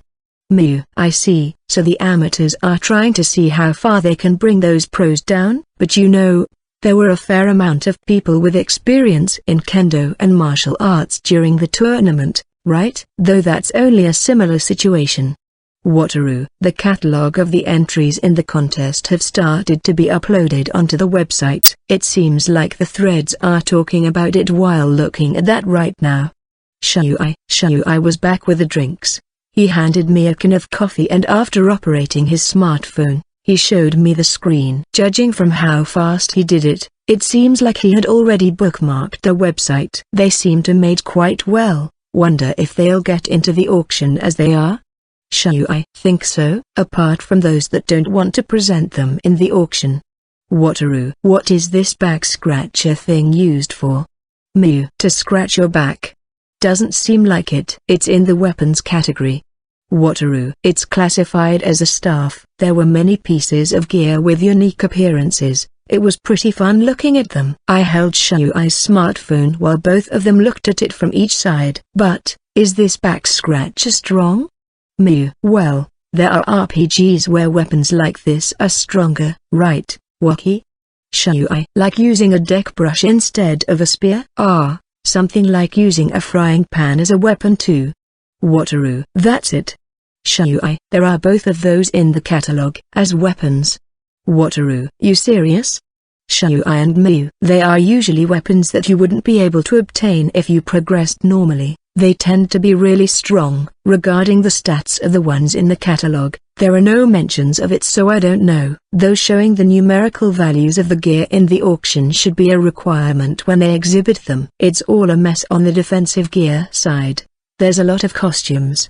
Wataru. Albert said, I want it. Shui. You are the only one that would want that. I don't want it. Mew. If you look at it, isn't this just a costume? The muscles are drawn on top of it, you know? Wataru. This is one of those joke goods. What I sent you were clothes, but they were of the defensive gear category. After taking a look at them, I sorted the items by another category and we could tell from a single glance that these were seasonal items. Laughing mushroom. Wait, this is not one of those that you won't be able to stop laughing after eating them, but Wataru. The mushroom itself laughs. To attach a mouth to a mushroom, gross. Mew. I don't think that's something Mechi and Waki can say considering some of the plants you've made. Shui. Well, I couldn't understand the rules of combining plants even now. I guess you could say that it's not that weird for something like this to come out. There are also stuffed toys to decorate your home, from gross ones to cute ones. There are a great variety of them, like that. We had lunch while retorting at the items that appeared in the catalog. The day they were going to announce the results of the contest, in the lounge room of the guild home, including me, There were 5 members of migratory bird and 3 members of baby bird, for a total of 8 people. We placed chairs around the table and most of us were seated down around it. Soon, the Queen will start announcing the results, but it is possible to watch this outside and inside the game. In our case, our representative, Yuma, had expanded her menu window and projected it onto a wall. We thought that we might have been able to enter the royal palace since we were in cellar, but unfortunately, it wasn't possible to watch the announcement directly. That being the case, we ended up in this situation that was close to watching it on TV. With it being projected as if it was magic, it was pretty close to watching it in person. Susu. Pure. Senpai, another cup of tea please. Siesta. It's not starting yet. Like Oris, there's 5 minutes until the scheduled time. Ah, Hein Senpai, me and Laika want a cup too. Sorry about this. Inner area. Siesta-chan was asking for another cup of tea, like Oris-san was walking around while hugging the pillow they didn't submit, and Cineraria-chan just opened her menu window to check the time. Celine-san, who was sitting next to them, gave me a smile. Hein-kun. Like Oris and Seo seemed to be quite relaxed. Celine, I get the feeling these girls are hardly ever at their own guild home. Hind. With this, there's like no meaning in us splitting the guild. Well, not like I mind. I'm happier if they approach us proactively like this instead of avoiding us. You too, just relax, sit down and watch it. Especially today, it's just us watching the results in a relaxed manner. Toby. Oh, this is quite a surprise, Toby-san. Is it okay for you to not go? It's the Queen, you like you always do? Rezu. It has to be like that, Rezu. Simply, the Queen is not to this guy's liking. Yuma, that's correct. Hind. Oh no, don't just go saying it's correct on your own. I haven't even said anything, right? Toby. Then, are we wrong? Hind. Once I asked him, in an easy-to-understand manner, Toby just stayed silent. If I remember correctly, this guy's type was a girl that just makes you want to protect her, so the Queen was probably outside his strike zone. That Queen, she's quite strong-willed no matter how you look at her. So she's probably not the type. By the way, Toby-san, the one you liked the most was Machan, right? As I thought you are a lilac, Rezu. You are wrong. Didn't I deny liking Machan already? Toby. But this guy, he didn't have any reaction when it came to Philia-chan. Yuma. Philia-chan has a masculine personality that's closer to her dad after all. Maybe she's just a bit different from what he likes? Hind. I'm telling you guys that it's not like that. Hey, are you listening to me? Toby-kun. Don't mind it. Celine Don, you too? Toby. Being teased by Celine-san, who was the only one in the guild with a conscience, Toby seemed to genuinely be shocked. Seeing him look so miserable, the 3 members of Baby Bird couldn't help but burst out laughing. The relaxed atmosphere in the lounge room was suddenly filled with tension. Noise could be heard from the screen and the blurry image gradually started to clear up. After correcting her posture, she looked towards us. Not done yet, Gia? If this goes on, you'll be a laughing stock to myself and the visitors, you know? Queen, please wait a moment until the magical wavelength stabilizes. Princess, there sure are times where you act childish and short-tempered. Arbaldono, watch your tongue. Even if you are her former educator, that's not a tone you should address Her Majesty with. It's fine, Miles. Gia, just do it already, Queen. The voices kept cutting off, but if you concentrated enough, you were able to hear quite a bit. You just connected the words you could make out, and while you wouldn't be able to know what they said word for word, you could guess what they were talking about. When the picture sort of stabilized, the Queen sat down on her throne while 2 men stood next to each other. The one on the right should probably be the one she called Jiu. He was an old man, wearing a mage robe. Opposite to him on the left side, there was a young muscular man with tanned skin. He was the current leader of the Imperial Soldier Squad, the Desert Owls. It seems like he admires the Queen and has also taken the role of her attendant. Do you hear me, visitors? I'm the Queen of the Kingdom of Sala, Patriadonium Sala, Queen. Fixing the posture of her legs and giving a sweet smile, The Queen looked towards the players and through those words, watching those movements that gave you the feeling that you would be able to see but at the same time not be able to. Toby and I unconsciously gulped and made a sound with our throats. In an instant, under the table, my foot was attacked in unison from multiple sides. Oh ouch! What's going on? Hind? Did something happen, Hind-senpai? Lycoris? No, just no, Hind. I refrained from saying the words I was going to say to Lycoris-chan. My instincts are telling me that I shouldn't do it. Don't say anything more, you are going to get kicked again. Or something like that. It's nothing. My leg just kind of cramped up a bit. Hind. Be careful, even if it's inside the game, if your leg cramps up it'll hurt. Lycoris-chan, are you speaking from experience? Hind. Lyco is quite hasty, so she strains herself more than needed on the first fight after she logs in. Inner area. I see, you can get leg cramps even inside the game. That was dangerous, Hind. Dono. Toby. Yeah.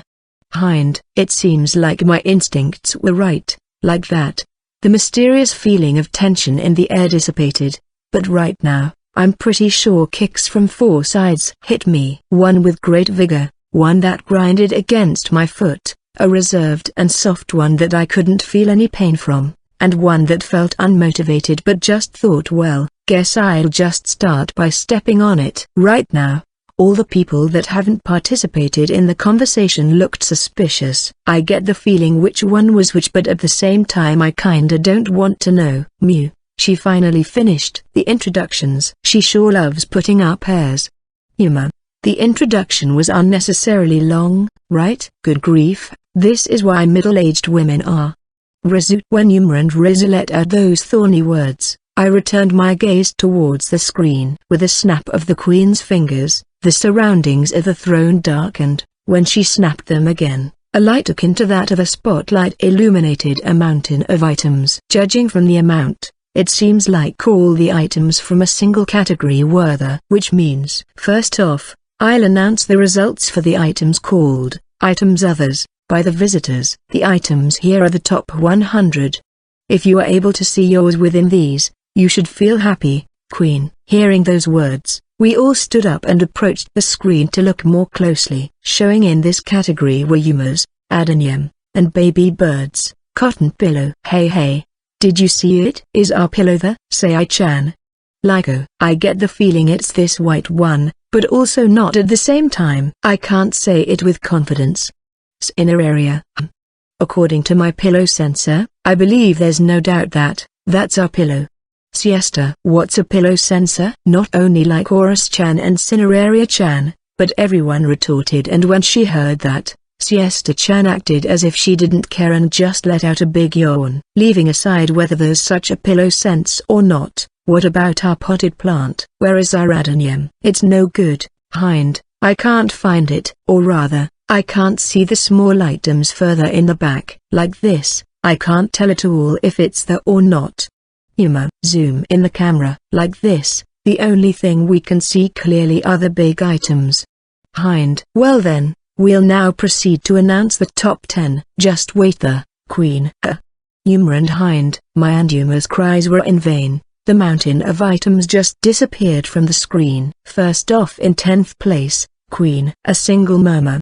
The Queen still sat down on her throne and closed her eyes. Then she extended her hand towards the mountain of items. Just when we thought that those movements of hers were weird, the hand the Queen had extended was enveloped in faint light. Following that, the light shifted towards the mountain of items and a single item within it started to release light as if it was called upon. Miles, Queen. Yes, Miles. Being called by the Queen, he went to retrieve the item that was releasing light within the pile of items. It was an exciting production fit for a game. The members present here let out an ooh. In admiration, Captain Miles got closer to the Queen, knelt on one knee and offered her the article by putting it up with both hands. The Queen retrieved the item with a nod and then picked it up so that it could be seen on the screen. In 10th place is a portrait of myself. Yuma, it's certainly beautiful, Queen. She flattered herself right from the get-go. The ones that shouted were me, Yuma and Toby. It looked like an oil painting. With a delicate touch, the queen was beautifully drawn. Even judging from this distance, you could tell that it was drawn with impressive technique. However, this was really an article that would take into consideration what the queen deemed the most important thing. The item name is Queen's Portrait. The exhibitor name is Kurt. This will be the only painting. But I must say, this is quite the splendid masterpiece, Queen. Kurt. That name sounds familiar. Yuma. Ah, it must be that one, right? He wasn't a painter, but if I remember correctly, he should be a professional illustrator. Hind. So the first person to be mentioned is one of those pros that entered the contest, huh? I can easily imagine the state of the BBS at this moment.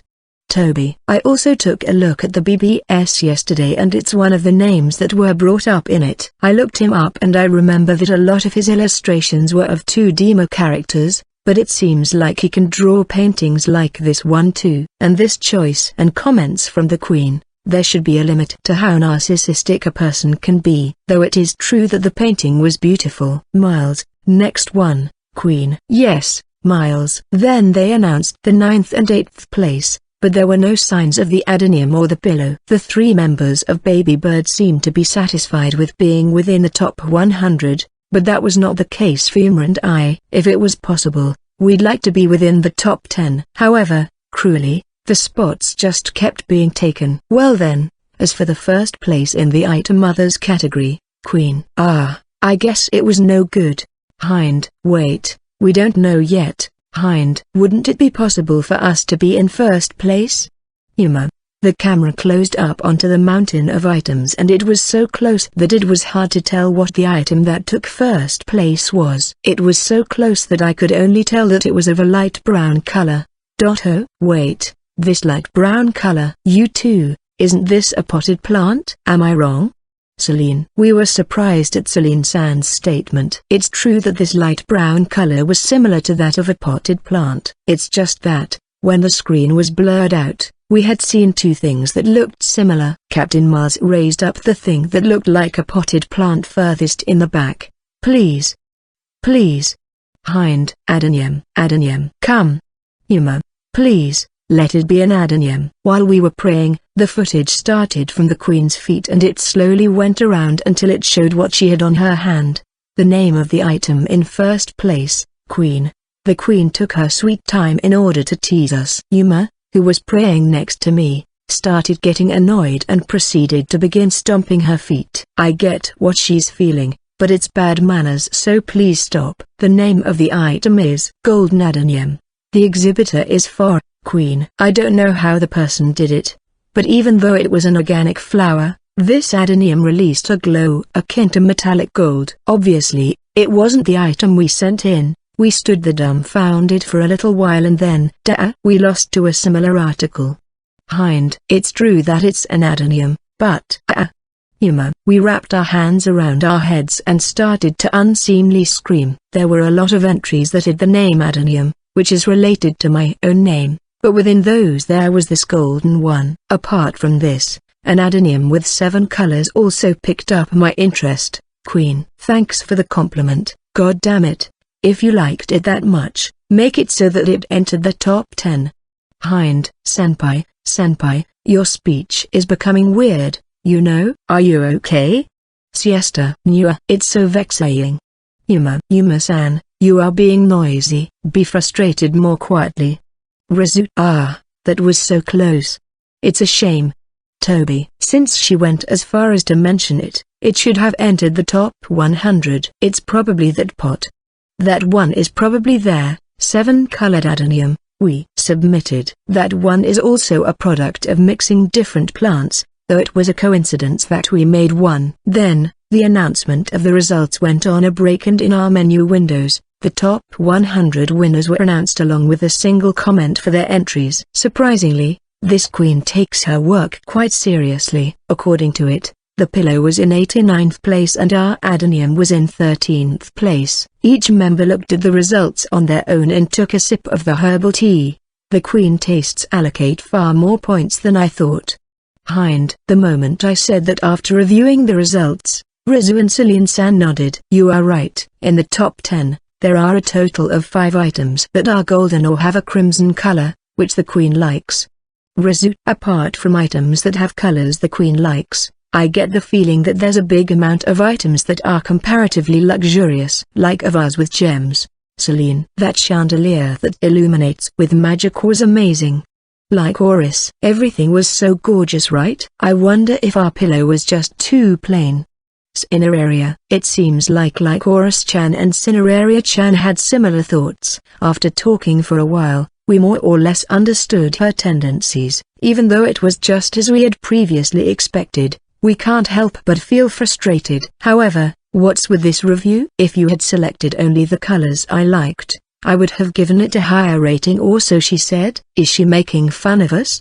Yuma: quite the crude review. I guess it can't be helped since it's only a brief comment. Toby: well, since 101st place and lower won't even be getting a comment, I guess this is better than nothing.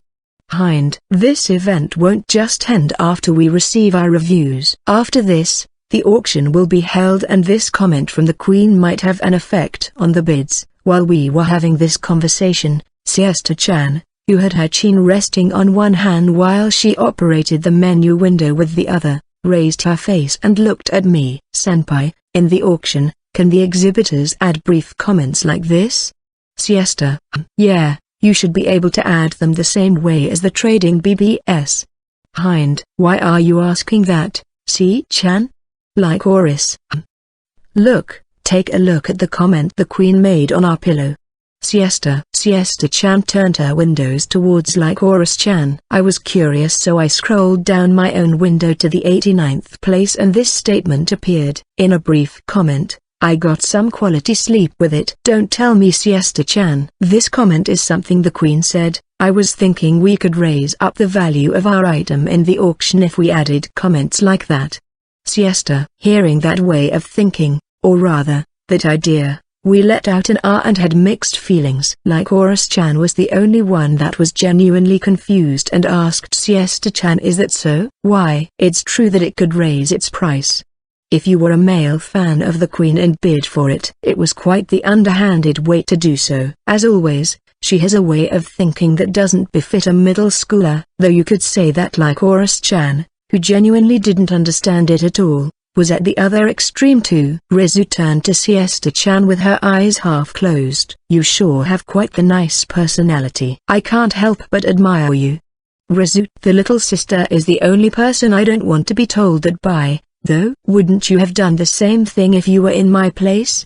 Siesta: I wouldn't have done it. So rude.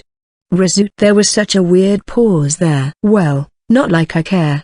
Siesta: that's what people call, birds of a feather flock together. Next to Siesta-chan, who was being glared at by Rizu, was Lycoris-chan, who still hadn't received an answer. This time, she tried asking Celine-san. Please stop, Lycoris-chan. Celine-san looks very troubled. Well then, next one. It's time for the category item throwable, Queen. Throwable. If I remember correctly, there was an article made by Toby-senpai and Hein-senpai here, right? Cineraria. That's right. Though I only made the design for it, it was mostly made by Hind Dono. Toby was the one that replied to Cineraria-chan's question. A few days ago, the members of Baby Bird came to watch our work while we were working together on it. Celine-san, who noticed our conversation, looked at us apologetically. Could it be that you used the town's blacksmith workshop? Sorry, it must have been because I was using the home one all the time. Celine: don't worry about it. The one in town was more than good enough for the work. Hind: in return, I'm expecting great results from you, Celine Dono. Foo. Toby: well, that's how it is. I haven't heard what it was, so I'm looking forward to it. Hind: while I did mix some jokes in there, most of it were my honest thoughts. Celine-san probably understood it, so she returned a smile. You sure are putting some pressure on me. But well, leave it to me. I'm quite confident in what I submitted after all. Celine: Sechin sure is confident right now. Yuma: though given the order, equipment should be last. That being said, regardless of the result, our opinion of Sechin's skills won't change, so be reassured. What is it? Why is everyone looking at me? Rizu. Since the hurdle kept being raised, taking into consideration Celine-san's feelings, Rizu said some considerate words to her. It's because of things like this that few people that have known Rizu for long come to hate her, despite her usual remarks being filled with sarcasm. Though, the members of Baby Bird were looking at my sister as if they were watching something unusual since they haven't known her for long. Thank you, Rizu-chan. Celine. I didn't do anything. Rizu looked down bashfully because of Celine-san's honest words of gratitude. Immediately after the atmosphere in the lounge turned warm, the Queen's words cut in. I take you already know how this is going to go? First off, the items that have made it into the top 100. Bang, Queen, she's suddenly introducing as she pleases. Hind. She probably hates being all formal. Toby. Quite the selfish queen. Yuma. That part hasn't changed at all from the first time we've seen her. Rizu. Next to her, the old mage called Abel was also shaking his head because of the Queen's attitude. The same way as last time, as if being called by the Queen's words, a mountain of items appeared. Exhibited in this category was a set of special kunais, made by Toby and me. Within the set there were poison kunai, paralysis kunai and sleep kunai. For the auction, we plan to sell 50 sets. When it comes down to consumable items like this one, you are able to designate the quantity. Since the number of items doesn't really influence the review, if a player doesn't have any interest in having the item in the auction, they would probably only submit a single one. I found it. It's our kunai set. Toby. Yeah. Since the case for it is huge, it was pretty easy to find. Hind. That sure raises our expectations. I wonder how it'll go. Celine. In order to protect people from the chemical-laced blade, we used leather covers for the kunais, and on top of that, we put them inside a wooden Japanese-style box. Since there were 3 of them, it was quite easy to find them within a mountain of items. With this, top 100 is a given. The problem is if they had gotten into the top 10 or not. In 10th place, Queen. The announcement of the items went by more smoothly than the first category. The only one left was first place. As for the item in first place, the Queen said that she would use a copy of the item right there. The screen is completely white and you can't see anything. Hind. However, wouldn't this be how Aniki would have felt when he was hit by Hind Dono's Shining during the tournament? Toby. Surprisingly, the person might have gotten the idea from watching Senpai fight. It had quite the impact after all. Siesta. Is that so? Though unlike Shining, it would be great if it affected all the monsters. Hind. First place was a throwable weapon called Flash Sphere. Since the Queen had used it there, the screen had turned completely white. Unfortunately, the kunai set wasn't mentioned. It seems like it's harder to get into the top 10 than I thought. Ahahaha, amusing, so amusing. With this, the announcement for the item throwable category is now over. We'll proceed to the next one once Abel and Miles' eyesight recovers. It's fine for you, the visitors, to go and wait for a little while, Queen. Your Majesty, you are going too far with your games. Mew? Her presence. Miles. After her, Abel. I'm very sorry, Abel Dono. Such negligence from my part. Your Majesty, where are you? Damn it, I can't see anything. Miles. Both retainers seem to have taken a direct hit from the light, so they were left confused and the image from the screen was interrupted. By chance, it has been proved that this item can be useful as an anti-personnel weapon. It's just that, I believe the reason this item got first place is most likely because of the comment the Queen left because it was flashy. Then the results up to the 100th place appeared on the screen. Kunai. There they are. They are in 52nd place. Such a shame. Though they are weapons with a beautiful shape that can't be found in our country, they are quite plain. Or so she says. She is complimenting them, but it seems like they didn't match her tastes. Hind. Could we had aimed higher if we had gone with the bow higher? Toby. Looking at the results, it might have been better than the kunais. Well, let's just hope they sell for a high price later in the auction. Hind. Mew. Such a shame. Even though the kunais that Hind Senpai and Toby Senpai made are so cool. Like Oris. Due to the conversation I was having with Toby, Everyone tried to comfort us by saying things like it was unfortunate since Lycoris-chan was feeling genuinely frustrated as if she had made them with us. We didn't feel that down about it. She's really such a nice girl. Unexpectedly, Siesta-chan also tried to comfort us. I believe that even just placing within the top 100 twice in a row is more than impressive enough. Siesta: well, I did team up with Yuma, Toby and Celine-san from the first day. I was with Rizu from the third day onwards, so I guess we were in a more advantageous position than other players. Hind: but even us, if we Hind-senpai wasn't there. Cineraria dono. You shouldn't say more. Toby: yes, you are right. Cineraria-chan abstained herself from saying more. She then stood up from her seat, came next to me and started caressing my back. Yes, thank you. It's true that it might have been a bit too hard on me this time. However, this should be something like what you do when you go around following up after those two, right? Seeing my gaze, Cineraria-chan gave me a nod and then looked at Lycoris-chan and Siesta-chan. That might be true, but I think the fun I have with those two beats the hardships I have to go through. That goes for me too. There, we were having such a back and forth without muttering a single word. We exchanged handshakes and patted each other's backs. I had this feeling of sympathy that was pretty close to what I felt towards Samael, a close aide of Mo equals Chan. Sai-chan, what happened just now? Lycoris: it's something like the sort of feelings you have towards Yuma-senpai. Cineraria: I see. Lycoris-chan hit her hand in understanding. I think it's impressive how she understood that. The queen, who appeared again on screen, was sitting down on the throne with a smile, as if she was having fun. On the other hand, the two men standing close to her looked very tired, as if they had gone through a lot of hardships even though they had caught the queen. Maybe it was so that the queen wouldn't escape again. This time, there were a number of court ladies standing behind them. The number of people around the throne had increased in one go. Visitors, sorry for the wait. We'll continue with the announcements, Queen. The queen snapped her fingers in a good mood, and this time, numerous bottles with liquids inside appeared on top of a table. This is easy to understand. It's time for the medicine category. From Migratory Bird, Rizu submitted a certain poison. However, I can't tell which one is whose at all. Is the number of them the only special thing about this category?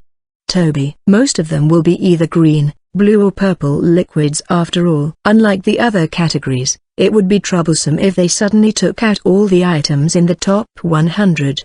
Hind: is there even any meaning in introducing the items in this category all at the same time? I don't know either, Queen. Then just abbreviate it. Though there's no way she would be able to feel the cold gazes of players that thought that. After clearing her throat, the queen proceeded to announce the item in 10th place. The item in 10th place in the medicine category. Its name is Word Compress. The exhibitor is Philia, Queen. Pew? Hind: you are, Hind-dono. That's dirty. Toby: suddenly hearing that name, I spat out the herbal tea I had inside my mouth. A large amount of the tea had fallen on Rizu's face, who was sitting next to me. Sorry. If I remember correctly, I should have a sanitary cloth inside my inventory. Hind: foo-foo, foo-foo-foo-foo. Rizu. Seeing Rizu suddenly start laughing while being all wet, apart from me, everyone else stood up from their seats and started backing off. Why is this girl laughing while looking absent-minded? Anyway, there's no doubt that this is my fault, so I'll wipe off the tea from her. Don't mind it, Hind-san. I'm fine. Rizu: is that so? But, I'm sorry. How about going to the river and washing off your fur? Hind: I don't want to. Rizu. She refused before I even finished talking. I believe it would feel gross if she just wiped it off though. Even if they are avatars, I believe she would feel better if she washed it off with water. From the members that had stood up, Yuma was the first one to return to her seat. Even I would be put off by that expression right now. What's wrong with your brain? Yuma: I'm fine if Yuma-san doesn't understand it. Rizu: see, calm down, you too. Hind-kun, I understand that you were surprised, but be careful, okay? Celine: Yeah, I'm very sorry. I'll be careful. Sorry, everyone. Hind. Within that delicate atmosphere, just as the other members returned to their seats, an email arrived. It seems like Yuma received it too. We exchanged looks and she started to operate her menu window. I also opened mine. It seems like the sender was Philia-chan. Sender, Philia. Subject, regarding the item contest. Body. Dad told me to try submitting it, so I submitted the wet compress I made with Hind and Yuma. It was thanks to both of you that I was able to enter the top 10. Thank you. As thanks, I'll make lots of wet compresses and send them to you. Once we let everyone else know that we had received such an email, Lycoris-chan voiced her admiration. Really? If I remember correctly, Philia-chan stayed over here while we couldn't log in, right? Lycoris. That's right. She's with Albert now. It seems like they are going here and there like always, while doing mercenary work. Hind. Since the effects of the wet compress are unusual, I can accept that it is placed high. I did help a little bit with it too. I feel a bit better now even if my adenium didn't make it. Yuma. It was a joint work between us after all. It's probably because Philia-chan thought the same that she sent this email. Hind. We left everything regarding whether Philia-chan wanted to reveal the formula to make the wet compresses or not all up to her, so we didn't have anything to say in the matter. She's free to do whatever she wants. I replied back with a congratulatory message and closed my window. If I'm not wrong, they gradually recover HP, right? When I heard about them, I was quite surprised. Toby, though you did look just as surprised when you heard about it this time. Siesta Dono retorted to something I said. Toby, why do you look slightly happy? Hind. No, I was just relieved because it's not like she just ignores me. Toby, such groundless accusations. I wouldn't do something like that. In Toby-senpai's case, if you just stopped looking so persistently at my chest, I wouldn't have any other problems with you. Siesta. Yuga. I apologize. Didagazaru. Toby. While they were having such a conversation, inside the screen, the queen personally stuck a replica of the wet compress on the lower back of the old man. Arbel. Biton. Such a sound accompanied the action. It was quite the rough way to do it. Due to that, the old man grimaced and let out to offer. Shortly after, his expression relaxed. Seems like the wet compress started to work. The fact that it smells a bit bothers me. But this is good, right, Gia? Queen. Yes, this Arbel guarantees it. It lightens the pain that comes with age. Yuma. Phew. Arbel. With this sequence of events, Philia-chan's item, the wet compress, placed in 10th place. Following that, 9th to 6th place was full of orthodox medicines, as a result of compounding being crafting with a high degree of difficulty alongside blacksmithing. The only thing that made the products lined up there different, was purely their effectiveness. That makes me think that the one in 6th place was just a medium-grade potion that simply had a high effect. With that being said, until now, you could just say that it felt kind of plain. Even the fact that they went as far as to use the wet compress was quite plain. Then it was finally time for 5th place, but the hand of the queen, who had been smoothly introducing each item, suddenly stopped. Noticing something, the queen held a certain green medicine in her hand and signaled Miles with her eyes. Miles gave a bow and then left. Then he immediately returned with a middle-aged fat man alongside him. What are they going to do? It's been a while, Bro, Queen. It's been a while, Your Majesty. It seems like you are in the middle of some exhibition. Why did you call for me during such a time? Bro. Nothing much. I thought I would have you help me with announcing the results of the visitors event. This is medicine made by the visitors. It's quite effective, you know? Try drinking it, Queen. But Your Majesty. Bro. Drink it, Queen. Being left with no other choice, the middle-aged man calmed himself down and looked around. From his looks, he seemed like a noble. He seemed to hold a big position at that. Hey, Rizu, I have a really bad feeling about this. Hind. I was hoping that the queen would accidentally drink that one. So she's going to use it like this. TSK. Rizu. The potion the queen is holding, that's something you both made? Celine. You'll understand when you see it, Celine-san. Hind. It's something only us, who had made it, would understand. It was different from what its color suggested. Hardening his resolve, the man called Bro closed his eyes and drank it all in one go. Then he dropped the bottle and fell to his knees in that spot. The bottle was destroyed as it fell to the ground, and apart from Rizu and I, the other members froze in place. So it really turned out like this. Visitors, it's rather embarrassing, but this man is someone from our country. And he was a member of the rebellion. He's not dead, so there's no need for you to worry. Well then, Queen. Miles raised up Burrow with some help from Marble. His whole body was numb. Burrow was completely unable to move, save from the neck upwards. It was that type of special anesthetic. How are you feeling? Burrow. Queen.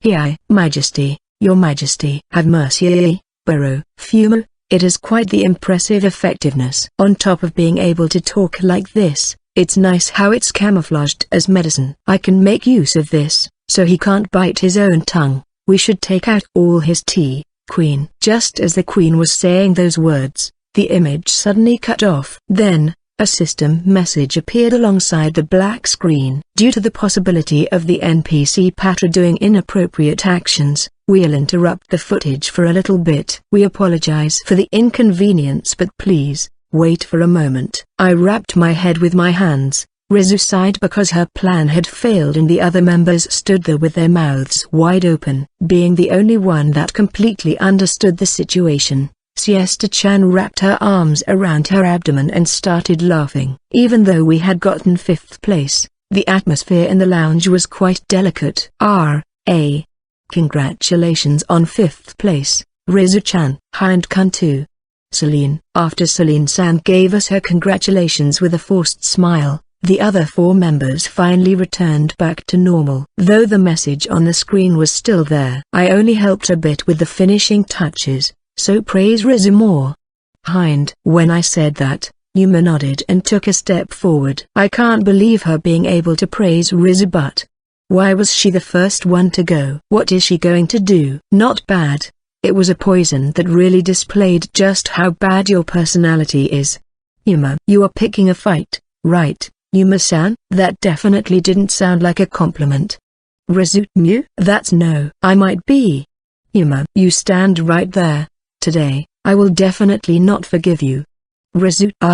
As I thought, it ended up like this. While both of them started to wrestle with both hands, Siesta-chan came closer to me and asked, So, senpai, that poison, how were you able to disguise it as healing medicine?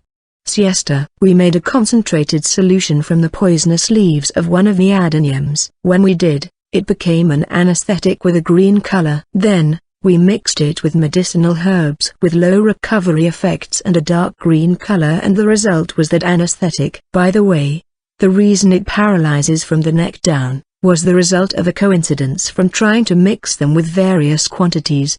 Hind. That's so evil. From a distance, it looks exactly like an HP potion, you know? Its effect is basically telling us, please, use me to torture someone. Toby. Well, yeah. In the end, it was used for that exact purpose after all. Hind. For the developers to have had to stop it, that's something quite unheard of, right? Pukaku. Siesta. It seems like Siesta-chan can't help but find what Rizu and I did funny. Strictly speaking, the one that did it was the Queen and we didn't really do anything. However, as the son of a nurse, this is quite the regrettable turn of events. Laughing is quite rude. See, right, Hind-senpai, when it comes to medicine, it was possible to hide information, right? Cineria. I believe what Cineria-chan wants to know with that question is if it's possible to hide information regarding that anesthetic. When players touch items or gear, information like their effects are shown after all. It's possible, though, since people won't buy items from the trading BBS unless the information is shown, it's not used often. But since Rizu really wanted to submit it without its information being shown, we submitted it like that for the contest. Hind. So the Queen saw right through it. She doesn't look like the type that would show such a disgraceful side of hers. So it turned out like this. Celine. When she heard what Celine-san and I had to say, question marks started appearing above Lycoris-chan's head. You mentioned that you wanted the Queen to accidentally drink it, But Rizu-san, do you hate the queen? Like Oris, Rizudona generally dislikes females with a better figure than hers. Toby, eh? But that would mean basically every, like Oris. Because of like Oris-chan's careless remark, Rizu, who had sharp hearing, sent her a sharp gaze. She sure has good ears, to be able to hear that remark despite being fighting with Yuma. Moving her mouth while hesitating to keep talking, like Oris-chan started to sweat and she frantically tried to think of a way to follow it up. Being smaller is cuter, right? I'm currently quite small after all. Viva, small. Like Oris. But Lyko, you've been happy recently because you've gotten a bit dull. Mofu. Siesta, Si-chan, SHHH, that was a lie. A lie, you hear me? Like Oris. Siesta-chan's mouth was frantically covered by like Oris-chan. Just for the record, when it comes to the height of the members of Baby Bird, Cineraria-chan is slightly taller. Like Oris-chan and Siesta-chan are quite short and about the same height. Both of them are pretty much the same height as Rizu. You could say that Rizu was quite short for a high schooler. By the time there was a change in the image on the screen, Yuma and Rizu had gotten tired from their scuffle and were eating sweets with the other members. The three middle schoolers, most likely because they were getting sleepy, were dozing on and off. The queen sat down on her throne, and her retainers were next to her as if nothing had happened. The item that took 5th place in the item medicine category is called placebo potion numbness. The exhibitor is Rizu. I personally wouldn't have minded if it was placed high. What is it, Arbel? What? Don't say anything unnecessary. Let's proceed to the next announcement. In 4th place, Queen. After that, it was followed with healing items. The one that acquired 1st place was a potion that healed a little bit of HP, MP and status ailments. The exhibitor was the pharmacist player that was talked about in the BBS. That concluded the item-related divisions. It was finally time for the equipment ones. First off was the accessory one, since no one among us was participating in it. I'll admit it. Then, it was time for the defensive gear category I was participating in. Well then, time for the next one. The top 100 items in the armor category. Dada, Queen. You are so bright. Most of the exhibited goods released a dazzling golden glow. Among them, we could see some silver ones and others that gave priority to their performance, but the number of gold armor was overwhelmingly high. In the middle of those, my item was it's there. For the time being, seems like I got into the top 100. Hind. Mew? Where is it, Hind? Yuma. There, towards the right, next to the golden dress. Hind. Oh, that red one. It's gone. Toby. I thought it would stand out because it was bright red, but the items surrounding it were just too flashy. Before everyone managed to take a look, the image was cut off. They were proceeding to announce the top 10. At that moment, Rizu said this with great conviction. It'll be fine. If the clothes are made by Hein-san, they'll definitely get in the top 10. Rizu. W8. Rizu, even though you treated Celine-san so kindly, you are going to raise the expectations for me? Hind. But we are talking about Hein-san here, you know? Rizu. What with that expression that is saying that it would be a given for me to place high. The way you put so much trust in me is frightening. Yuma and Toby found that funny, so they were giggling and the corners of Siesta-chan's mouth also rose up. You are right. There's no way for Hind to lose here. Yuma. It's Hind-dono after all. He'll easily get a high rank here. Toby. I can't imagine Senpai losing here. I have really high expectations. Siesta. Hein-senpai, do your best. Like Oris. You geese sure have some baseless confidence. Besides, the results are already out, you know? There's nothing to do my best at right now, you know? Hind. I was feeling bewildered at how they just kept raising the hurdle. Like Oris-chan even added a comment there for some reason. Celine-san and Cineraria-chan were giving a wry smile. I was working on mine until the last moment, but looking at the goods displayed here, I can tell that real-life professionals with actual experience are strong. I'm not sure how mine will fare. The announcements continued until 3rd place. The things line up until now were things like golden shields, armors and helmets. They were finely crafted products. Among them, The one that took third place drew our attention. It was a jet black armor made by a famous blacksmith player called Wales. As a top-class blacksmith, he was able to get such a high rank despite disregarding the Queen's tastes. You could feel something akin to pride and stubbornness from it. Is Shien's defensive gear not announced yet? Shouldn't it be about time? I'm looking forward to it. Will it be second place, maybe even first place? Toby-senpai, if you don't manage to place in the top 10, let's sulk in bed together. Siesta. Save the sleep talking for when you are sleeping. Well, it's a given that he'll enter the top 10 though, so there's no point in making those kind of promises. It's not coming out. Shien-senpai's defensive gear. Like Oris, only 2 products left. Being driven to a corner by my companions, my mental was about to reach its limits. Aside from Rizu and like Oris-chan, the other 3 are definitely doing it on purpose. They are for sure. Just end it. I don't care if I didn't get into the top 10. Hind-kun, he just had enough. Celine, Hind-senpai. Cineraria. Celine-san and Cineraria-chan are the only ones that worry about me. While I was praying that it ended soon, the Queen announced the product that was in second place. The item in second place in the defensive gear category. Its name is a Shika dress. The exhibitor is Hind. Queen! Hind. At that moment, I gave out an incomprehensible shout and did a fist pump with both arms. Mainly, it was because I was finally free from the stress. The fact that he managed to find our country's treasured Ishika cloth is already worth praising. However, this sewing is indeed splendid. With a mix of camel cloth and wool, the dyed threads are carefully sewn. If this dress was made to perfectly fit my own figure, my evaluation of it would have been higher. Unfortunate, Queen. Regarding the Ishika dress I've made this time, I've prepared some countermeasures to the fact that since it's an arranged item, it has the weakness that its size won't adapt to the wearer. The waist part is tied by a belt, in case the person doesn't like it. It's also possible to remove it and replace it with a ribbon. Regarding its classification, it's a simple A-line long dress. In order to be able to easily fix its height, well, it's kind of a shame that it wasn't made to fit the Queen. In terms of performance, the Ishika dress itself contains traces of magic. Its defensive gear fit for a mage. That was so close. It was really close. Hind. If we've come this far, make it first place. Why is it in second place? Toby. Well, isn't it fine? It's fitting for me. Hind. I wonder why they were dissatisfied. These 2 were screaming as if they were more disappointed than me. Anyway, I was aware that my finishing touches were a bit lacking.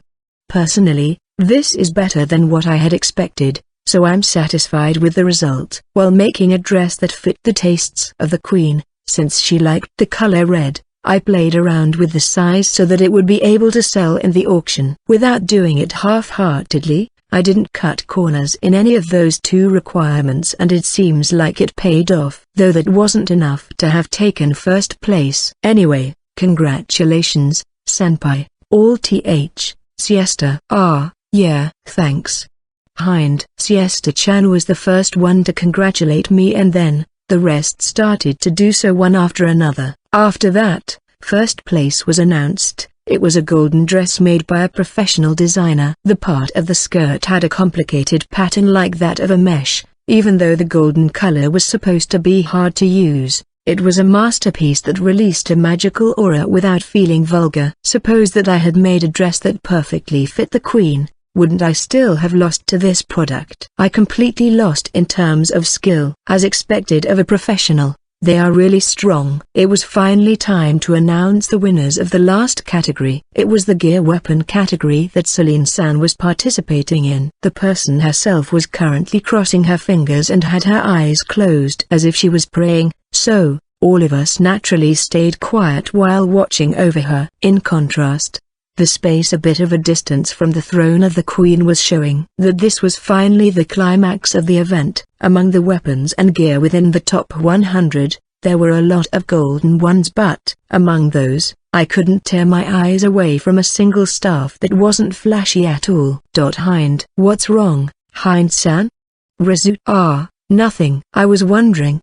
Hind. It was a staff that if it was going to be sold later on in the auction, it made me think that I would like to buy it. I shut my mouth and refrained from telling Rizzu that that sort of statement would be like an insult to Celine-san, who went through the trouble of looking after my staves. It's nothing. I was just thinking that everyone is trying too hard to get on the Queen's good side. Not that I'm one to talk though.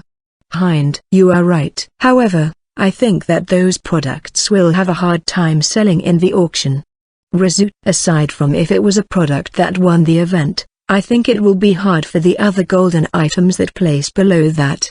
Hind. Golden and shiny pieces of gear, speaking quite frankly, are only for those with particularly unique tastes. I'm not saying that no one will buy them, however, I don't believe the demand is that high. On top of that, you are not able to melt the gear in this game after all. Let's start then. 10th place in the last division, gear weapons, Queen. Along with those words, the Queen took out a weapon. We were slowly going through the ranks and unlike us, Celine-san didn't show any signs of getting impatient. She just stood still in her praying posture. Everyone understands. Celine-san was only aiming for first place.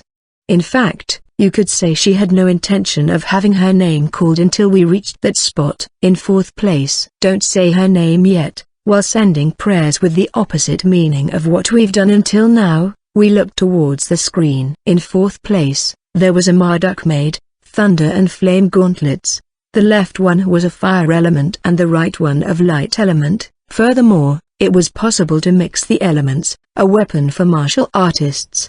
The higher ranks in weapons and gear category was filled with famous blacksmiths. In 3rd place, Brandon made, golden warhammer. With a mixture of performance and fitting the Queen's tastes, it was a weapon that showed flexibility in the way of thinking of the crafter compared to those master blacksmiths that took pride in their own work. Judging from its weight, this is probably made for a heavy warrior.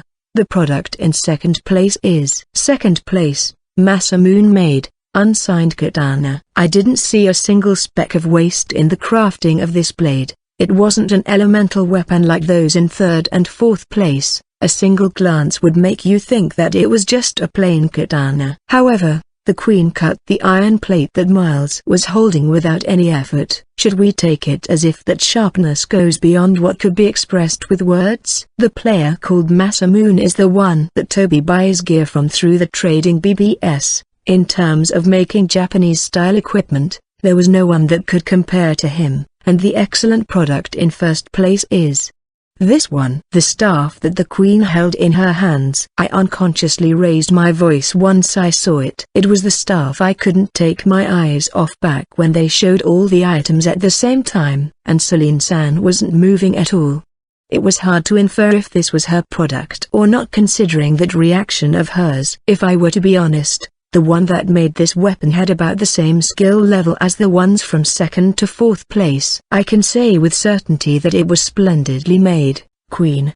The Queen then started spinning the staff around, and the projection showed the staff from different angles so that the players could see it clearly. Hearing that it was at the same level as the other master blacksmiths, Celine-san's shoulders trembled. The patterns and decorations in the staff were carefully carved and conservative. I could feel that it was similar to a certain person's personality. The anxiety of not believing in oneself and the expectations of the person were mixed in there. It was a feeling I couldn't shake off. At the tip of this staff is Queen. Hearing the Queen's words, we looked towards the pointed end of the staff and what awaited us there was not the usual gem. Staff-type weapons have a gem encrusted at the tip of one end in order to assist with the user's magic, which means that the staff is incomplete. Taking Celine-san into consideration, no one was saying anything, but it was obvious that everyone was wondering about that. Most likely, the same goes for all the other players watching this. I took this empty space as a statement telling me that an oblique carbuncle should be placed here. To be so bold and daring as to send in an incomplete product,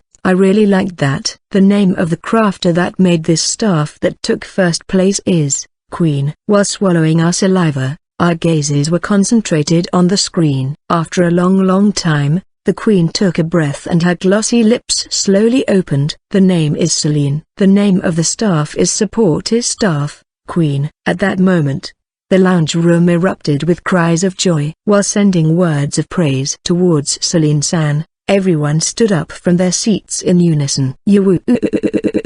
Sechan. Yuma, you did it Celine Donu.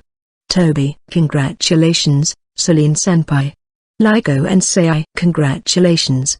Siesta, well done, Sechan. As expected of you. Rizu, you did it, Celine-san. Hind, Celine-san was frozen in place watching the screen. She didn't react even if you waved your hand in front of her eyes. That didn't change even if you tried shaking her shoulders. Don't tell me. She fainted. Hind, Sechan, get a grip. Return to your senses. Yuma, projected in front of Celine-san's eyes, who had fainted from being too happy, was the queen inserting a noble carbuncle, which was the prize for getting first place, on top of the staff and then using the staff to release light magic towards the screen. Following that, the results for all divisions appeared on the screen marking the end of the item contest event. The queen finished giving her congratulations and the image in the projection was cut off. The items exhibited were returned to the players and the auction would open 24 hours from now. People were free to bid during the 24-hour period of the auction and you were free to set a price for the items. The results of the auction will be announced 2 days from now, right? Hind, for those that want to bid for the most popular items, they'll need to stay online the day after tomorrow around this time. Toby, in those cases, you just have to bid an overwhelming amount of money. Just bid an amount that is 2 digits higher than the rest. Yuma, you sure accrued as always, that would only work if you actually had such an amount of money, right? Rizu, while we were having that kind of conversation, the members of Baby Bird looked awfully sleepy. It's quite late for a middle schooler after all. Seems like they missed their chance to leave, so let's have them log out first. Cineraria-chan, who is the one going to exhibit the pillow in the auction? Hind, yes. We used my name in the contest, so I'll just exhibit it under my name. Cineraria. In that case, like Horus-chan, think about a comment for when you are going to put up the pillow in the auction. As for Siesta-chan, since it seems like she's at her limit, let's leave her alone. Hind, yes, understood.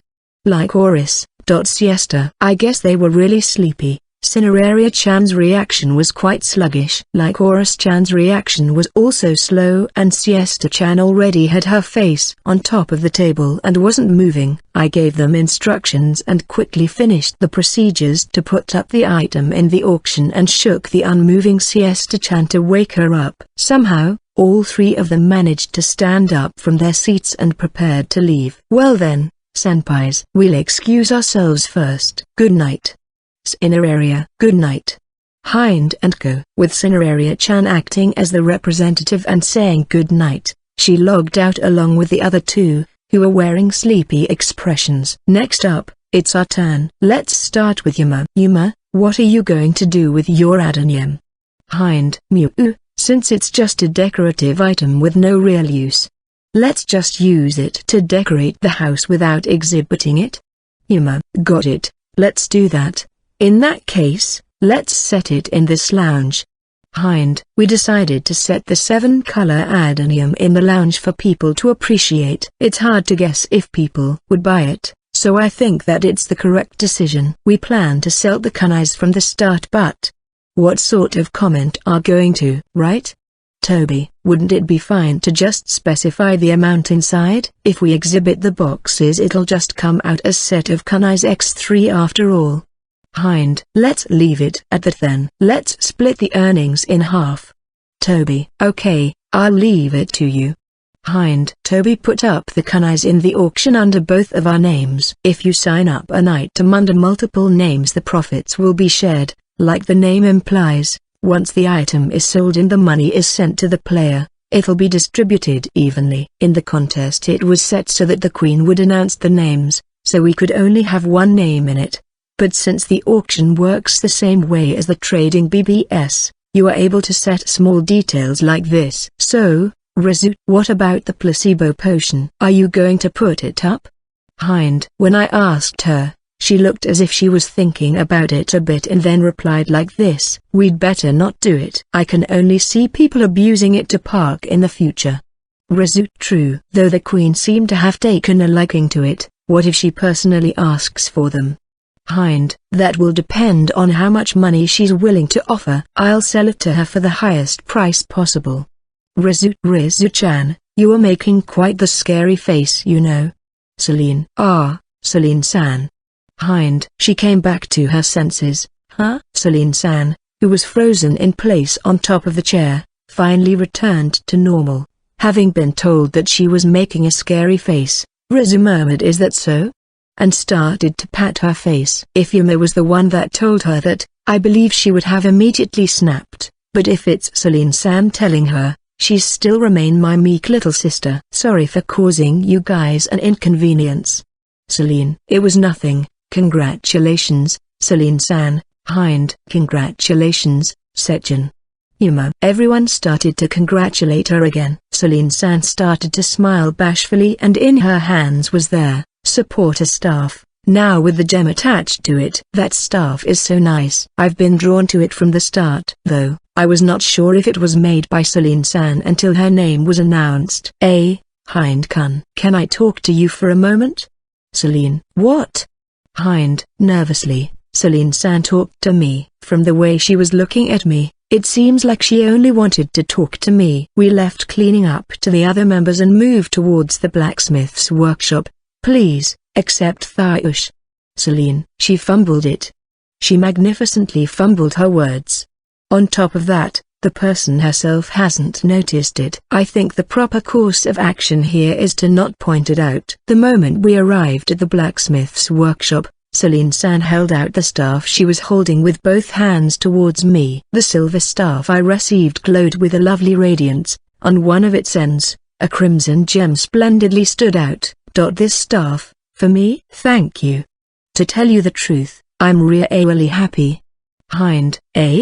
Celine. I told her that from the moment I saw this staff in the contest, I've been charmed by it. When she heard that, Celine-san opened her eyes wide in surprise, then started smiling. I see. That sort of makes me happy. I might be glad that I kept what I was going to exhibit a secret from everyone. Celine. Like that. She joined her hands behind her back and seemed unable to calm down as she moved her body left and right. What with this embarrassing atmosphere, I have to say something, is what I was thinking, but I was unable to form anything inside my head. The feverish gaze coming from behind her glasses made me unable to think. Hind. I've been having a lot of fun lately. Before, I just endured going to university alone, going to my part-time job, returning to my room and playing the games I liked and then sleeping. It was a cycle like that. It's not like I hated that kind of lifestyle. Though honestly, it was a bit lonely, even though I know it was my own fault that I was shutting myself inside my shell.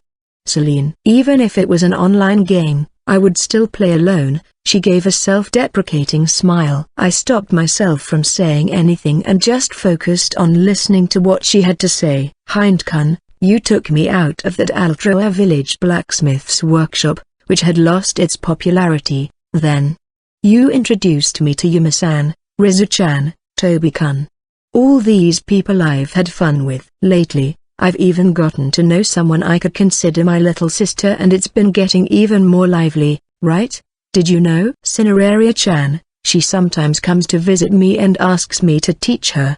Celine. I didn't know about that. I saw both of them talking, but I didn't think that they had gotten along so well. Now, even at university, I've been able to make a few friends. Even with people I meet for the first time, I might not be able to talk to them first, but I've become able to at least reply to them.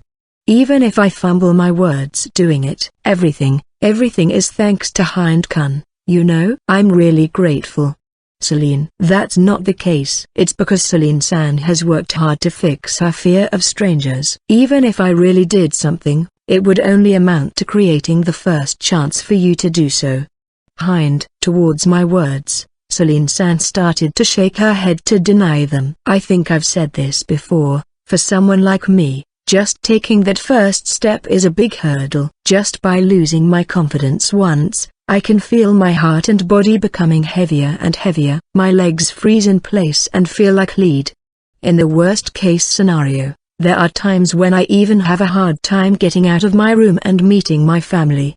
Celine. I'm sorry. Celine-san hung her head and apologized for having this sort of conversation. However, I felt happy. It's true that the contents of the conversation were gloomy, however, the expression on her face as she confided in me about these topics, I felt brightness from it as if a weight had been removed from her body. Just the simple fact of playing together, an act that didn't feel really important at a first glance. Just because of that simple fact, it was possible to bring salvation to the heart of someone. It's things like this that makes me think that the power of games is amazing. That's why I put all my feelings of gratitude towards Hindkan and this staff. I'm sorry, rather than feelings, they might be the weight of my feelings. Celine. No, Celine-san. I don't think you are supposed to say it like that with that timing.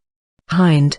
Having such a serious conversation just to have her make a pun at the end. I didn't think it would turn out like that. We both made a wry smile at the fact. Within the atmosphere that had become way more relaxed quite suddenly, I thought that the conversation had already ended when I like Hindkan. Celine. Due to the words that casually spilled from her mouth, my body suddenly stiffened. My mind was in chaos and I was unable to think properly. Even then, I was about to open my mouth to give an answer to her sincere feelings when— Wait a moment. Hindkan. Celine! Hind. Just at that moment, a restless Celine-san frantically stopped me. She interrupted me while flailing her arms around. Steam poured from the face that looked completely calm when she told me she liked me as if she was boiling. Listen to what I have to say for a bit longer without saying anything, please. Celine. Understood. Hind. Since she prevented me from saying anything, I could only stay silent. Celine-san placed her hand on her chest and took a deep breath a few times, then continued talking with a flushed face. Hindkan, first off. Celine. Yes. Hind. Right now, today's work hard gauge is already at 0 points. Celine. Huh? Right. Hind. What's a work hard gauge, is what I was thinking. But she managed to convey that it meant something like her emotional limits. In return, seeing how Celine-san was even more flustered than me, I started to gradually calm down. Then, she continued speaking. That being said, I said that I like you, but I don't have the energy say anything after the reply that comes after that. Celine. I see. Hind. That's why, refrain from answering now. Until I prepare myself to listen to it. Please. Celine. This is quite the messy confession. However, I think I'm not really one to talk. After all, the relationship the three of us have, is one where we just keep delaying the answer and settling on a position we are comfortable in. As I said that, a streak of sweat ran through Celine-san's cheek. But Hindkan, that's because you realized, right? That if you were to choose one, the relationship that you have right now would crumble. Celine. Well, I thought that there was a possibility that sort of thing would happen, but, Hind, even at the university I go to right now, there's been multiple circles that have been destroyed due to issues with personal relationships. Celine. That's quite the unpleasant example. Hind. I can actually vividly picture it. It sounds like something that could happen to our guild, so it gives me a bad feeling. Obviously like Hindkan the most. But I also like everyone in this guild. I feel bad for forcing this, but if it's okay with you, I would like things to stay the same for now. No matter what sort of answer you have in mind, let's keep things like they currently are. Celine. Understood. At the very least, I'll gladly accept Celine-san's feelings.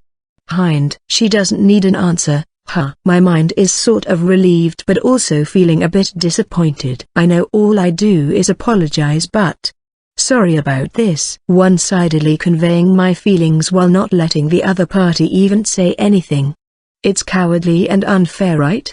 Celine. Well, it's true that it gives me this feeling of having left something unfinished, but me and Toby, we both like the current situation where all 5 of us are playing together. It's the same feeling. I'm a coward that doesn't move forward like this. If both of them were taken away from me by someone else, I wouldn't be able to say anything to complain about it. Hind, isn't it the opposite? I think that Hind-kun would eventually be snatched away by someone. Both of them are stubborn and simple-minded. They clearly convey that Hind-kun is an irreplaceable existence to them. That's why, no matter how strong their feelings become, they still remain prudent and shy. The same goes for me. Celine. I guess those are the advantages of being born a man. Wait, am I the one going to be snatched away? Hind, isn't it usually the other way around? Even though I'm a man. She even said being snatched away by someone. Am I like some sort of princess? I imagined myself wearing a dress and felt like puking. That's gross. I brushed off the image that formed in my mind, calmed down and looked at Celine-san. At the end of the day, I have no idea what's even good about a guy like me. Welcome to this distorted circle. I don't know what lies ahead of us, but let's have fun on our way. Hind. Yes, thanks for letting me in. While we are at it, it's fine if you just take all of us and look after us three, you know? Celine. Please, don't say something that sounds straight of my mom's mouth. Hind. Ah, is that so? Hind-kun's mother, she's quite unique. Celine. Since we were cowards, we ended up delaying the situation. After that, I equipped the first-rate supporter staff +7, I received from Celine-san and received an explanation about it. The staff's performance was wonderful. It goes without saying that my magic attack had drastically increased, but there, Noble Carbuncle added a casting time -3% on top of it as a bonus. It felt nice in my hands and most importantly, I really loved the ornaments and the vibes the staff gave. You could say I look quite plain if I were to stand next to Yuma, but that's exactly why I praised Celine-san to the heavens. Because of that, she ended up red up to her ears and proceeded to curl herself up. Once she calmed down, we returned to the lounge room. After having finished tidying the place up, the three of them were talking about the contest. I think it's about time. This should be all for tonight. Since they asked me what we were talking about in the blacksmith's workshop, I told them how I received the staff from Celine-san. Toby only looked at me while groaning with envy, but Yuma and Rizu exchanged glances and for some reason, they nodded at each other without saying a word. What's going on? Yuma, is it fine for us to disband for the day? Hind. Yeah, that's fine. That only goes for the guys though. Yuma. What do you mean by that, Yuma Dono? Toby. Yuma didn't even reply to Toby's question and beckoned Celine-san. Having guessed what she meant, Celine-san, who was standing next to me, slowly moved towards her. Like that, Rizu and Yuma pulled their faces closer to her and they started whispering something in a tone he couldn't hear. That being said, we are going to have some secret girls talk. The guys should go away. Yuma. It's the first migratory birds girls only meeting. Don't mind us. Rizu. Why you two, since that's the case? Hind-kun, I'll be fine. So. Celine. From my worried expression, she guessed what I was thinking and she said that while wearing a troubled smile. Seeing that exchange, an evil smile surfaced in Tobias' face and he started to hit me with a hand. Ha. I see, so it's like that. Hind Dono, for the time being, let's leave this place. Toby. Wait a moment. Stop, don't drag me. I'll walk by myself. Hind. Toby forcibly grabbed me by the arm and we exited the lounge room. Those girls, they are really sharp. Various thoughts were going through my mind, like if Celine-san was going to be fine. Once we entered one of the private rooms in the guild home, Toby sat down comfortably on top of the item box and addressed me. Whoa, Hind Dono. You have become quite popular lately. The personal relationships within our guild are in complete chaos. Hi. Toby. You sure are quite the considerate guy. That being said, acting as if this was just someone else's problem and enjoying the situation. Aren't you the one that always goes around saying he wants a girlfriend? As a guy, don't you feel frustrated when you are the only one that's left out? Hind. Towards my words, Toby just shrugged his shoulders in an exaggerated manner. For some reason, I get the feeling that it's really irritating when he's the one doing such an action. Makes me want to just grab his head in an iron grip without any warning. But if we are talking about those three, if we are speaking honestly, They are all a pain to deal with, so I don't feel envious at all, especially Yumadono and Rizudono. They are so mean. Really mean. Though if we are speaking about appearances alone, they are all really pretty. Toby. I see, maybe I should tell them. Hind! Wait, they'll kill me, they'll cut me in little pieces. I went too far, I'm sorry. I'll apologize. Stop trying to open the menu window. Toby. After that, while being curious about what was going on in the girl's side, there was nothing I could really do. I finished the procedure of putting up their Ishika dress in the auction and logged out along with Toby. Hey, Waki. Shui. What is it? Try to refrain from talking to me, I'm working right now. Wataru. Isn't it fine? There's not that many customers right now. More importantly, after that, did Celine Dono contact you? Shui. Yeah, she mentioned something about some ladies' pact or the like. She told me that it was fine and I shouldn't worry. Wataru. While cleaning the table where a customer sat down until a moment ago, I replied to Toby, who was sitting down while drinking some coffee and checking his smartphone. I believe Celine-san explained it vaguely on purpose. Those two must have forbade her from saying anything. Doesn't seem like we'll get to know about the contents of that pact of theirs. I see, I guess it's fine as long as they are not fighting. So, I was taking a look at the threads after the event ends like always. Shui. Oh, was there anything unusual? Thank you for coming. Wataru. Just when I was done wiping the table and placing a menu in the middle, a customer stood up to leave. The owner looked free at the time, so he took care of the bill. While he was doing that, I cleaned and put the tableware on the table the customer that just left had sat down at. It's about that time when the store is not busy. Owner, do you mind if I go and take my break right now? Wataru. Sure, go ahead. In a while, the regulars are going to start coming after all. Shiru. Alright. Thank you very much. Wataru. I took off my apron and sat down opposite Shui. Today's is Mariko-san's day off. Seems like she had gone on a hot spring trip with some old friends. For some reason, I think that when you come here, the rest of the customers just disappear. Wataru. Rude. I purposefully come here when I know that there will be less customers. Shui. Well, I knew that. It was just a joke.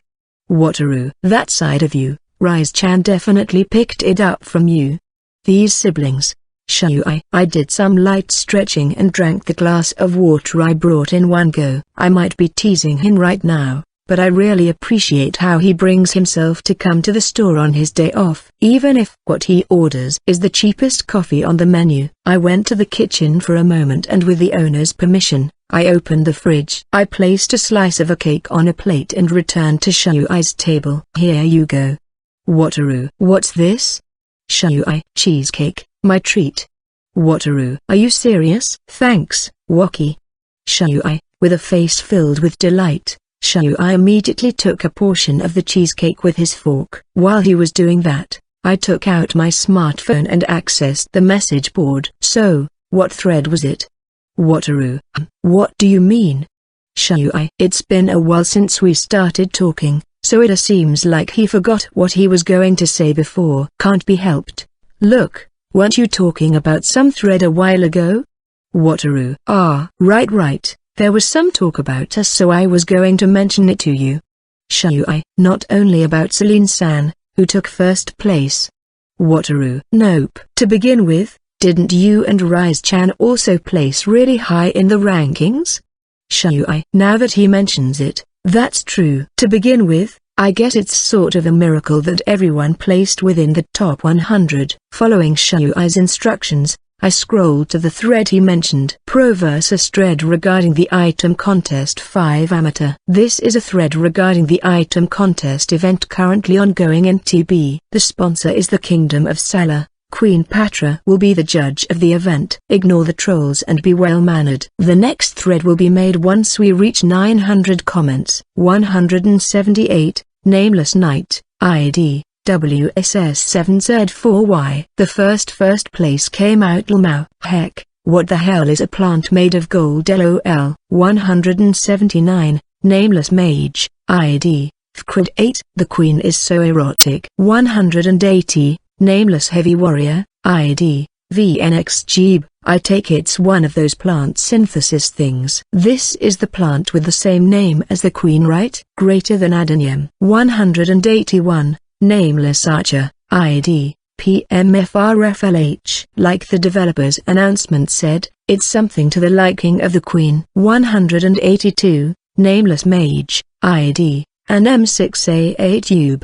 The person in first place, I investigated him a bit and found out that he's a floriculturist, though it's a mystery how the plant ended up turning into gold. 183, Nameless Mage, ID, MPW6H2N. A floriculturist. I wonder if it's possible to use the knowledge of selective breeding from real life inside the game. 184, Nameless Shinto Priest, ID, Kmuku. To begin with, does a floriculturist even deal with selective breeding? It would be another thing if we talked about the farmer type that grows things that can be eaten, but that would be something you do in university. 185, Nameless Light Warrior, ID, Fragi. I don't really get it, but this confirms that the person that took first place was a professional. 186, Nameless Archer, ID, PMFRFLH. Well, we can definitely say that he had an advantage over people that didn't know anything about plants. Not like I know much about them either. 187, Nameless Knight, ID, QKXO, Gunanu. 188, Nameless Archer, ID, K5Diga5. I really want a normal player to take first place. Hope that it does in the next category. While skimming through the comments, I kept scrolling down. Up to now, there's been no talk about us. 240, Nameless Shinto Priest, ID, Mfitx6. My eyes. My eyes. 241, Nameless Mage, ID, Fcrid8. It's all white and I can't see anything. Lmao. 242, Nameless Archer, ID, K5Diga5. It's suddenly all white, and all you can hear is the laughter from the queen. 243, Nameless Heavy Warrior, ID, Wyxk2. This has to be what Albert felt when he got hit by Shining. 244, Nameless Knight, ID, U2DTK8K. True, this does feel terrible. Are you telling me to find my enemy only relying on sound? 245, Nameless Archer, ID, FZNJZJT. If it worked on monsters, it would be a godly item. Flash bomb. You could use it offensively or to run away. If that is not possible, it could also be used to run away from park attacks. 246, Nameless Mage, ID, 3Ds5T. The problem would be the cost of the item. If it was cheap, it would be a highly effective all-purpose item. I'd definitely want some. 247, Nameless Martial Artist, ID, NHTKX5P. I guess this one definitely doesn't have anything to do with being a professional, right? 248, Nameless Light Warrior, ID, XUT90Q.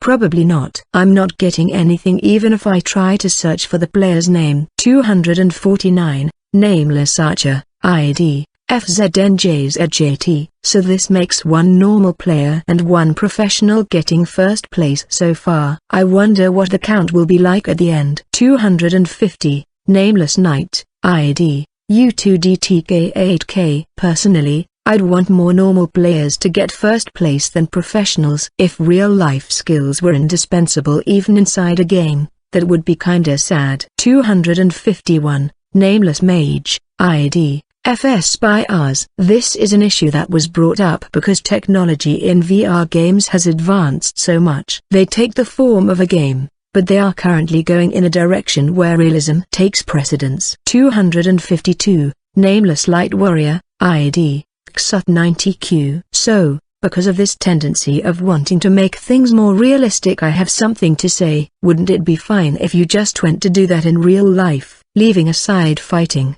I'm talking more about the crafting side of MPX. 253, Nameless Heavy Warrior, ID, Skik. In some cases, you have to think that people might not be able to do those things in real life because of circumstances. Since I live in the city, I play fishing games from time to time, you know, those that are more realistic. 254, nameless Shinto priest, ID, ZU232ND. Let's do it. In TB fishing. 255, nameless heavy warrior, ID, Skik. At 254, fishing in TB is just too simple. It's convenient how you can easily travel to the sea or mountain streams. 256, nameless archer, ID, WZ. In some cases, you have to think that people might not be able to do those things in real life because of circumstances. In other words, a gouge, abbreviated. 257,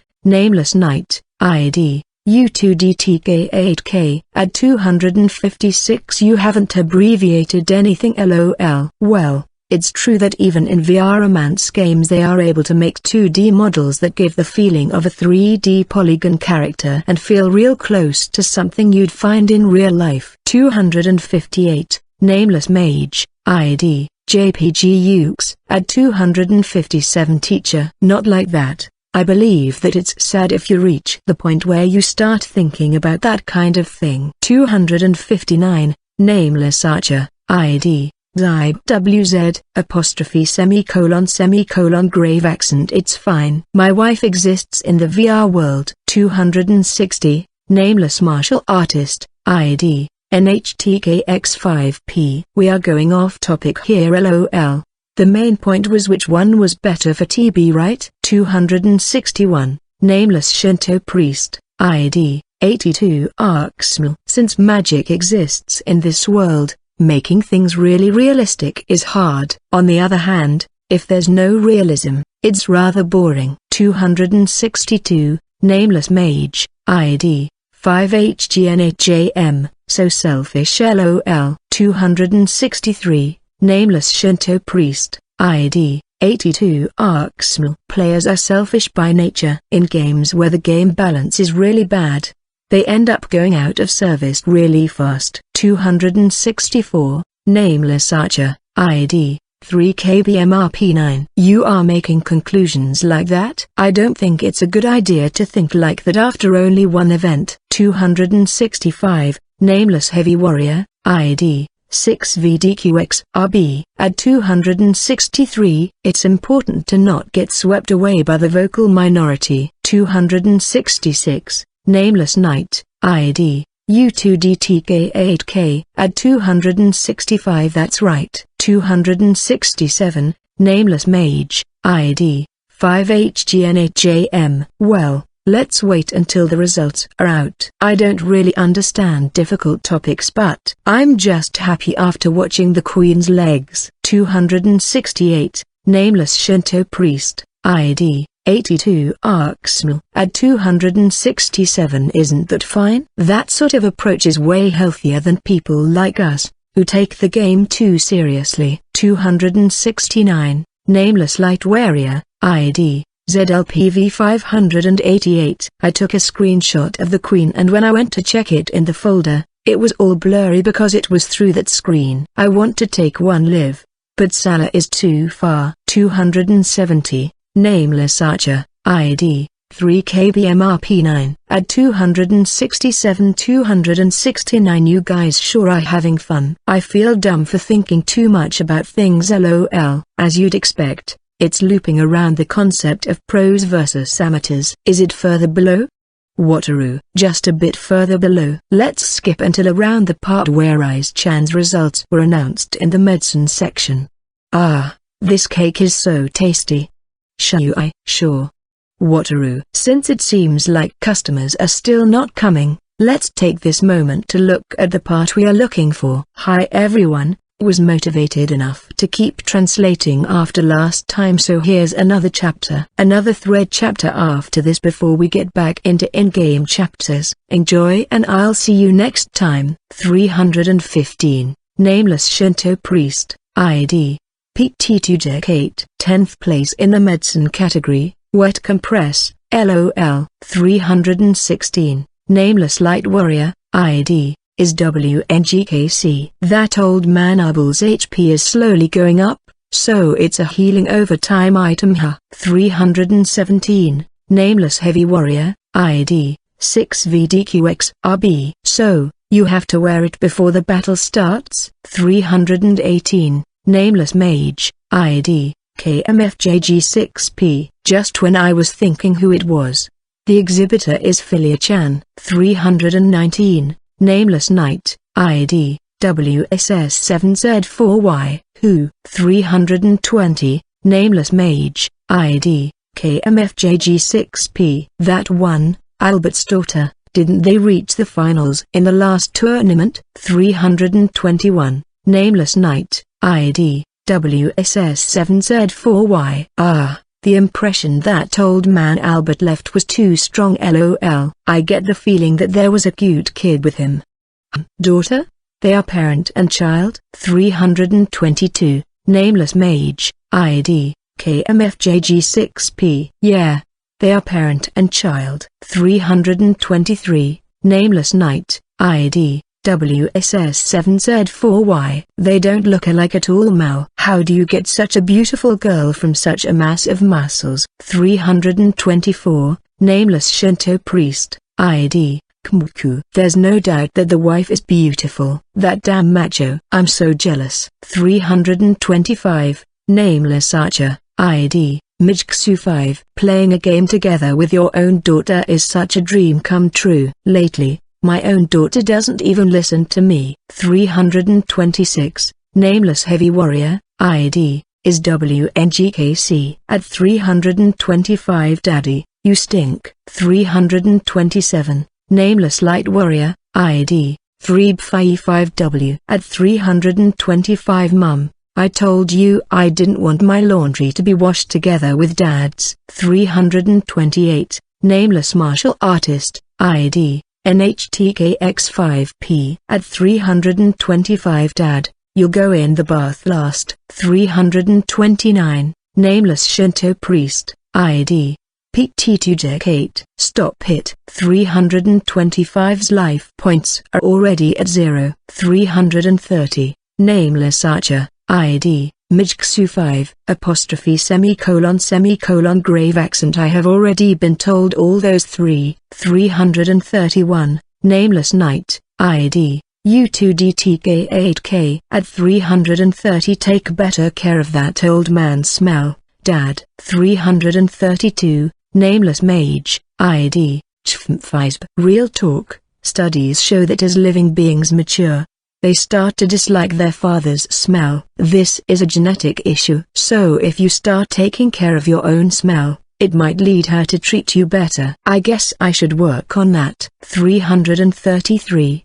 Nameless archer, ID, Mijksu 5. Grave accent. I heard something good. I'll do my best. 334. Nameless archer, ID, ZybWZ. Do your best. Just when we were talking about that, there seems to be something weird going on in the stream. 335. Nameless Knight, ID, U2DTK8K. 9th6th place are fine, but 5th place is. 336. Nameless Mage, ID, GQN2B32. What's this? An interrogation? Or maybe torture? LOL. 337. Nameless Light Warrior, ID, 7DJNGXR. An anesthetic that only lets the parts from your neck and upwards move. What the hell is this? On top of that, it looks exactly like a HP potion. This thing is not at the level of being simply underhanded. 338. Nameless Heavy Warrior,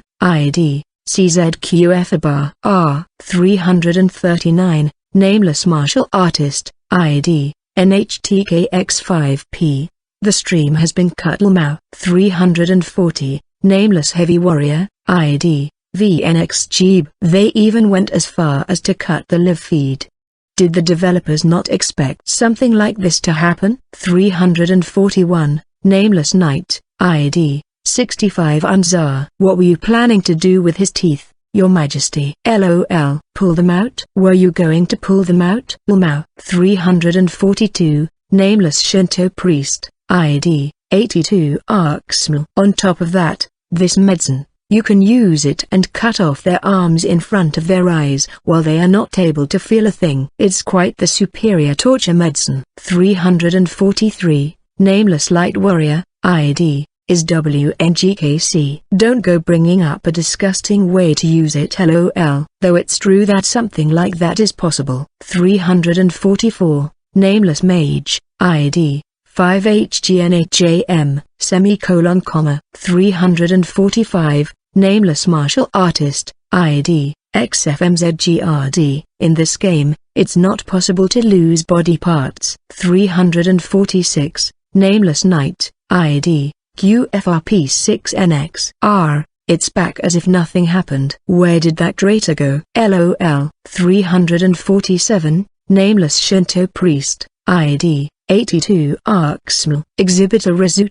Wait, isn't she part of Hero-chan's family? LOL. At this point, they are already regulars in events. 348, Nameless Mage, ID, ZinQKG. Just when I thought that the name sounded familiar, isn't she one of them? The ones that cleared the dungeon along with the True Self and Albert. 349, Nameless Martial Artist, ID, F2BPPKC. Does this girl have a fetish thread? 350, Nameless Knight, ID, 8SS3MJM. They haven't made a guild with Albert, right? 351, Nameless Archer, ID, RWRDTNX. Don't think so. I heard that Albert hasn't joined any guild yet. 352, Nameless Heavy Warrior, ID, MXDJSHS. Rezu-chan. Rezu-chan, use that anesthetic on me and play with me.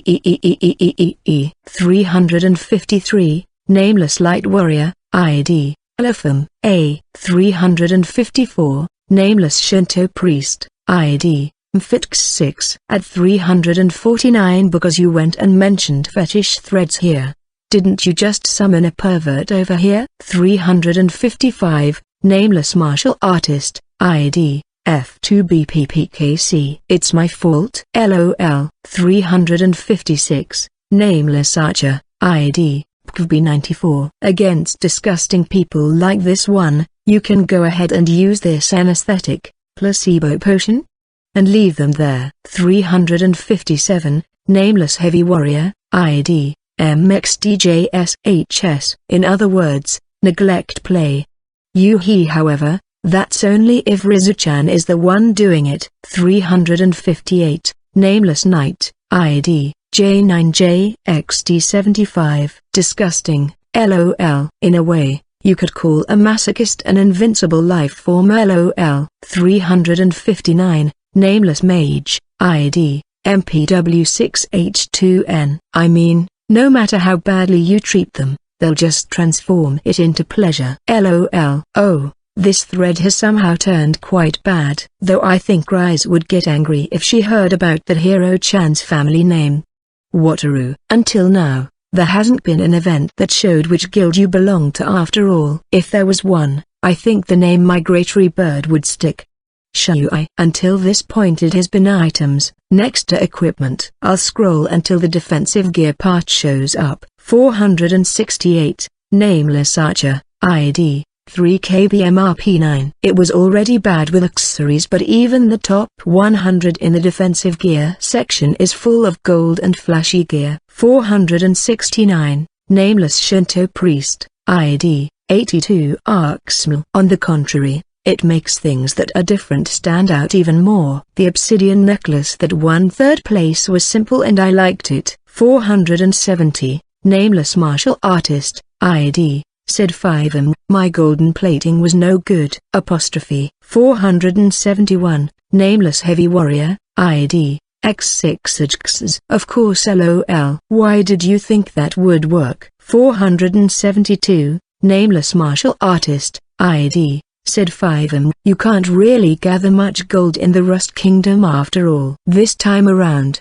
people in the Billy Confederation with its abundance of mines had an advantage, right? 473, Nameless Mage, ID, KMFJG6P. Rust has advantage when it comes to handicraft and medicine, and it would have even been fine if you tried to win with a flower. I heard that the soil over there is very rich and plants grow really fast. 474, Nameless Light Warrior, ID, Reggie. It's true that it's mainly people from Billy that have submitted golden gear. It's sorta frustrating how they can easily get in the top rankings. 475, Nameless Heavy Warrior, ID, X6. However, it was the same thing for X-Series, but there's no golden gear in the top 5 this time either, you know. 476, Nameless Knight, ID, J9JXD75. I mean, even if the quality is good, there's no creativity behind them. Even if it wasn't the Queen,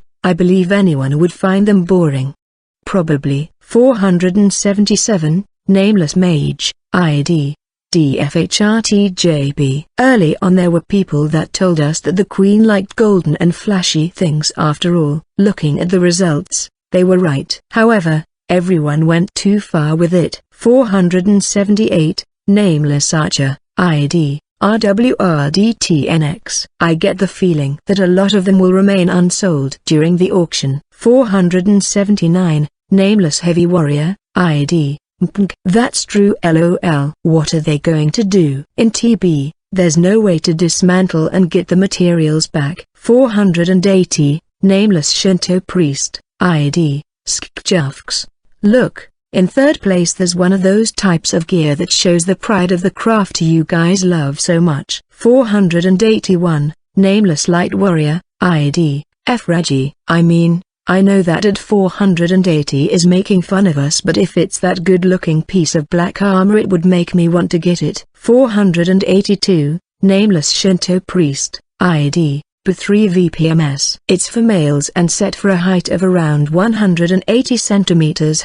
I'm a heavy warrior, but I'm not tall enough. 483, Nameless Mage, ID, AZ5MBWT. At 482 your name says you are a Shinto priest though, LOL. 484, Nameless Shinto Priest, ID, B3VPMS. 485, Nameless Heavy Warrior, ID, MPNG. It's not like you have to be honest about it, but at 482 what you did is rather embarrassing. 486, Nameless Martial Artist, ID, Ajixp. But this is the weakness of a ranged equipment, right? You are unable to change its size, especially when it comes down to defensive gear. It seems like all the famous blacksmiths have submitted weapons. 487, Nameless Knight, ID, J9JXD75. Maybe he aimed to submit armor from the start, since all the famous blacksmiths made weapons. 488, Nameless Mage, ID, KMFJG6P. I guess it's better than making a weapon. Looking at the auction catalog, it seems like weapons are the most competitive section after all. 489, Nameless Heavy Warrior, ID, DBG3TSU. Brandon, Nomask, Nakamuzo, Celine, Linunseed, Marduk and even Masamoon. Veils appeared in the defensive gear section just now. 490, Nameless Archer, ID, 2NQC Ret. They are all that names that appear on the first page when you go to the trading board. 491, Nameless Shinto Priest, ID, ZU232ND. That's just insane. By the way, I submitted a golden scythe but. 492, Nameless Mage, ID, AZ5MBWT. Shien. 493, Nameless Heavy Warrior, ID, DBG3TSU. Prey. 494, Nameless Shinto Priest, ID, ZU232ND. Yeah, I know. 495, Nameless Archer, ID, IPNKFS. Second place is a dress. Seems like it's made from some textile that gives off a rare texture. Like I thought, it's not good enough if it's just golden. 496, Nameless Knight, ID, U2DTK8K. It's pretty but it's bright red and flashy. This is something that wouldn't suit you unless you were really pretty. 497, Nameless Light Warrior, ID, FF4VTK. The one that submitted it is the true self? What is he even doing? Ulmao. 498, Nameless Heavy Warrior, ID, by UE3M. That high something guy. 499, Nameless Mage, ID, 6 Subtech. Not only cook but he can also sew. 500, nameless archer, ID, Z's Rise 6W. Where did you hear he can cook? 501, nameless mage, ID, 6 Subtech. True Self handed out some sweets during the tournament. He said that he made them himself and they were crazy good. 502, nameless knight, ID, J9JXT75. You personally got some? LOL. 503, nameless mage, ID, 6 Subtech. He wasn't really famous around that time after all. I remembered later on. Or something like that. 504, nameless light warrior, ID, ZLPV 588. It's really the True Self? In that case, have Hero-chan wear it and upload an image right now. Hurry up. 505, nameless martial artist, ID, Mtau. Unfortunately, it doesn't seem like he plans to do that. It's an arranged version but it says that there's the option to adjust the size of it. 506, nameless knight, ID, J9JXT75. So he made it in hopes of selling it. Doesn't seem like it's made for Hero-chan to wear. 507, nameless heavy warrior, ID, YX2. True Self, you suck. 508, nameless archer, ID, PMFRFLH. You suck. 509, nameless mage, ID, 4RX4K. You really suck. Hero-chan's figure wearing a dress. 510, nameless light warrior, ID, N5USF. Even though he took second place, everyone is saying the True Self sucks. Lamau. 511, nameless light warrior, ID, is WNGKC. And first place was snatched by a pro designer. He sucks in a lot of ways. Oh, I said it wrong. He sucks. 512, nameless knight, ID, J9JXT75. Lamau. 513, nameless mage, ID, KMFJG6P. After coming this far, the last one had to be a golden dress. However, it's a gorgeous dress. There's no doubt that the queen will use both. These Gyua eyes. Wataru. Ahahaha. Shui. Oh. What happened? Wataru. Shiru. I'm sorry, owner. We were too loud, right? Wataru. It's not a problem when there's no customers around. However, try to be quiet when there are customers around, okay? Shiru. Yes, I'm very sorry. Wataru. Hearing the owner's words, I unconsciously bowed down and Toby switched to laughing without producing any sound. This guy, I hope he didn't just want to only show this part to me. Why, by only not making me wear the dress am I treated as if I was useless? Wataru. Kyukaku. I sure laughed a ton. Waki. You are making light of just how popular Mochi is. On top of that, you are making light of just how famous you are. There's a fetish thread for you too, have you seen it? Shui. Who the hell would enter that kind of place on his own volition? I haven't looked at it. Wataru. Thought so, Shui. I don't want the owner to look at me all weird anymore, so let's move forward.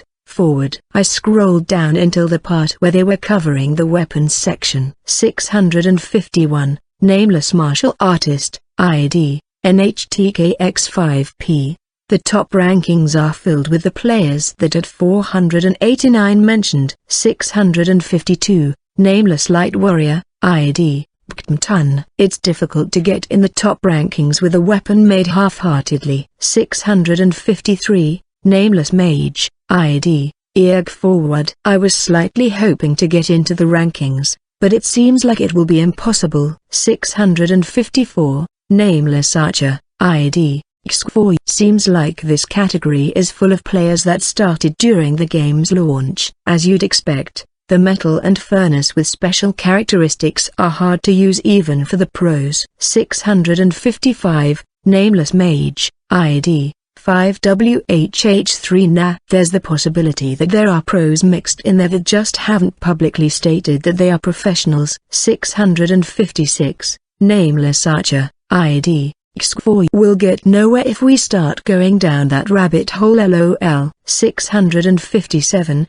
nameless Shinto priest, ID, 82 ARXML. Just thinking about what price they'll have once they are displayed in the auction scares me. 658, Nameless Heavy Warrior, ID, VNXGB. For the players, the reward for the event might not even be anything worth mentioning. 659, Nameless Mage, ID, CHFMFISB. You are right. There's even enough disparity in the money players have because of the tournament event. 660, Nameless Archer, ID, IGF5LS. Usually the higher-ranking crafter's income will be different from other people after all. 661, Nameless Knight, ID, FGSKT. It's like a mini modern society in here. 662, Nameless Martial Artist, ID, XIR35G. By the way, what happens if you use weapons with different elements at the same time?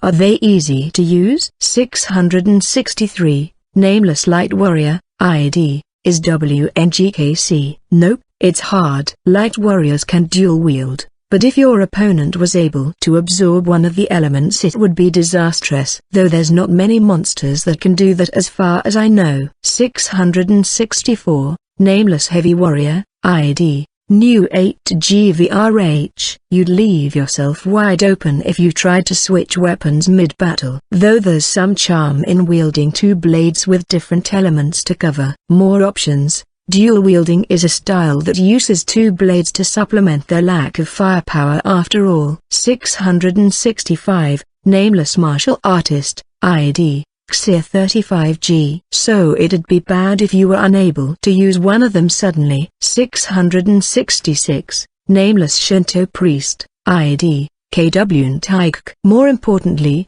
something like being able to use both fire and water elements at the same time just because it's cool. Isn't such a reason good enough? 667, Nameless Archer, ID, IGF5LS. Whatever you say, it's not like it'll change what weapons the experts make. 668, Nameless Heavy Warrior, ID, New 8GVRH. If you have a mage in your party, there's no need for an elemental weapon. In case you play solo, ideally you'd want to have a weapon of every element. 669, Nameless Light Warrior, ID, is WNGKC. Non-elemental weapons are the safest choice, but go ahead if you like them. Something like that. 670, Nameless Martial Artist, ID, XIR35G. But if you use these weapons at the same time they deal 1.2x elemental damage. Or so the Queen said. 671,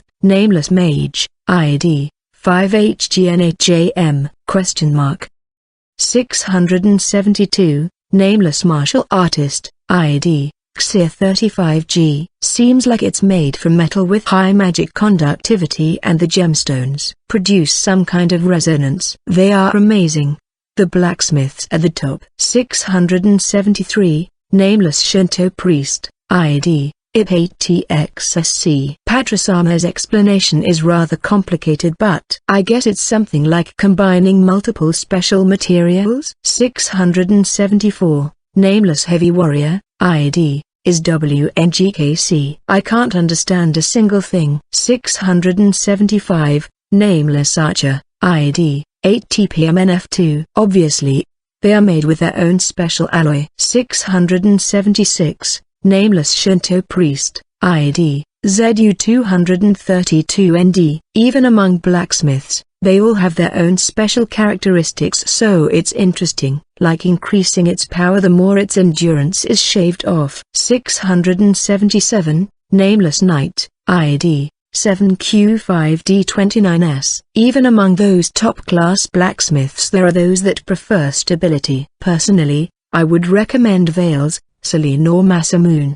They are made with both power and endurance. 678, Nameless Heavy Warrior, ID, FBKG28HN. You are weird for even being able to use weapons made from those three LOL. 679, Nameless Knight, ID, 7Q5D29S. When it comes to Masamune, that's only my opinion looking at the numbers in the trading BBS. I don't use Japanese-style equipment after all. 680, Nameless Mage, ID, Smide 4PD. So, a golden hammer is in third place, huh? Even though it's the same gold as the others, it feels rather different. I wonder why. 681. Nameless Mage, ID 5HGNHJM. It seems to be a light element one. 682. Nameless Martial Artist, ID Z8 is JBT. At 680, maybe it's purely because of its performance. Even to our untrained eyes,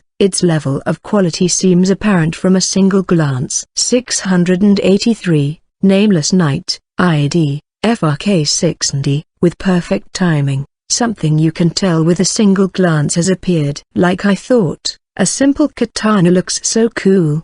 Maybe I should make my avatar look like a samurai. 684. Nameless Shinto Priest, ID IP8TXSC. Isn't this a ducky? 685. Nameless Heavy Warrior, ID New 8GVRH. The blade is roughly 71.3 centimeters long and the curvature is low, so it's not a ducky but Nyuka katana. This curvature, the engravings on the blade, the radiance, I can't get enough of it. Slurp. 686. Nameless Light Warrior, ID X2GMPHS. It's a pervert. 687. Nameless Archer, ID SQ6Z2A. How do you even get such a correct estimate of its length just from looking at it? LOL. However, being able to carve those inscriptions makes it so elegant. 688. Nameless Mage, ID KMFJG6P. It's about time for first place to be announced. Guess it won't be long until I say goodbye to all of you. 689. Nameless Archer, ID Dupe.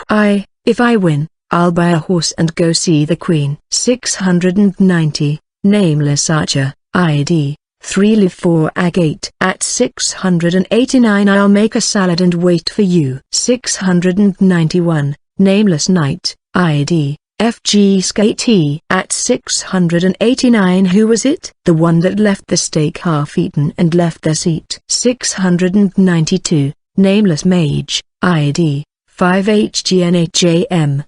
Did you make it? 693. Nameless Heavy Warrior, ID FBKG2HN. No, he didn't. Rather, we could just look up which top-ranked blacksmiths haven't been called out by now. 694. Nameless Mage, ID Smide 4PD. At 693 SHHHHH. 695. Nameless Shinto Priest, ID MJ2. It came out while you geese were being dumb. First place. As you'd expect, it was Shien.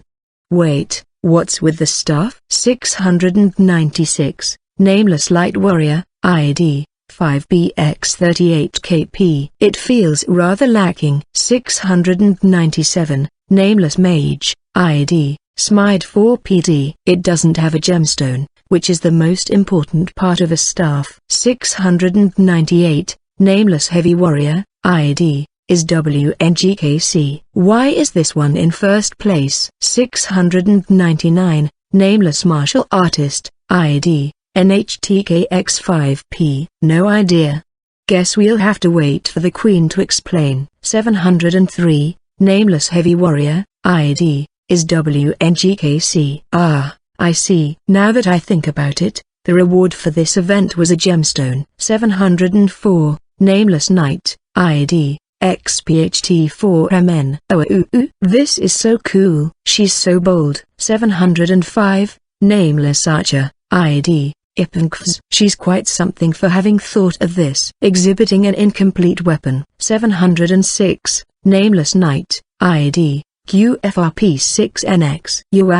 So it's something like reading the Queen's personality in order to win? I can't find any faults with this approach. Amazing. 707. Nameless Mage, ID B6CQCCZ. I should have submitted an incomplete weapon '. 708. Nameless Light Warrior, ID BNWIV. Do you have the confidence that if you submitted an incomplete weapon the Queen would pay attention to it? 709. Nameless Mage, ID B6CQCCZ. Not at all. grave accent. 710, nameless Shinto priest, ID, 82 Arksmal. Then that's not good Ulmo. So, the staff itself is neat. The carvings and decorations are beautiful, though it's sorta plain. 711, nameless archer, ID, PMFRFLH. Though I guess our senses might have dulled from seeing so many golden items. 712, nameless Shinto priest, ID, 82 Arksmal. I get that LOL. But this staff is the type that has a beautiful flower blooming on one end, right? I don't think it was made with it something that the queen would have been interested in. It's amazing how it took first place. 713, nameless light warrior, ID, is WNGKC. Like I thought, it was probably the challenge to put the gemstone on it that succeeded in picking up her attention. Obviously, it's not like the staff itself is not well made. 714, nameless heavy warrior, ID, FBKG28HN. If it went badly, there is the risk of it not even making it into the rankings. It's quite the clever method. 715, nameless knight, ID, WSS7Z4Y. At 712 in terms of color, it's silver after all. Personally, I prefer this type of weapon to the golden ones through LOL. 716, nameless heavy warrior, ID, T2Kidzu5. For the time being, I don't want to see any gold. I feel full just from looking at them. 717, nameless martial artist, ID, S38KJN. The impression the staff gives is kinda mismatched when you compare it to what's exhibited there. I can't really picture what kind of person Shien-san is. 718, nameless archer, ID, 8TPMNF2. Masamune in second place is rather easy to understand. Anyway, congratulations on first place. Congratulations to those that placed high in the other categories. Since I didn't even make it into the rankings, I'll just quietly leave. 719, nameless mage, ID, Smide4PD. Good work. There's no need to make another thread, right? 720, nameless heavy warrior, ID, FBKG28HN.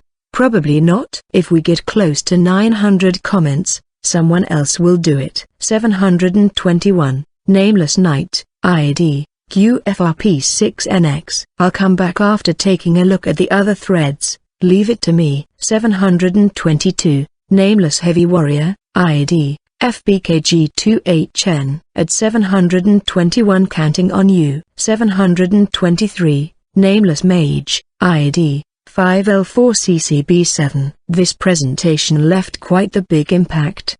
Ah, the queen is using the staff. 724, nameless Shinto priest, ID, ZU232ND. As expected, the staff kinda doesn't suit the queen. However, looking at the finished product, I can't voice any complaints. Want it? 725, nameless mage, ID, Smide4PD. Even if it appears in the auction, I have no intention to buy it. LOL. It's definitely going to be expensive. Yup, seeing the reactions from other people again. As expected, Shien-san is amazing. She did well to place first in such a competitive event. Wataru, you said it. It was the same with the first event. If she wasn't there, we normally wouldn't have been able to be in the event rankings. Shui, she's been helping us since that time with the great sword after all. Even in the tournament, if she wasn't there, it would have been highly likely that we didn't advance through the preliminaries. Wataru, bringing Shien Dono along is probably the best thing Waki has done in TB. I'm looking forward to the next event. Shui, since this time it was a crafting event, I'm expecting the next one to not be a fighting event but a gathering event. But tomorrow is the deadline for auction bidding. That being said, seeing Shien Dono being so daring or provocative was quite interesting considering she's usually not like that. Shui, I don't think so. The fact that she submitted an incomplete staff was probably her plan to make the queen want to see more, considering she made it without taking into account her tastes. Even if she's like that usually, I think she's the type that does her best when she's motivated, so I don't believe it was out of character. Wataru. She's the type that becomes really strong once she puts her mind into it, or at least that's what I personally feel after spending time with her. Though the preparations she needs to make to reach that point probably take much longer compared to other people. However, having heard that, Shui was looking at me while smirking for some reason. It's unpleasant, Shui. What is it? Wataru. Well, I was thinking that words coming from a guy that was confessed to by an introverted girl have much more meaning. You sure know her much better compared to me, as expected of you. Shui. You. Wataru. Even though he was just guessing, to think that he got that right. While grinding my right hand, I slowly approached Shui's head with it. I'll make him eat this iron claw that I held back from doing yesterday. Hiei. Waki. Time out. What was your grip strength again? Shui. 80 kg. Wataru. Jaya. That's not the grip strength from someone in the cooking club. Shui. Well, that was just a lie to intimidate him. By the way, it seems like 80 kilograms is round the grip strength you'd need to crush an apple with one hand. I should be considered average. Don't be so noisy, the owner will scold us. Wataru. Like that. Just as my hand was going to reach Shui's head. Callan, the bell on the door rang. TSK. I was going to stop anyway, but I wanted to keep at it for a bit longer. This guy is so lucky. Welcome. Wataru. I'm saved. Shui. Since it seems like a group of female tourists came, I reluctantly lowered my hand and put on the apron. Leaving behind Shui, who placed a hand on his chest, I headed towards the entrance to serve the customers. Evening. Only Celine-san is here? Hind. Hind-kun. GG. Good evening. Celine. Good evening. Hind. Once I entered the lounge, I saw Celine-san with her menu window open looking at the items in the auction. Though, once she looked at me, her eyes were wandering around and she looked as if couldn't calm down. Seeing that, I went to make herbal tea for both of us and sat down after placing the cups on the table. Once I sat down in front of her, Celine-san's shoulders trembled and she looked downwards. This seems like the pattern of someone feeling embarrassed after realizing what she had done. Or something like that. Thank you. Celine-san, you are too stiff, though I guess I shouldn't be saying that since I'm the source of the issue. Hind. Why yeah. Celine. It'll be hard on your body if you are so tense, so let's try to relax a bit. Deep breaths, deep breaths. Hind. Breath in, breath out. Celine-san obeyed my words and did what I told her. After that, she drank all the herbal tea in one go and looked as if she had calmed down.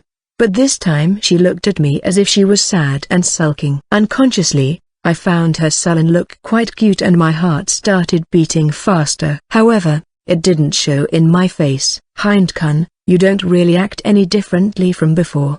Celine. What? You mean that? Hind. So this is what she's trying to say. Even though I'm this nervous, what happened the day before yesterday meant so little to you. Or something like that.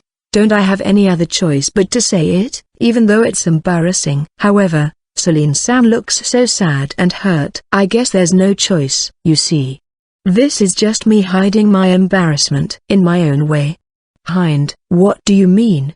Celine. I'm just looking calm on the surface. I don't think I'm feeling much different from what you are feeling deep inside. My face is all hot and my heart looks as if it's going to jump out. Hind. I can't see that at all though.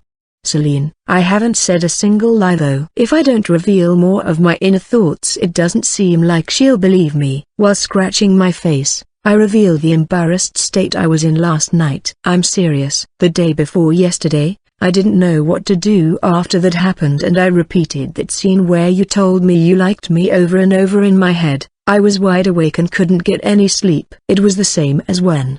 That time, you did that to my cheek. Thanks to that, I nearly arrived late to my part-time job.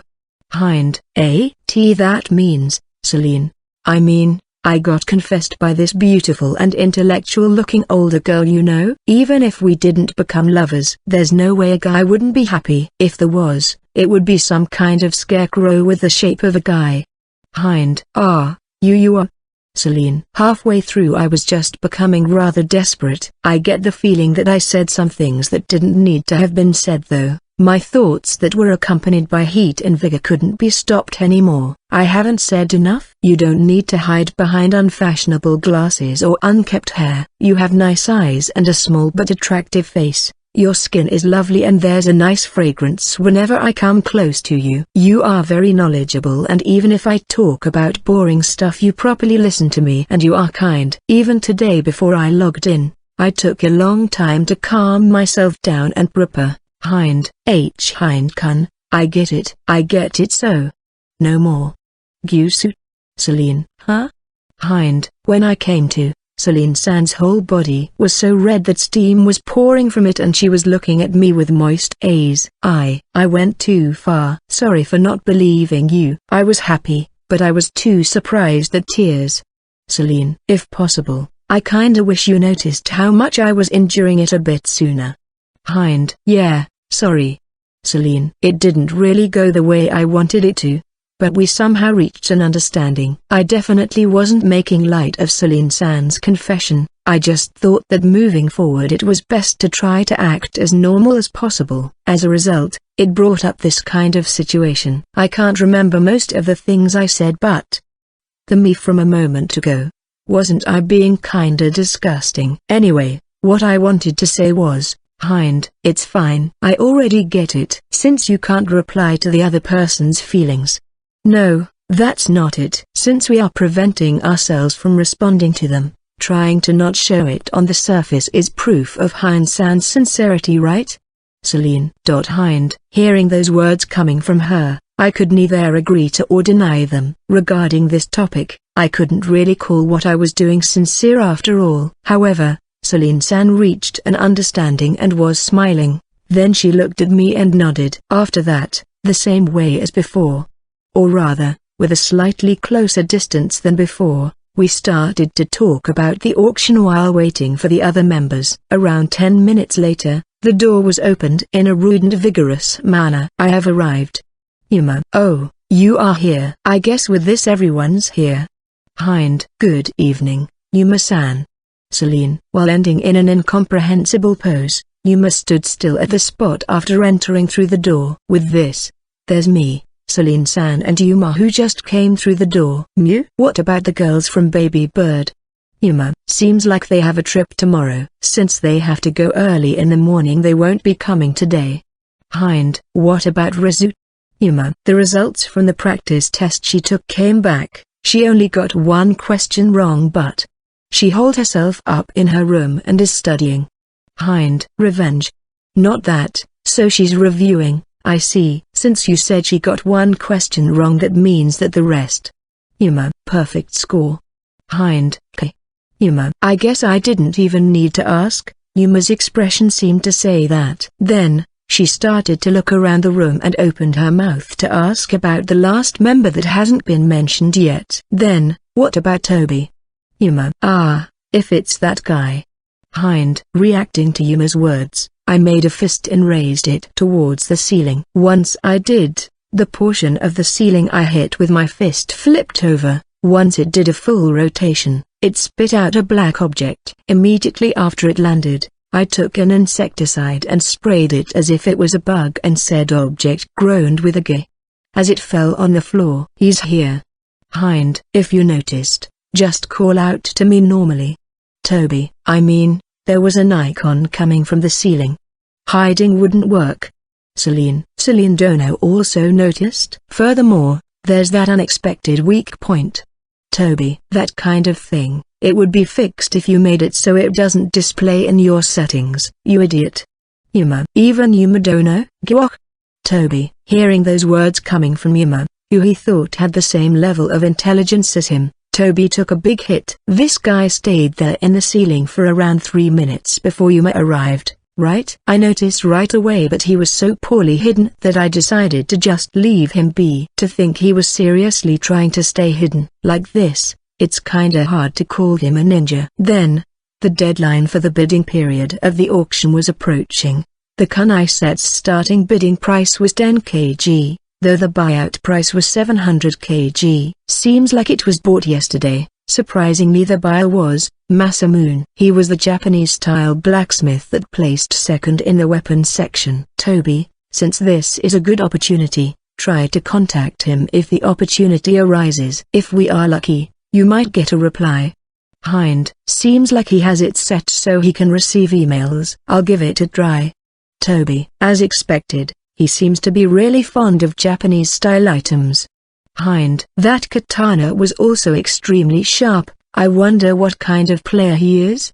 Celine-san seems like she's really bad at making Japanese-style things, so even to this day, Toby buys his equipment in the trading BBS. There are some items mixed among those that I made myself, but as you'd expect, compared to what people like Celine-san make, they are inferior. If we think about increasing our guild's fighting power, it would be best if we had Masamune make Toby's equipment. After that, each one of us started bidding on items that interested each other. Though, among the members here right now, I'm the only one that's submitting something. My Ishika dress. Just before the auction ended, we stared at the window where the biddings appeared. Aren't these columns weird? Hind. Yuma. There's 7 columns. The number of bidders is also about 3. Are you serious? Hind. It's really popular among mages and Shinto priests. If I remember correctly, it increases your magic power by a lot. Toby. It was 10%, right? If we are talking about support effects on defensive gear, it's rather extraordinary, right? Celine. If I had to say, it's the cloth that's amazing. The Ishika cloth, that is. The price of the material is high. Seems like the starting price was 500 kg. Hind. That amount is over 10 times higher, already surpassing 5 million G, and it keeps going up. By the way, regarding the average amount of money players have, I heard that it seems to be in the 1-2 million range. In other words, if mages and Shinto priests are still bidding at this point, it has to be those high-rank players that want to increase their strength, even if it's only by a bit. Then, 10 seconds before the auction was over, a bidder that bid 20 million G, an amount that would make your eyeballs jump out, appeared. In a panic, I looked at the name of the bidder, and the name, Heshaft, was displayed. You are the one buying it? Celine-san aside, all 3 of us shouted. As you'd expect, the bidders that until now kept bidding and were bidding in the close to 6 million range stopped. Like that, Hersha won the bid for the Ishika dress with her overwhelming financial prowess.